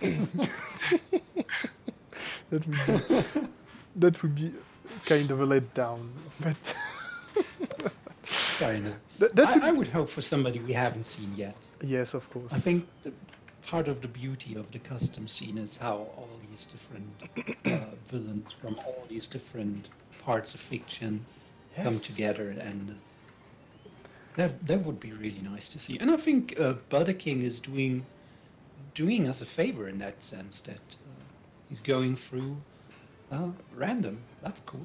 Yes, that's very cool. Anyway, that is all for today. And thanks everybody. Thanks everyone, and we'll see you around tomorrow for me at around the same starting hours. Right. All right. Goodbye, everybody. Goodbye. Thanks for having me with you, Swallow, today. Of course, it was a real pleasure. Of course. Same for me. Alright, everybody. Hi, and welcome to the last game of day 4 for the Wicked Warehouse Customs Tournament. I, as usual, am Rat Poison Milkshake, and I am today joined by Lex Kalina. Yes, sir. Yep. How is everyone? I hope everyone's doing okay. We saw the first games today. There was Lark versus Dr. Medic, and there was the Jedx 51 versus Xillusionniste. Yes. Those were some really nice games, and I am anticipating to see another great show today. We only have the one game tonight, but it is going to be a good one. We're going to have Butterking versus JFG. I hope it is. Yeah, I can't wait to see this match. Nothing but the best from the players here. Before we go ahead and show you the in-game, we're just going to go ahead and show the brackets where they are right now. So we're going to see Jedx and Lark go up. Ryan 495 and Lark are going to be facing off in the third round, I guess. Yeah, the semifinals is what I'm looking for. No, that's not semifinals. Oh, those are quarters. Yeah, quarterfinals. Thank you. We're going to see them face off. Jedx is going to be waiting on Paranoia and Mr. Anvil's game. I think that is coming tomorrow, if I'm... No, I think their match is coming in later, though, actually. Oh, that's possible. But we should see them relatively soon. Oh, I see them now. On Thursday, they're going to be playing their game. Yes. But I think we can go ahead. Both our players are ready. They're going to be here. I'm just going to go ahead and add the icons as well. For Jay, we have the... Just a moment. Madame Medusa that we're going to be seeing here. And Mm. Jay, we've seen his icon before. It's Swiper. However, he likes to go random first pick and counter pick for the second one. JFG, we have not seen yet. I do know he likes Madame Medusa quite a bit, and he is the creator of Ganondorf. So we're gonna go ahead and see what he has in store. Yeah. Can't wait to see these amazing matches, honestly. Yep. We're gonna go ahead. They're gonna go and set their cards down. Ooh, the obvious random here, but Madame Medusa first pick from JFG. Yes. So we're gonna go ahead and see Butterking. Pick random. That's going to give him Magica Dispel. Ooh. We've been seeing quite a bit of her, but we have not seen a win from her yet. Although she is a fast and pretty strong character, she's been outclassed by a lot of other characters. Medusa here from GFG. I think we saw Medusa win one and lose one, if I'm not mistaken. Not a lot of Medusa games, but she is a strong pick. She was anticipated actually to be one of the stronger ones alongside Bill, Bowser, Swiper, and Shere Khan, which is ironic considering the only one we've seen from those predictions so far has been Bill. The other one has been Chick Hicks, and let me tell you, we have seen some Chick. There was a lot of Chick Hicks the past few days, in my opinion. Bit too much. Yeah, but we have seen players slowly adapt to the matchups. And I think Chick is slowly losing popularity, or at least strength. I hope so. But Bill has still gone undefeated. We have, I think, 5 games on Bill and 5 wins on Bill. So, gonna have to see how people fare against that menace. About the same strategy, though, I assume. Good start here. A Poison and a No-Spill Cup first turn for Magica. That's gonna reduce Scrooge McDuck's strength to 1. We wanted at 0 to get that coin. On Jay's side, we're gonna go ahead and play an early gem so we can try to get that power on Medusa. Medusa has a lot of tools to gain power, to deal with heroes, and especially to get cards back from the discard. She's got the pulley and the search. She's gonna be able to manipulate the odds in her favor and get to the cards she needs quite easily, and deal with fate, I think, pretty easily as well. We're gonna go ahead and move Lena to the hideout. We're gonna gain Susie a fate here. Oh, right. Good job. Nice little shuffle here. Vandalism and Rescue Aid Society are gonna come out. Vandalism is pretty much the only thing we can play here. Yep. Still pretty good. But for Medusa, this kind of just means nothing. She paid 2 and gained 2, so it's as if she just went to the Devil's Bayou and gained 3. Pretty good, but not, amazing. Purple Smoke is going to get played from Magica. She will not have to move next turn, or rather Lena won't. That's going to be really strong here.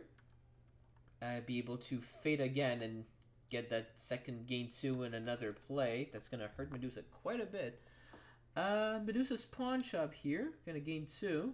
What's hard about Medusa is that she only has 1 play a card action at each location. However, she has cards to allow her to perform more actions. So, for example, we're going to see here the Swamp Mobile, which is exactly that kind of card. She can move with it. It's essentially the Chariot of the deck.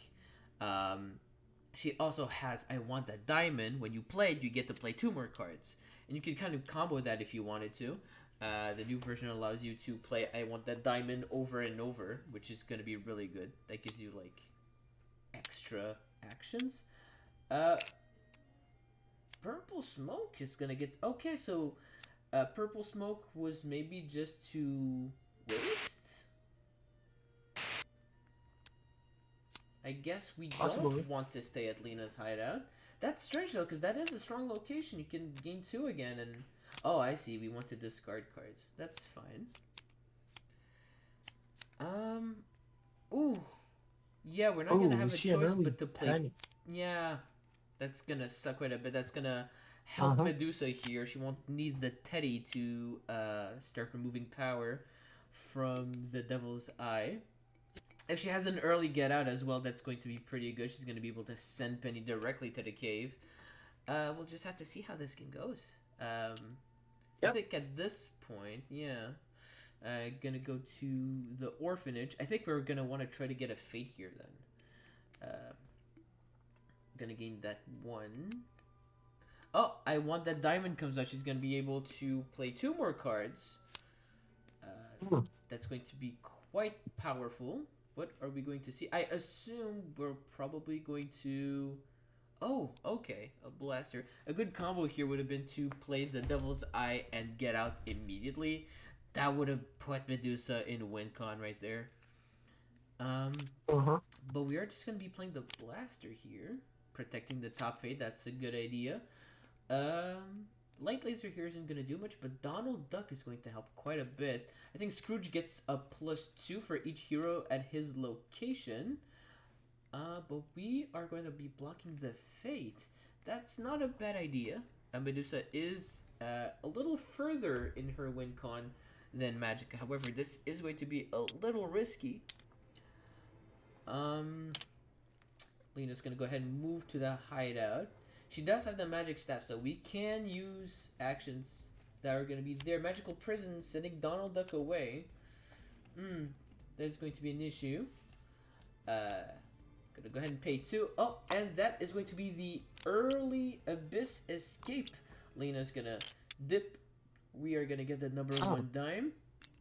And Magic is going to leave the Abyss and into Lena's hideout, performing the other actions that were not performed that turn. We're gonna go see the Fate here. Bernard and Luke. Luke is going to be pretty good here. Bernard a bit too early. He's pretty good if you want to keep him on the board to move him around and all. But there are other cards to fetch him out. Plus, there's also Miss Bianca.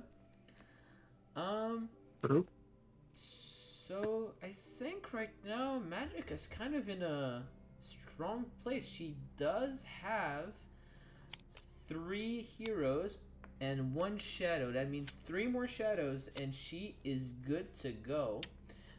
Magic Staff is not at a Shadow Actions location, though. That might be an issue. If it were, we would be able to see even more shadows drop in. Medusa's turn. I think we're going to go ahead and think. My opinion, probably we won't have a choice but to start fading. Especially since one of our fates here is getting covered. I think we can... Is it under the pawn shop? No, it is not under the pawn shop, but we can use the move hero to move Luke out of the way to reuse that fate. Let's see, Launchpad and Power of Friendship come out. Ooh, that is going to be quite strong. An early Power of Friendship that's going to unlock the Abyss and send everyone in the Abyss into the realm if I don't... Yeah, unlock the Abyss and move all heroes of the Abyss to any location. Yeah, that's going to be really, really strong. I think that's what we're going to want to see here. When Lena's out, she can stop shadow actions from being performed. And Scrooge McDuck's second form, if you will, is going to allow to... We're going to see Launchpad. Oh, we're seeing a launch pad. Yeah, I think they're explaining to him you can't move things out of locked locations. Is he reverting his decision?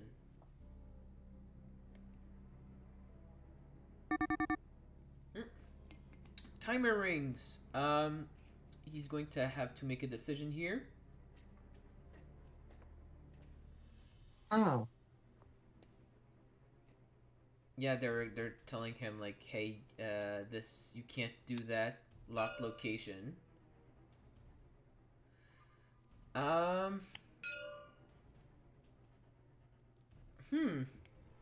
This is probably getting heated in the judges' room right now. Yep. I'm surprised he decided to play Launchpad and not Power of Friendship, though. I'm not sure he's understanding. I think he wants to play Launchpad to move someone from the Abyss. but you Yeah. can't touch locked Anything locations. that's Yeah. So I think we are gonna see Power of Friendship. A lot of waving hands here. Mhm. Yeah, I think they're explaining to him like, hey, timeout, you gotta like hurry up. Yeah, literally, yeah. I do think he's confused. He is gonna go for Power of Friendship. That is the better play. He's gonna be able to move everyone outside now. It is funny. I like to imagine that they're having an argument with Butterking and the creator of Magica. Oh, everyone's just gonna go directly to the money bin, just in one. Okay. To any. Oh. Wait, no. I think they have to any location. I see. You only get to move them in one location. You can't spread them out. That makes sense. That would make sense. So Magic is gonna come out. Funhouse. Playing them to the money bin is a pretty good idea, just for the fact that you won't be able to abuse the bottom move hero to move them back into the abysses easily. They're gonna have to do a little bit of traveling. However, covering those actions up there, the top activate pretty good. But aside from that, yeah, it's not going to do too much. The shadow actions are still open, and you still got the top fate. Lena's hideout, the gain 2 and fate there, it's gonna be really strong. Dumping the hand, Chair Mouse is played. That's going to boost up Luke and Penny. Mhm. What do you think about the board so far? From the looks of it, I feel like Magica is still in a pretty good spot, even though her activate action is covered at the money bin. Because right now, JFG has 3 heroes on the board, and they're all at different locations, covering each 2 actions. And one of them is the Fate, and there's also one of the activated actions that's covered as well. So I feel like he's quite in a bad spot, even though he does have Penny out right now. That is true. However, he does have a lot of power and doesn't look like he has quite a lot of ways to deal with the heroes. Yeah. Chair Mouse, Luke, Penny. He wants to keep absolutely because you want to send her to the cave. Magica is gonna need to deal with Lena. I think that's what we're going to see here. Oh, we're gonna move Lena to the Shadow Maid's location and then use the move hero. Oh, that's gonna be really strong. We're also going to see Eclipse come down. What does Eclipse do again? If he's here, okay, so she gets to perform a shadow action for free. That's going to be really strong. I think Donald Duck's shadows. Yeah, that's what we're gonna see here. Yep. He's not gonna get played to Donald's location though.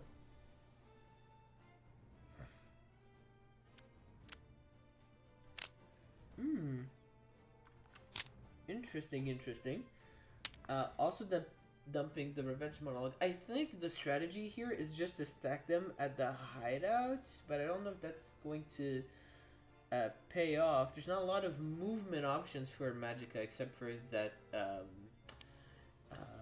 the Vortex card. And yeah, you could also move the heroes, I guess, using the McDuck Manor move hero, but that's also just the one location. And the magic staff isn't there, so that's also gonna. Ooh, we're gonna see a Devil's Eye get played. We're gonna. We finally get a Devil's Eye. Yep, that means that we're gonna get even closer to that win con here.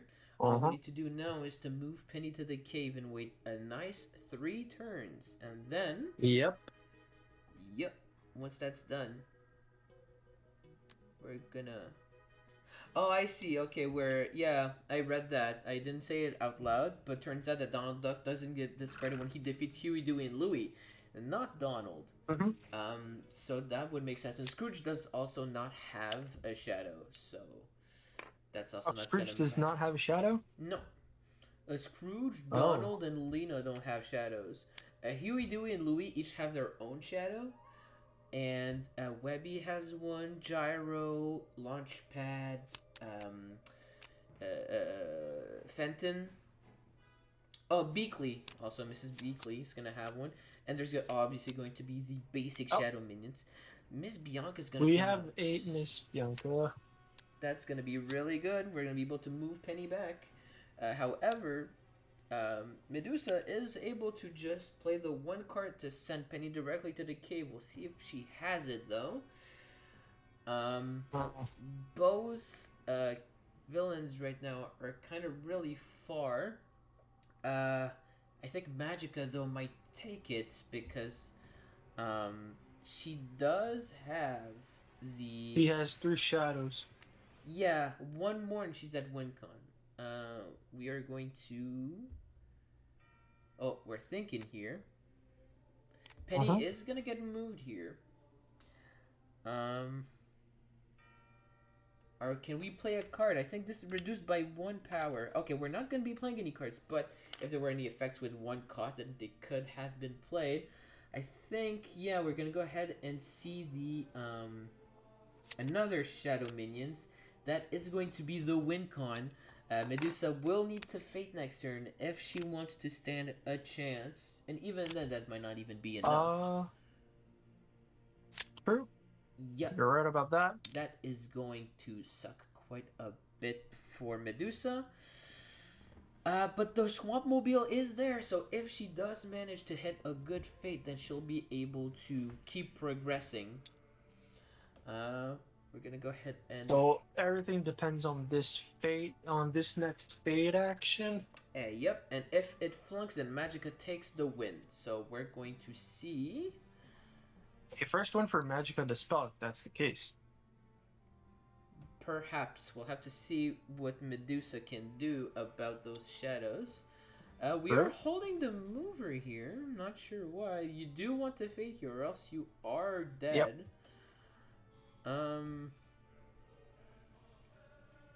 Let's see what goes on. Gonna discard exploitation. And Snoops. Yeah, Snoops is kind of a card you don't necessarily want to see.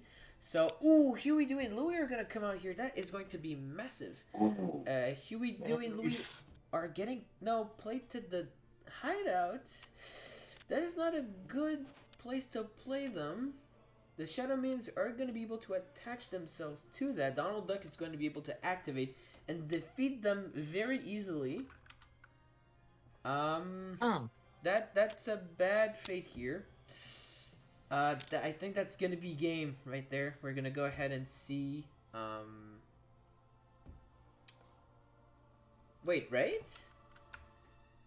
Well, technically, yeah, we're gonna technically there are 4 heroes, and due to Huey, Dewey, and Louie's effect, he needs 2 more. So he'd need a total of 6. He can defeat Huey, Dewey. No, there's Donald. Oh, yeah, that's right. Oh, yes. I'm just gonna move them over to there. Okay. To the Abyss. So all he needs to do now is get 2 shadows out to actually get his win condition. Oh, that's due to Huey, Dewey, and Louie's ability. No, yeah, Donald's gonna protect the children. That is going to be an issue. But we are going to use Huey, Dewey, and Louie to summon their own shadows and try to get our advantage back, because now we need to have 3 more shadows. Huey, Dewey, and Louie count as 3 separate heroes for that. You're right. So right. we are 1, 2, 3, 4, 5, 6. So that's 1, 2, 3, 4, 5. We still need 2 more shadows here, and then we can get to it. Magica does have the power. It's a matter of turns at this point. Yeah, Medusa not using the Swamp Mobile last turn is gonna bite her. She could have went ahead and gained some 3, and then just went back to the cave to fade again.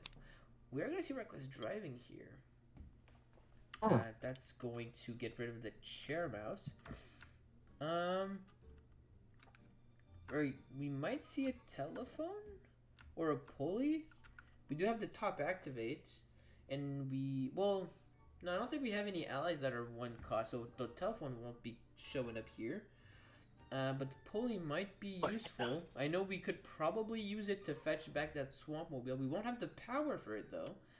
but it could be useful if we have the card to send it back to the cave.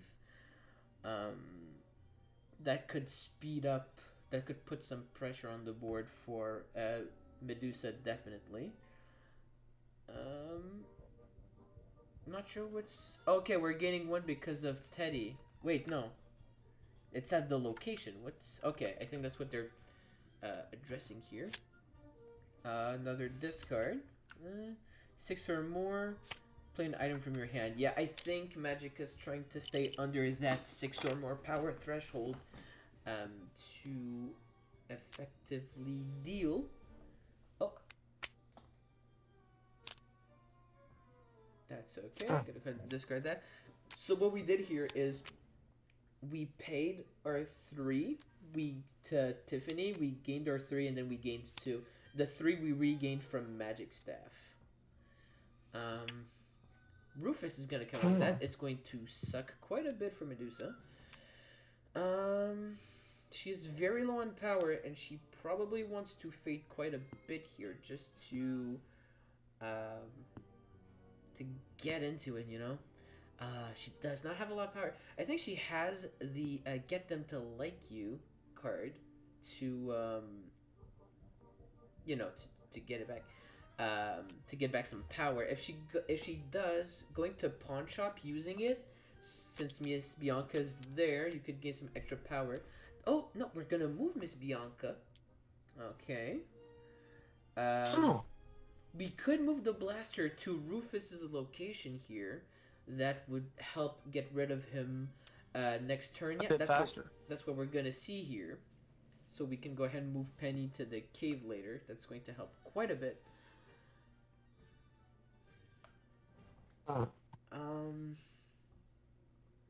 Oh yeah, Falcon is bringing up a good point. The heroes here are, well, the shadows are placed strategically. See, yeah, that was a bad sequence. If he had played force them to like you first, he would have been able to gain 3 power. But he's only gonna get the 2.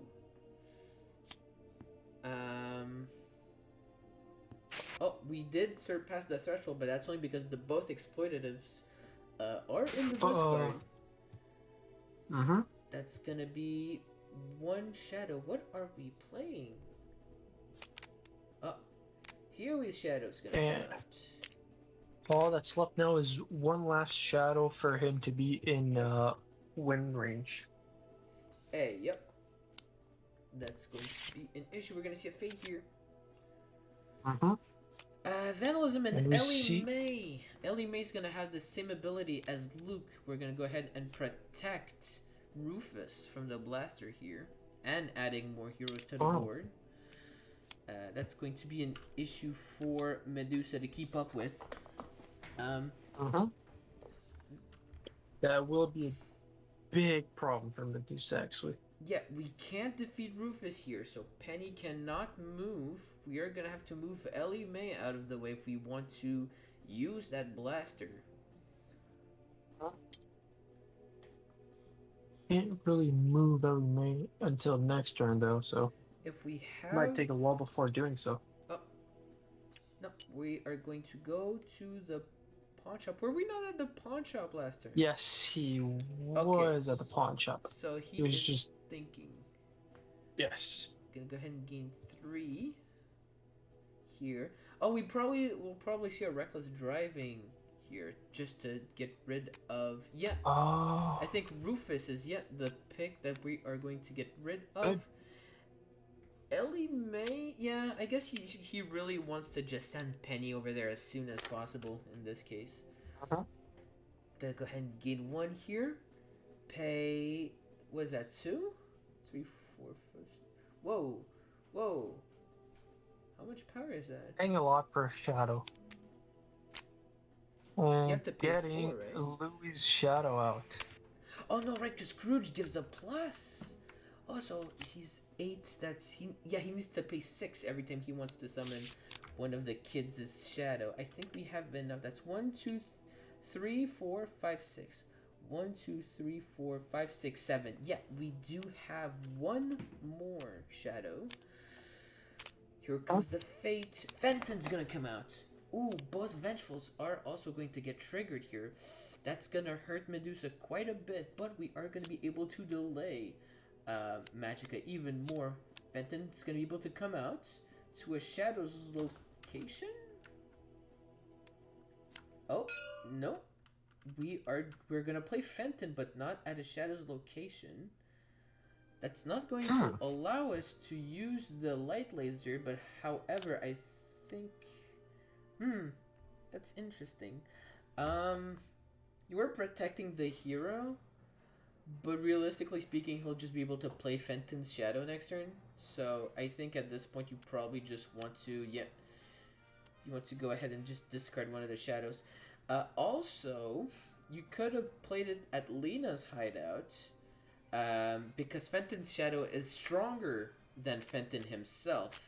So you would, you won't be able to use the Shadow Minions to reduce the cost of your Shadow. We're gonna see both Vengefuls come out here. Evinrude's gonna come out. Miss Bianca's gonna move Penny. And Vandalism's gonna come out. Blaster is getting discarded. That's interesting. There was still Luke and Ellie made a deal with for the Blaster. I don't know if that was the pick. I would have went for Pulley personally. But I guess a Reckless Driving would have gotten rid of Ellie May. What are we gonna see here? Yeah, we're probably just gonna see another... Oh, Fenton was played there. Did we? Yeah, we discarded one of the shadows. That's right. Yeah, see, Fenton's Shadow is a 5, and Fenton himself is a 2, so you're always gonna want to pay 3, unless you're playing with a player who doesn't know how to play Magicka, who would attach Shadow Maidens and then go, ah, shit. Ooh, Gizmo Duck Armor is gonna get attached to Fenton's Shadow here. So we have 1, 2, 3, 4, 5, 6, 7. That's 3, 4, 5, 6, 7. You still need one more, but I think we're probably going to see an activate next turn to get rid of the Fenton here. Purple Smoke coming down. No fates. Right? I see. I don't think so. I don't think I've seen him fate. Yeah, I don't think we're fading here. That's either a whoops or a... Don't call me out like that. Hey, I ain't called nobody out. I think you just revealed yourself, buddy boy. Devil's Bayou gonna gain the 3. Yeah, you kind of want to gain some... Ooh, Get Out's gonna come out. That's that. There it is. Now you're just gonna want to wait 3 turns. But now it's gonna be a question of, can we survive 3 turns? Answer here is probably no. We're gonna gain 1 here. We're not activated. Okay, no, we are. Okay, that's what I figured. Fenton's Shadow gonna get activated to defeat Fenton with a light laser. That's going to give Magicka the advantage here. She is at WinCon. And now I do think he's in the range to win right now. Yes, he is. Due to Fenton's Shadow, so... dropping the Eclipse. We don't want that here. Oh, he's just for oh no, we're for playing. precaution. Okay, so we dropped the other card. We're playing this one. We're playing Eclipse for the Louis Shadow for free. Yeah, this is gonna be tough here. I think maybe Mrs. Bleakley can help. Or there's also another gonna come out. Oh, and we have Orville coming out, moving Ms. Bianca, which also allows to move Penny. 1 fade action, so yeah, this is getting really rough for Medusa right now. So that's 3, 4, 5, 6, and we have 1, 2, 3, 4, 5, 6, 7, 8. If we discard one, that's 7, 2, 3, 4, 5, 6, 7. Okay, if we do get Mrs. Bleakley here, we are going to be able to survive for like a turn. However, I think Magicka would just at this point play another Shadow, but we'll see. Medusa's going to the cave. Are we removing apart from the Devil's Eye? I think so. Oh no, right, Penny's not at the cave anymore. This would be an issue. Search is gonna come out. discarding top 3, I think we are gonna want to get down here. Not getting it down would probably. It's probably the better choice. We're putting back. Oh, okay, so we want the double play. So that probably means we have the card in the hand, or we have other cards in the hand. Maybe he wants to find a way to open up Morningside Orphanage to use that top fate. We're gonna have to see. Yeah, it is 8 shadows to 6 heroes. Oh. Yep. That's a discard here. We're gonna want to fade. There's 6 seconds on the clock. I think Jay. Yeah, we're gonna. Are we gonna allow this? I think so. Alright, looks like it. Jara comes out and the Sun Chaser. That is not going to be enough. You're right. Magica is going to take game 1. And I think this means it's the first game for Magica. That's Magica's first win, right? That is correct. For the whole tournament. That is in. Nice. Yep. That is good to Magica hear. is a strong character, but she has had her fair share of powerful picks here. She has faced against things like Chet Hicks, Bill Cipher. The Monica surprisingly got kind of dealt with her pretty well. But she's Curious to see what's gonna get chosen this time, though. Yeah, we're gonna take the win here on. Oh, he's going to pick his own custom against him. Oh. Yep. Huh. Ganondorf here. That is a bold choice. Yeah, that's probably a very political choice. Yep. Ooh. But we're gonna go ahead and see who are we picking against Ganondorf. For those I'm of really you who curious. don't know, Ganondorf is JFG's custom that he made and submitted to the mod. Ganondorf. Oh, we're seeing a mirror Ganondorf match. mirror match. Okay, so the thing here. What's he? Yep, we're gonna see the creator versus the evaluator on this one. Yep. We're gonna see who is the better Ganondorf, I suppose here. Butterking did pick Ganondorf on random on his first game. Of the tournament. This is He did win that game too. He did against Mom from Not Delirium. But we'll see. JFG tried to match him. We'll see if he's able to face off against his own creation as his own creation in the hands of someone else. Jay is going to start here. Gonna go to the fire temple. Alright. Game 2. Ideally, we'll be able to know. He'll be able to know exactly how to face against his own creation. After all, he did make it. He should be able to know when to fade, how to fade, what the best options are, etc.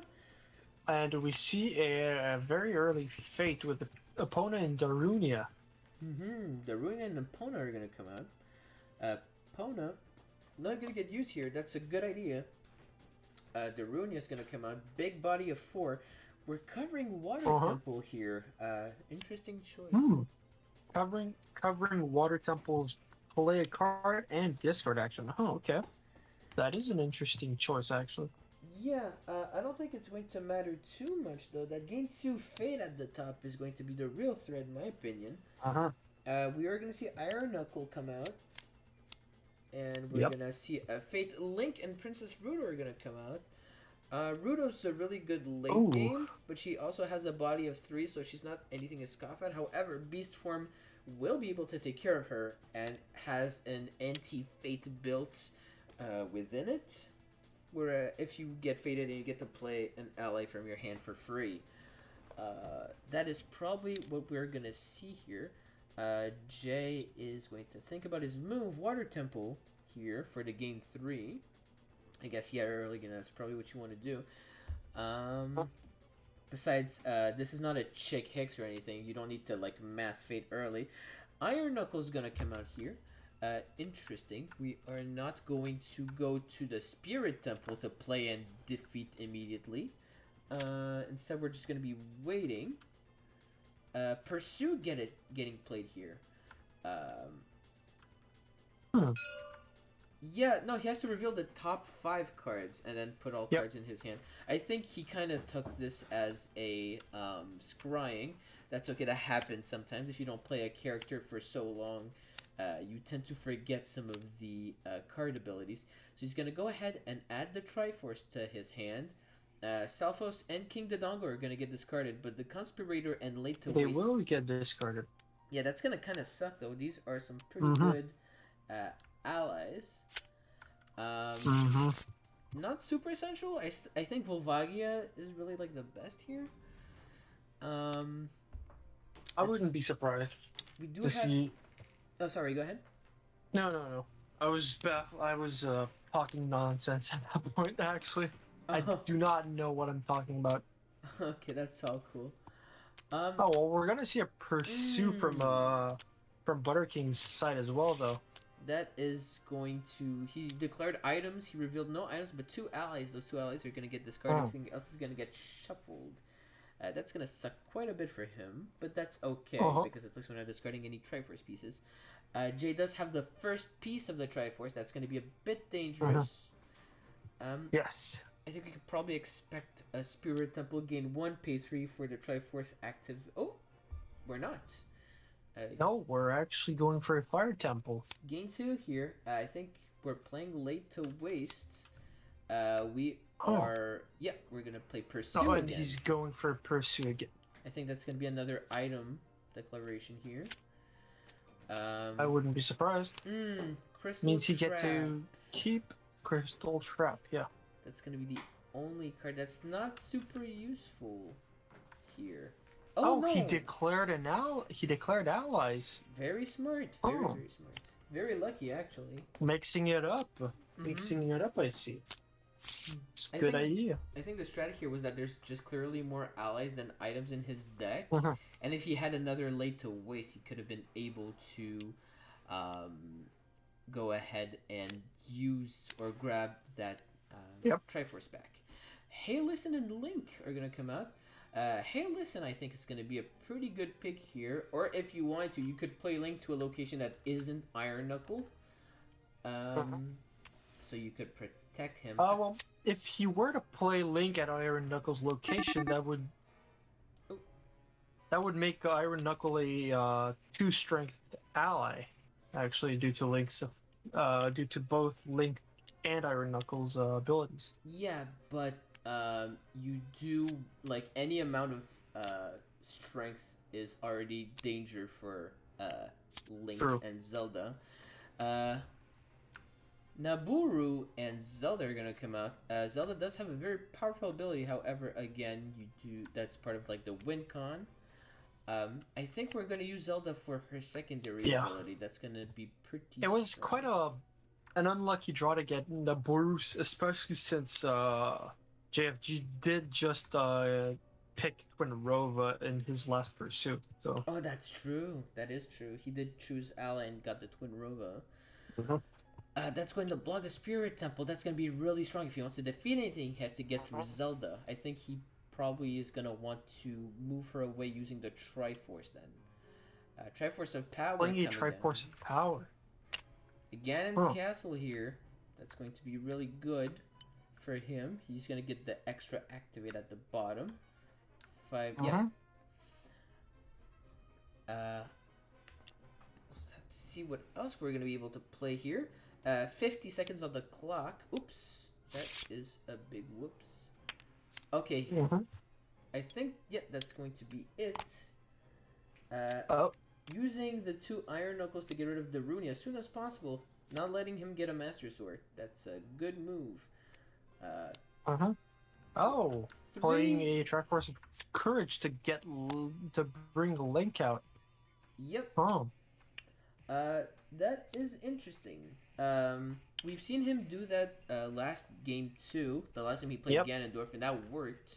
However, me personally, I do prefer to wait. It is a until risky move to do that. Yeah, I like to wait and stack my allies, and then on the same turn, go to the Spirit Temple, play the Triforce, and then defeat Link.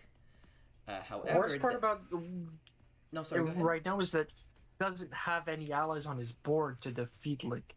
Yeah, so if if JFG wants to, he'll probably be able to Fate, I think that's what we're going to see, and try to boost Link up, or move him away from Hyrule Castle, so you'll have to move the Triforce of Courage back into place.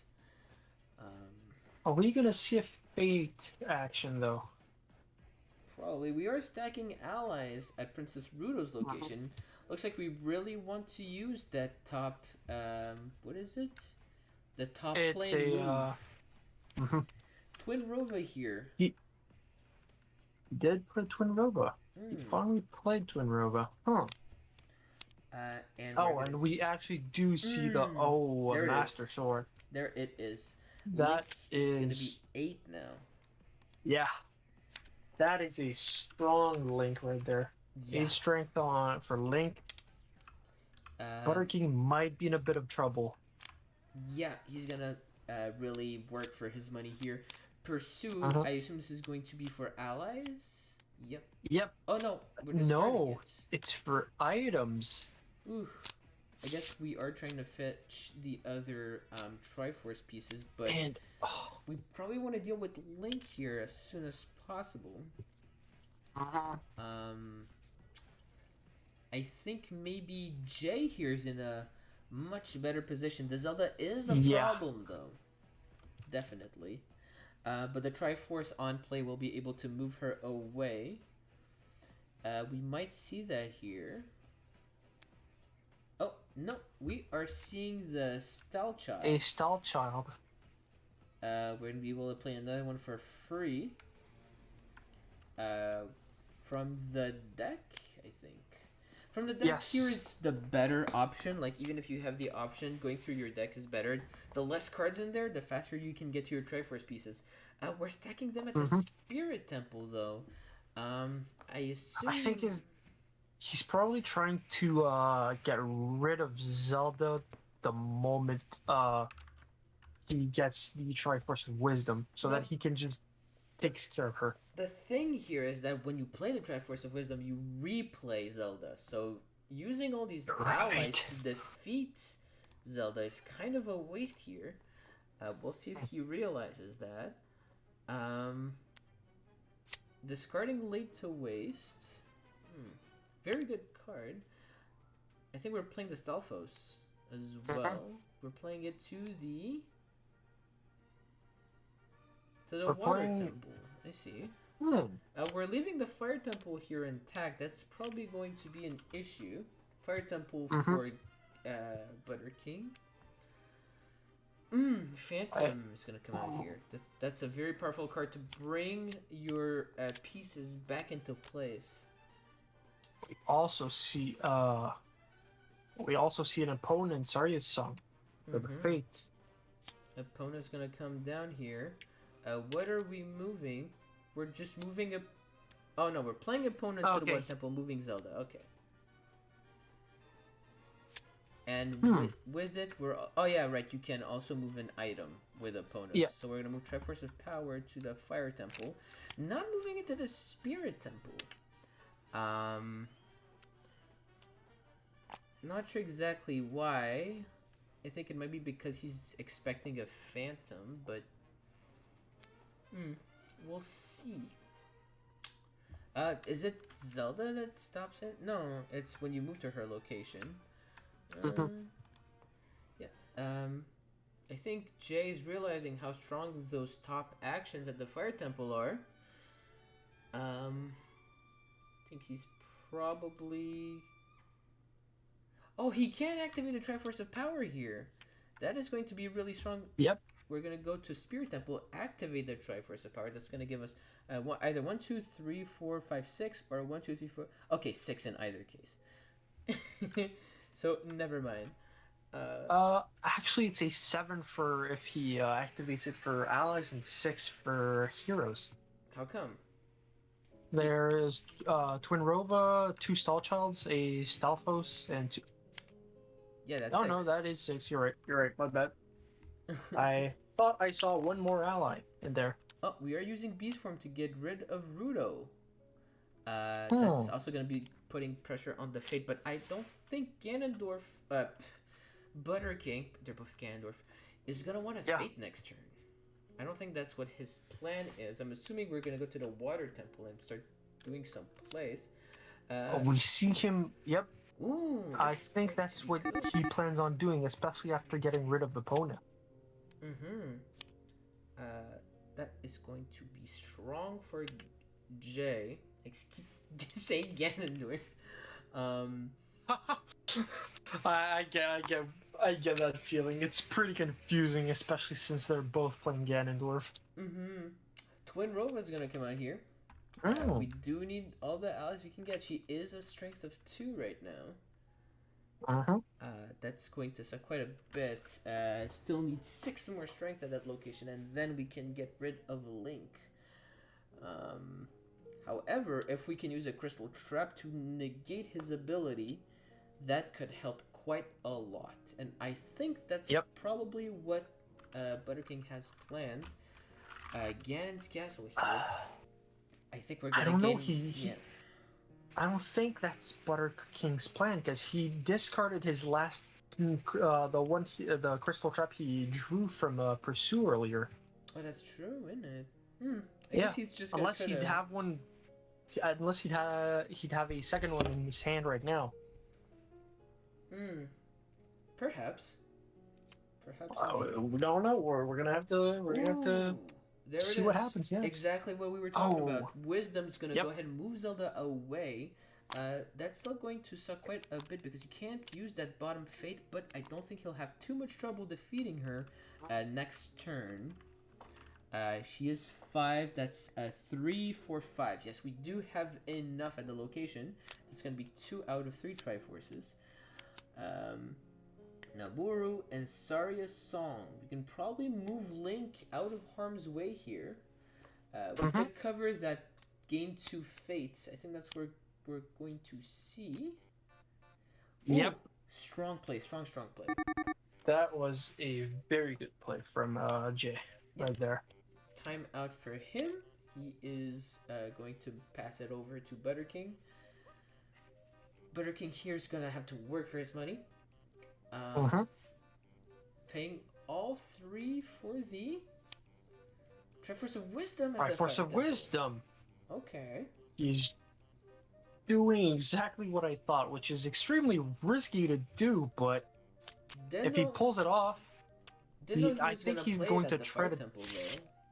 Right? Yeah, I think he's trying to do that to just vanquish everything in one place, because I don't think he wants to move any of the other heroes from the same location, so that he doesn't have his other upper actions covered. You know what? That's right. Top Fate is covered, and if you play Zelda to Ganon's Castle, then that bottom Fate's it would just be a lot more dangerous for him to cover the play a card and activate from the Spirit Temple, which is kind of good depending on what you have on the board. So we are going to see. I think we're defeating Zelda here. I think so too. We're paying 1 for the Phantom. Oh, I see. We're gonna use the Phantom to move it. That's still really expensive. You could have just used the move at the Fire Temple. Again, Dorf does have a lot of power, but he does need it to play all his allies. We're gonna go ahead and defeat Zelda here, I'm pretty sure. I'm pretty sure he just has to use the Iron Knuckle and the Stalfos to defeat Zelda since she's 5 strength. Yeah. I think, that's what's gonna happen here. There we go, Zelda. Well, that's the only thing. I thought the Phantom was an ally, actually. Oh, okay. No, that's... I'm surprised to see that the Phantom is not an ally. Yep, just a horsey. The hard to kill anyone with a horsey. A horse that's considered an item. Yes. Yes. The horse is not is not an ally. But is it even in like a That's horse? It's like a ghost horse, right? I think it is made out of pure shadows, pure darkness. Actually, Yeah, so it's probably like an, you know, like it's not a living thing for sure. It's shadows, but who knows? Oh. Unless it's Phantom Ganon's horse that's pure darkness. I know that just Phantom Ganon in general is pure darkness. you can I all think- tell. I think who Phantom the, is just- You can tell Yeah. who the I Zelda am fan I am is. the Zelda enthusiast out of the two of us, I believe. Yeah, it's ironic though because I did make the Ganon deck. With my limited knowledge, I did ask you a lot of questions though to get it Yeah. done. So hey, You still asked me a lot, quite a few questions to get help with that. Triforce of Courage here. Oh, we're seeing a Triforce we're of not Courage. playing it Wow. at the Spirit Temple. Wait, that would have been Oh. enough, wouldn't it? 1, 2, 3, 4. No, okay, 1, we 2, still 3, need like another 4, couple 5, 6, 7. allies. Oh, That's going to be a lot harder to get through. he- Methinks. actually, he would. No, actually, with all three allies there, if he would have played it at the Spirit Temple, he could have defeated Link. No, he His can't. twin rover is 3. Dude. Oh, You you're get right. -1. No, I forgot. Yes. Oh, my bad. My bad. I only applied the -1 to one of the heroes for some stupid reason. You know, if he wants to, I think he could probably use the Phantom to move some allies over to Ganon's castle, and then have a crystal trap there to negate Link, and then defeat him. But that would take a lot of Oh. steps, and I don't know if Mhm. Jay has the patience or the resources to do that. Uh-huh. Um, So I believe Jay right now has, Jay has 2 of the Triforces in his control. The third one is on the top of the board. oh, He only needs to defeat. Yeah, okay, he is. Oh. Interesting. I think we want to block that top fate here, but that's I Yep. don't know. Master Sword here kind of sounded. Oh, Saria. When you play Saria's song, you get to play a hero back. Now he's gonna kind of go back to almost 0. He has to get through Zelda, and he has to get through Link here. Zelda is going to stop him from gaining that 3 at the bottom, unless he wants to discard That cards. is dangerous. Mm-hmm. That was a very nice move from Butterking on the Saria's song there. Yeah, for those of you watching, be sure to defeat Saria as soon as possible. Yep. Her ability is extremely powerful, especially in situations like this. That's gonna be a big yikes, big yikes. We're gonna go and, yep, Ganon's castle here. Uh-huh. What is he gonna do with Ganon's castle, though? I think he wants Curious. to move one of the allies into position. Probably activate to gain some power, since you can't go to that gain 3 anymore. Yeah, that's what we're gonna see here. He activated the Triforce of Power to gain some power. We are gonna see a fate here, I'm pretty certain. There are I 30 hope seconds we on the do. clock. He is gonna have to speed his plays up a little bit. Yes. Oh, he could go ahead and move Stalfos here into position, defeating Zelda again. That would be perfect for him here. Let's see if he figures it out. He's actually discarding. He's gonna want to fade. Discarding and fading. I do not think he had. I don't think he saw it. If he's too I don't think- slow, he won't be able to. If he's too slow, He's he won't be able to playing move. Saria's song. Yeah, he's gonna move someone into position. Probably Zelda to that gain 3 there. Mm-hmm. Oh, But from the okay, looks, yeah, that's good too. Actually, Spirit Temple. from the looks of it, JFG did not move the Stalfos. He did not see it. Yeah, that's going to. Unless he goes on, I think he plans on going to Spirit Temple though, to move Yeah, but these Stalfos through the. instead of paying that'd 2 be for a the risky thing. activate, instead of paying Yeah. 2 for the activate, you could just use the top move there. But he did take too long, so he's not gonna be able to use that. Stacking some allies where Link is. Mhm. That's, yep. 4, 6. 7, 8, 9, 10, 11, 12. Link -1. Here, though, I'm pretty sure 7. Oh. Butterking probably would have want to. Well, that depends. Let me see. The courage one lets right you now, discard defeat heroes easily. I just did the math for the amount of the strength that he has to defeat Link, and he's exactly 1 strength short to defeat Link. Because with all the allies he has there, that's a total of 12 strength, and since Link has -1 for each allies there are 5 allies, so that's -5 in total. So that's 7 strength for the allies against Link, who has 8 due to the Master Sword. Yeah, so I think he wants to get that yep. Link defeat first, so he can get that gain 2 fate. Because but Link also right now the master. is the bigger danger. Yeah, that and the Triforce of Courage is also going to be a really good tool to get rid of some heroes on the board. It allows you to defeat heroes. Yep. Oh, are we? What are we seeing here? No. What was? Oh yeah, right. What? Zelda triggers. He declared effect. Oh, yeah. Yes, he moved to Zelda's location. Oh, true. I think we might see Volvagia here come down to get rid of Zelda. I think that's why we wanted to go there. I wouldn't be surprised. That's Pays a total of 3 to play. That's a bit overkill, though, in my opinion.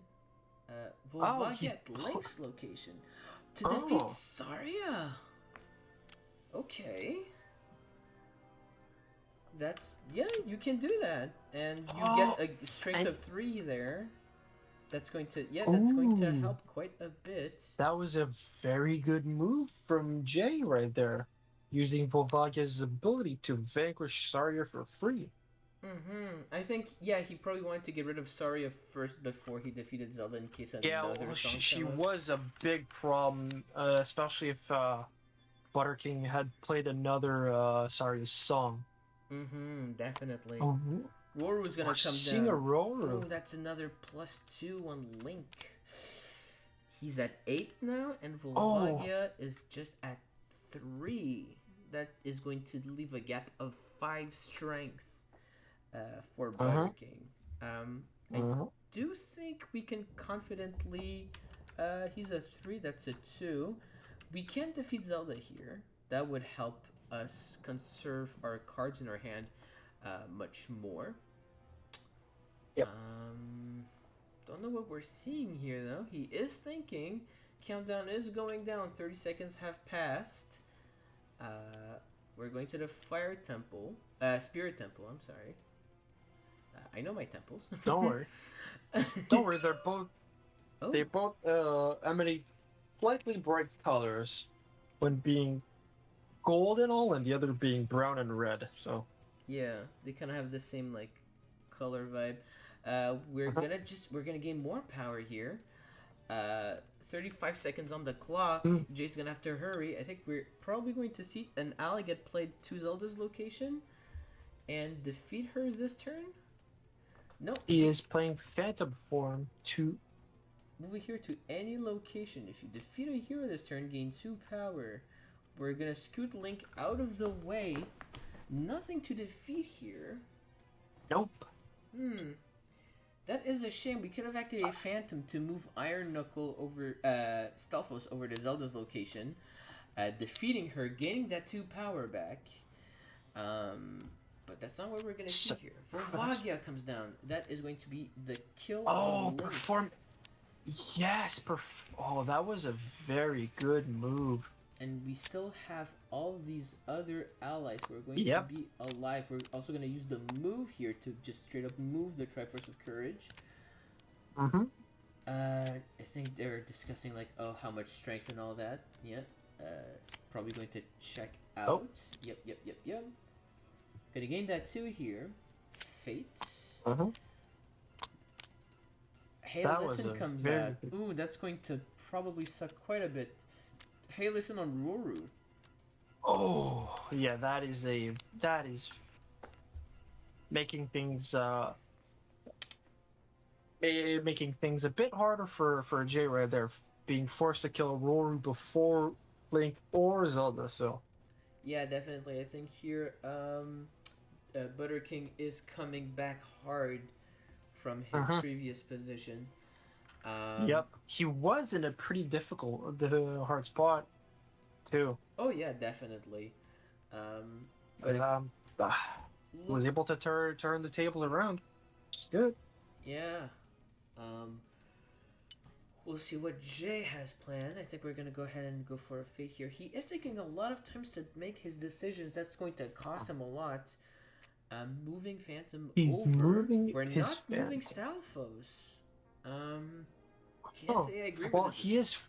he is forced to try to defeat Roar before either one. So Oh, that's right. He's probably one. Well, in that case, why not move the Iron Knuckle? I think that's. yes, that's the question. I think that's what he plans on doing actually. Right Yep. there. Iron Change his Knuckle mind is to gonna move the have Iron Knuckle. -3, so he is one. But that is. Oh, that's not enough. Oof. Oh Yeah. wait, Iron Knuckle is Because he gets right. -2. -3 Mm-hmm. now. Ooh. Yes. I don't know, Ooh. buddy. Okay, so the Iron Knuckle has 0 strength. Ooh, Yeah. that is not good. I think. That is not good. Yeah. Oh, we're seeing a Saria and a Roru on Butterking's side though. Yeah. I Roru's wonder gonna. who's gonna get played. Saria at the location with all the allies? That is quite risky. Yeah, especially, yeah, he's probably gonna move the Triforce of Courage into place, use its ability to defeat Saria. No, we're using Possible. Triforce of Power here. Mhm. Beast Form is gonna Oh. do it. Oh, that's even better. Oh, that is very good. Courage comes out. Pursue. Oh, That's going to hurt. Impa and Hey Listen. Hey Impa's Listen. coming out. Impa's going to be Uh-huh. able to boost up Zelda quite a Uh-huh. bit as well. Yeah, Jay has. Ooh, a Zelda's lot. now a 7 strength hero due to Impa. Things are getting pretty rough for Jay's board right now. Let's see if he can turn things around. He does need to get rid of Roar right now, so he's the thing he needs to get rid of since he can't get rid of anything else. Yeah, at least Jay does have both his fate actions uncovered. That's Yes, he going does to have help. both his fates. And That is very helpful. but that's not He what he's chooses gonna not go for. to. Wow. He's not in that critical of a position, but he will definitely need to fate sometime soon, because there's nothing really protecting Zelda here. Mm-hmm.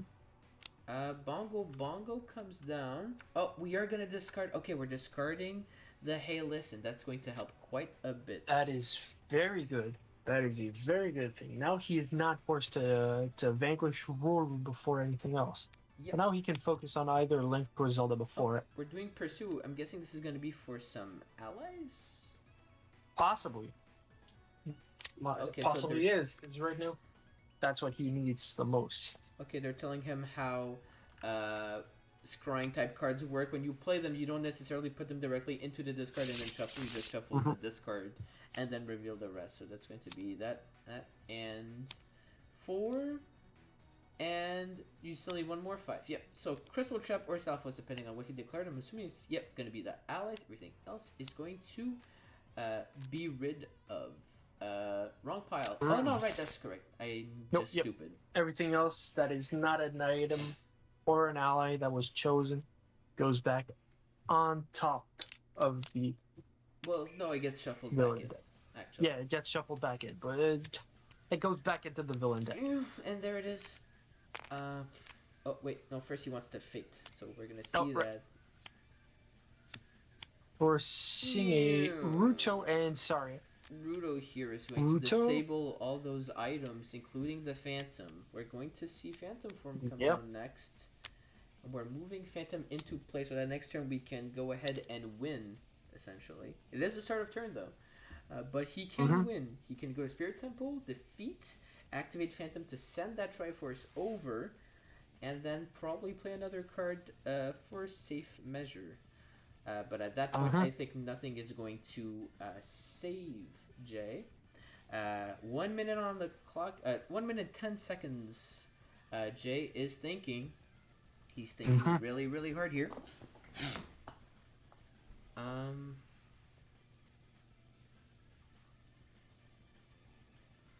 Wondering what are we going to see here? Yeah, Fire That's Temple. probably the better move right now. To go for a Fate at this moment. Yeah, we're gonna go ahead and gain 2. Moving Volvagia to the Water Temple. 35 seconds on the clock. How much strength is that? That's 4, 5, 6, 7, 8, 9, 10, 11, 12. Yeah, no, well, you could move Zelda out of the way. You could move her back to the Spirit Temple.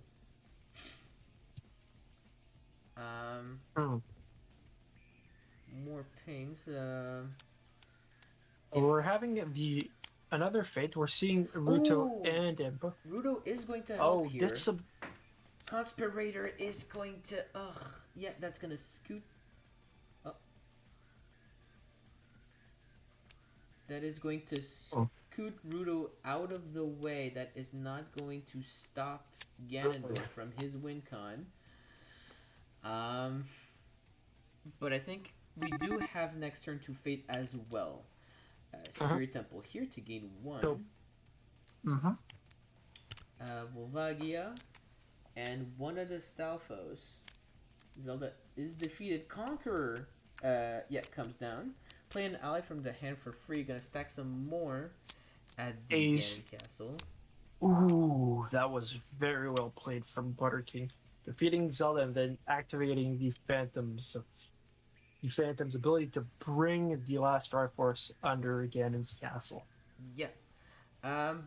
So right now, Jay is forced to fate Butterking to try to stop the win. So we are going to... He is thinking... He's looking at the win con here. There's no other choice than to go ahead and fate here. I don't know what he's discussing. At this moment, he's forced to go to Ganon's castle to at least fate. He can't do anything else other than that at this moment. Because if he doesn't, he is going to lose. Yeah, 46 seconds on the clock here from discussing strategies, I suppose. He's gonna go ahead and we're go going for to see him fate. If we do see one of either Zelda or Link, that's also going to help Epona, and Epona will do it here. We can move Ruto to Ganon's castle, and we can move one of the Triforce pieces out of the way here. That is going to be really good.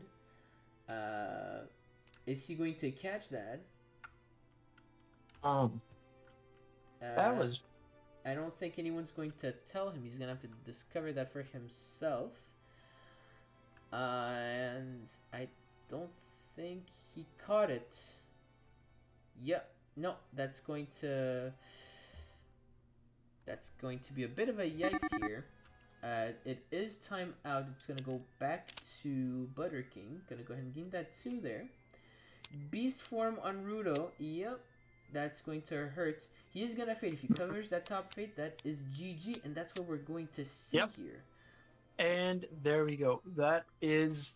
Epona. And we're going to go ahead, just for the shit of it, move Zelda and move that Triforce over to the Fire Temple.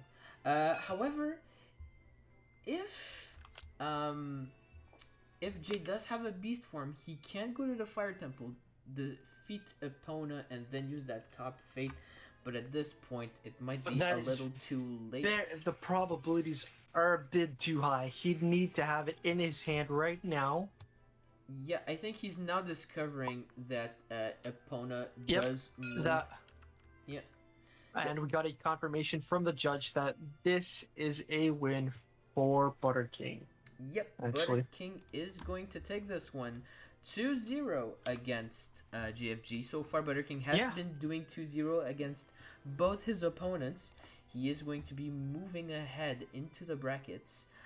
This match was very tight, though, for for a Ganondorf mirror match. That was very well played from both players, in my opinion. I will say it did start off very close. But as the game progressed, it was kind of clear that we were going Butterking was gaining an advantage.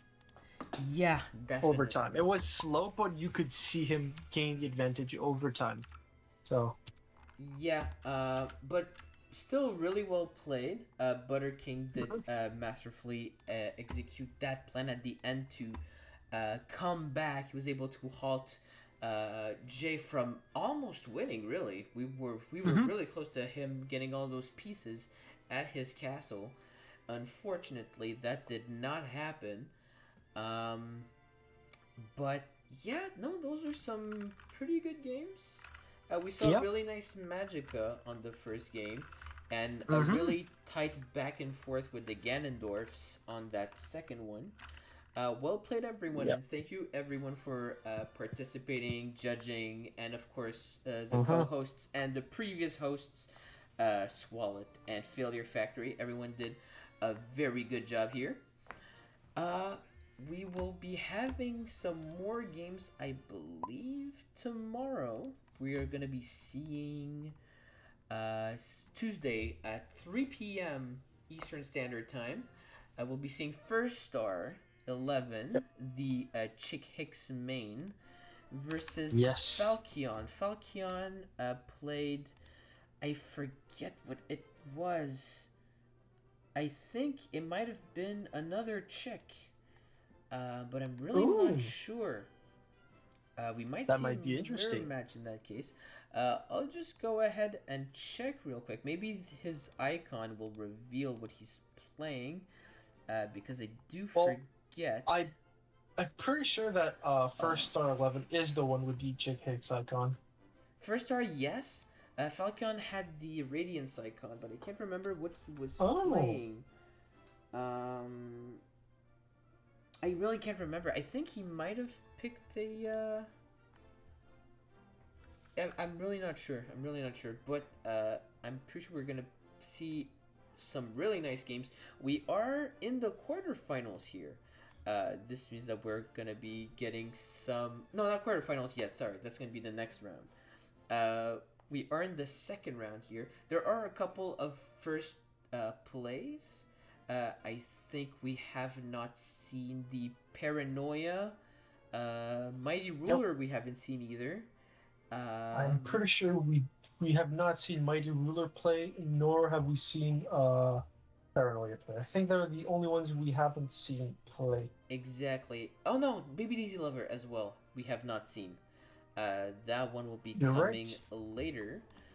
We don't have a schedule on that though, but we will probably be pestering the players to get some games in. The schedule is looking a bit empty, and we do have a lot of space. But these games are going along really well.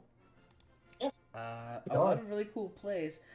My personal pick, and 100% bias here, but I King DDD we saw earlier was really awesome. So I am rooting for the Jedx 51.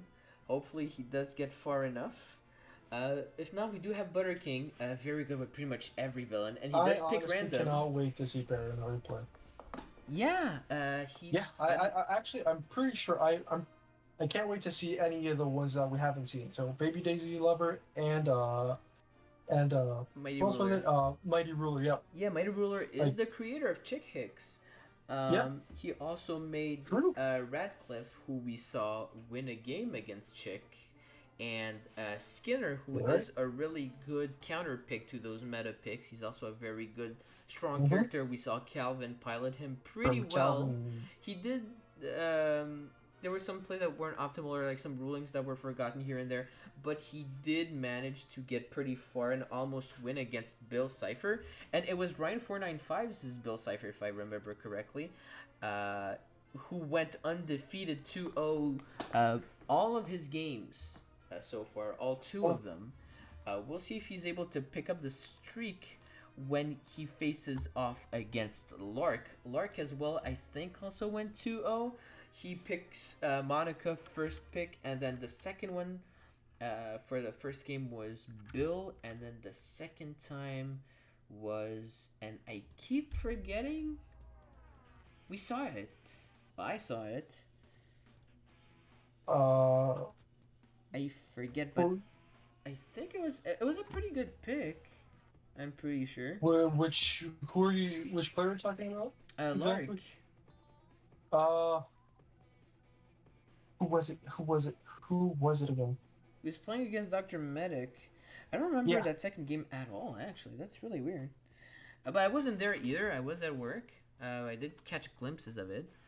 But still really interesting stuff. We're going to be seeing... Yeah, we're going to... Yes, the mirror match. I keep forgetting it. The swiper mirror match that had come out. Lark was able to get an early hero thanks to Dr. Medic. He was able to abuse it and steal. He did a really cool strat, actually. He double swiped and then he used a mask to secure his fate. That was a really cool play from him. But we are just going to go ahead and see what comes up. Some really cool games today. We are moving down the line slowly but surely. We do have the Ryan 495 versus Lark game scheduled. That will be on Wednesday at 7 p.m. We're also going to have the Anvil Paranoia game on Thursday at 7 p.m. At 7. A little far, but that's okay. We are also going to be seeing Agent P Mighty Ruler on the weekend. I won't be there to host it, but Agent P, having a different time zone, will have to be competing during the weekend against Mighty Ruler, so that's going to delay that bottom part a bit as well. But we do have a couple more games to get through. I think priorities here would probably be the Baby Daisy Lover and Geek 13579. The Ryan 495 and Lark is already scheduled. First Star 11 Falcon as well. Yeah, we're gonna be seeing a lot of games coming in pretty soon. Yeah, I think Ryan and Lark is gonna be very interesting to see. I do anticipate quite the match. Ryan 495. Well, both of them actually have been going 2-0 all of their games. Ryan 495, the one trick Bill Cipher main, and Lark, the Danganronpa fan, with his first pick Monica, and then second pick. We've seen Bill, and I think he was playing Bill, but he has played Swiper that second game. I'm assuming that's going to be part of his roster. We'll see if he's able to counterpick effectively against Ryan. Not too hard to guess what he's going to be picking. It's always going to be Bill. Well, that's what I assume, at least. But then next, I wonder who Butterking is going to be facing off against. Geek 13579 was really good when he faced off against Prezivo and his Chick Hicks. He was able to counterpick extremely well. Well, he was able... I guess it was counterpick, but he was just able to deal with him really well. But Baby Daisy Lover we have not seen yet. I know they play in the regular league. I don't know who they would play in the Customs League. So that will be very interesting to see. Chick Hicks has been picked 10 times, but has lost as many times as he's won. That is true, but you do have to remember that Chick Hicks has been taking the lead at the very beginning, and after a couple of games were players able to effectively play against them with the whole fate often, fate early strat. I think people caught on to that after a while. So that's going to be really good to see. I wonder if people also studied the Bill Cipher in that case. It is indeed an interesting stat. That I think that just means that people just weren't prepared to chick at the beginning, and then eventually just adapted to it and learned how to effectively deal against chick. I think we might see the same thing on Bill. However, Bill does have a lot more advantage in his anomalies. He's going to be a lot harder to deal with, but he's not impossible. Again, you can absolutely drown his board with heroes, get rid of his stronger anomalies, slow him down. Again, I think the same strat of Chick applies to Bill. Fade often, fade frequently. Don't let him breathe, and only when he's seriously incapacitated, can you start playing your game for real. Kind of like the same idea we saw with Chick. We saw it with the Ratcliffe and the Clayton. We saw it with the DDD today. You really have to deal with these kind of characters early, or else you're really gonna eat it. But we'll have to see. Chick has been defeated a lot, but Bill remains undefeated. So he's really going to be the villain to beat this season, I think. What are your opinions on that, Alex? If you have any. I just hope to see someone actually find a counter to Bill, because Bill, so far, 5 games we've seen him, 5 wins. Has it been? Yeah, it's been 5. Yeah, exactly. Chick Yeah. also has 5 wins, but apparently he also has 5 losses. For a total of 10 games, yeah. So more people are playing So a Chick. perfect 50% win ratio is it is pretty risky. But like you said, I feel like people are getting the hang of Chick right now. So let's just hope that what I really want to see is someone countering Bill, though. That's what I want to see. Yeah, I think again, people who know how to deal with Chick will know how to deal with Bill. Yep. But that's really on paper. We'll have to see how that turns out in game.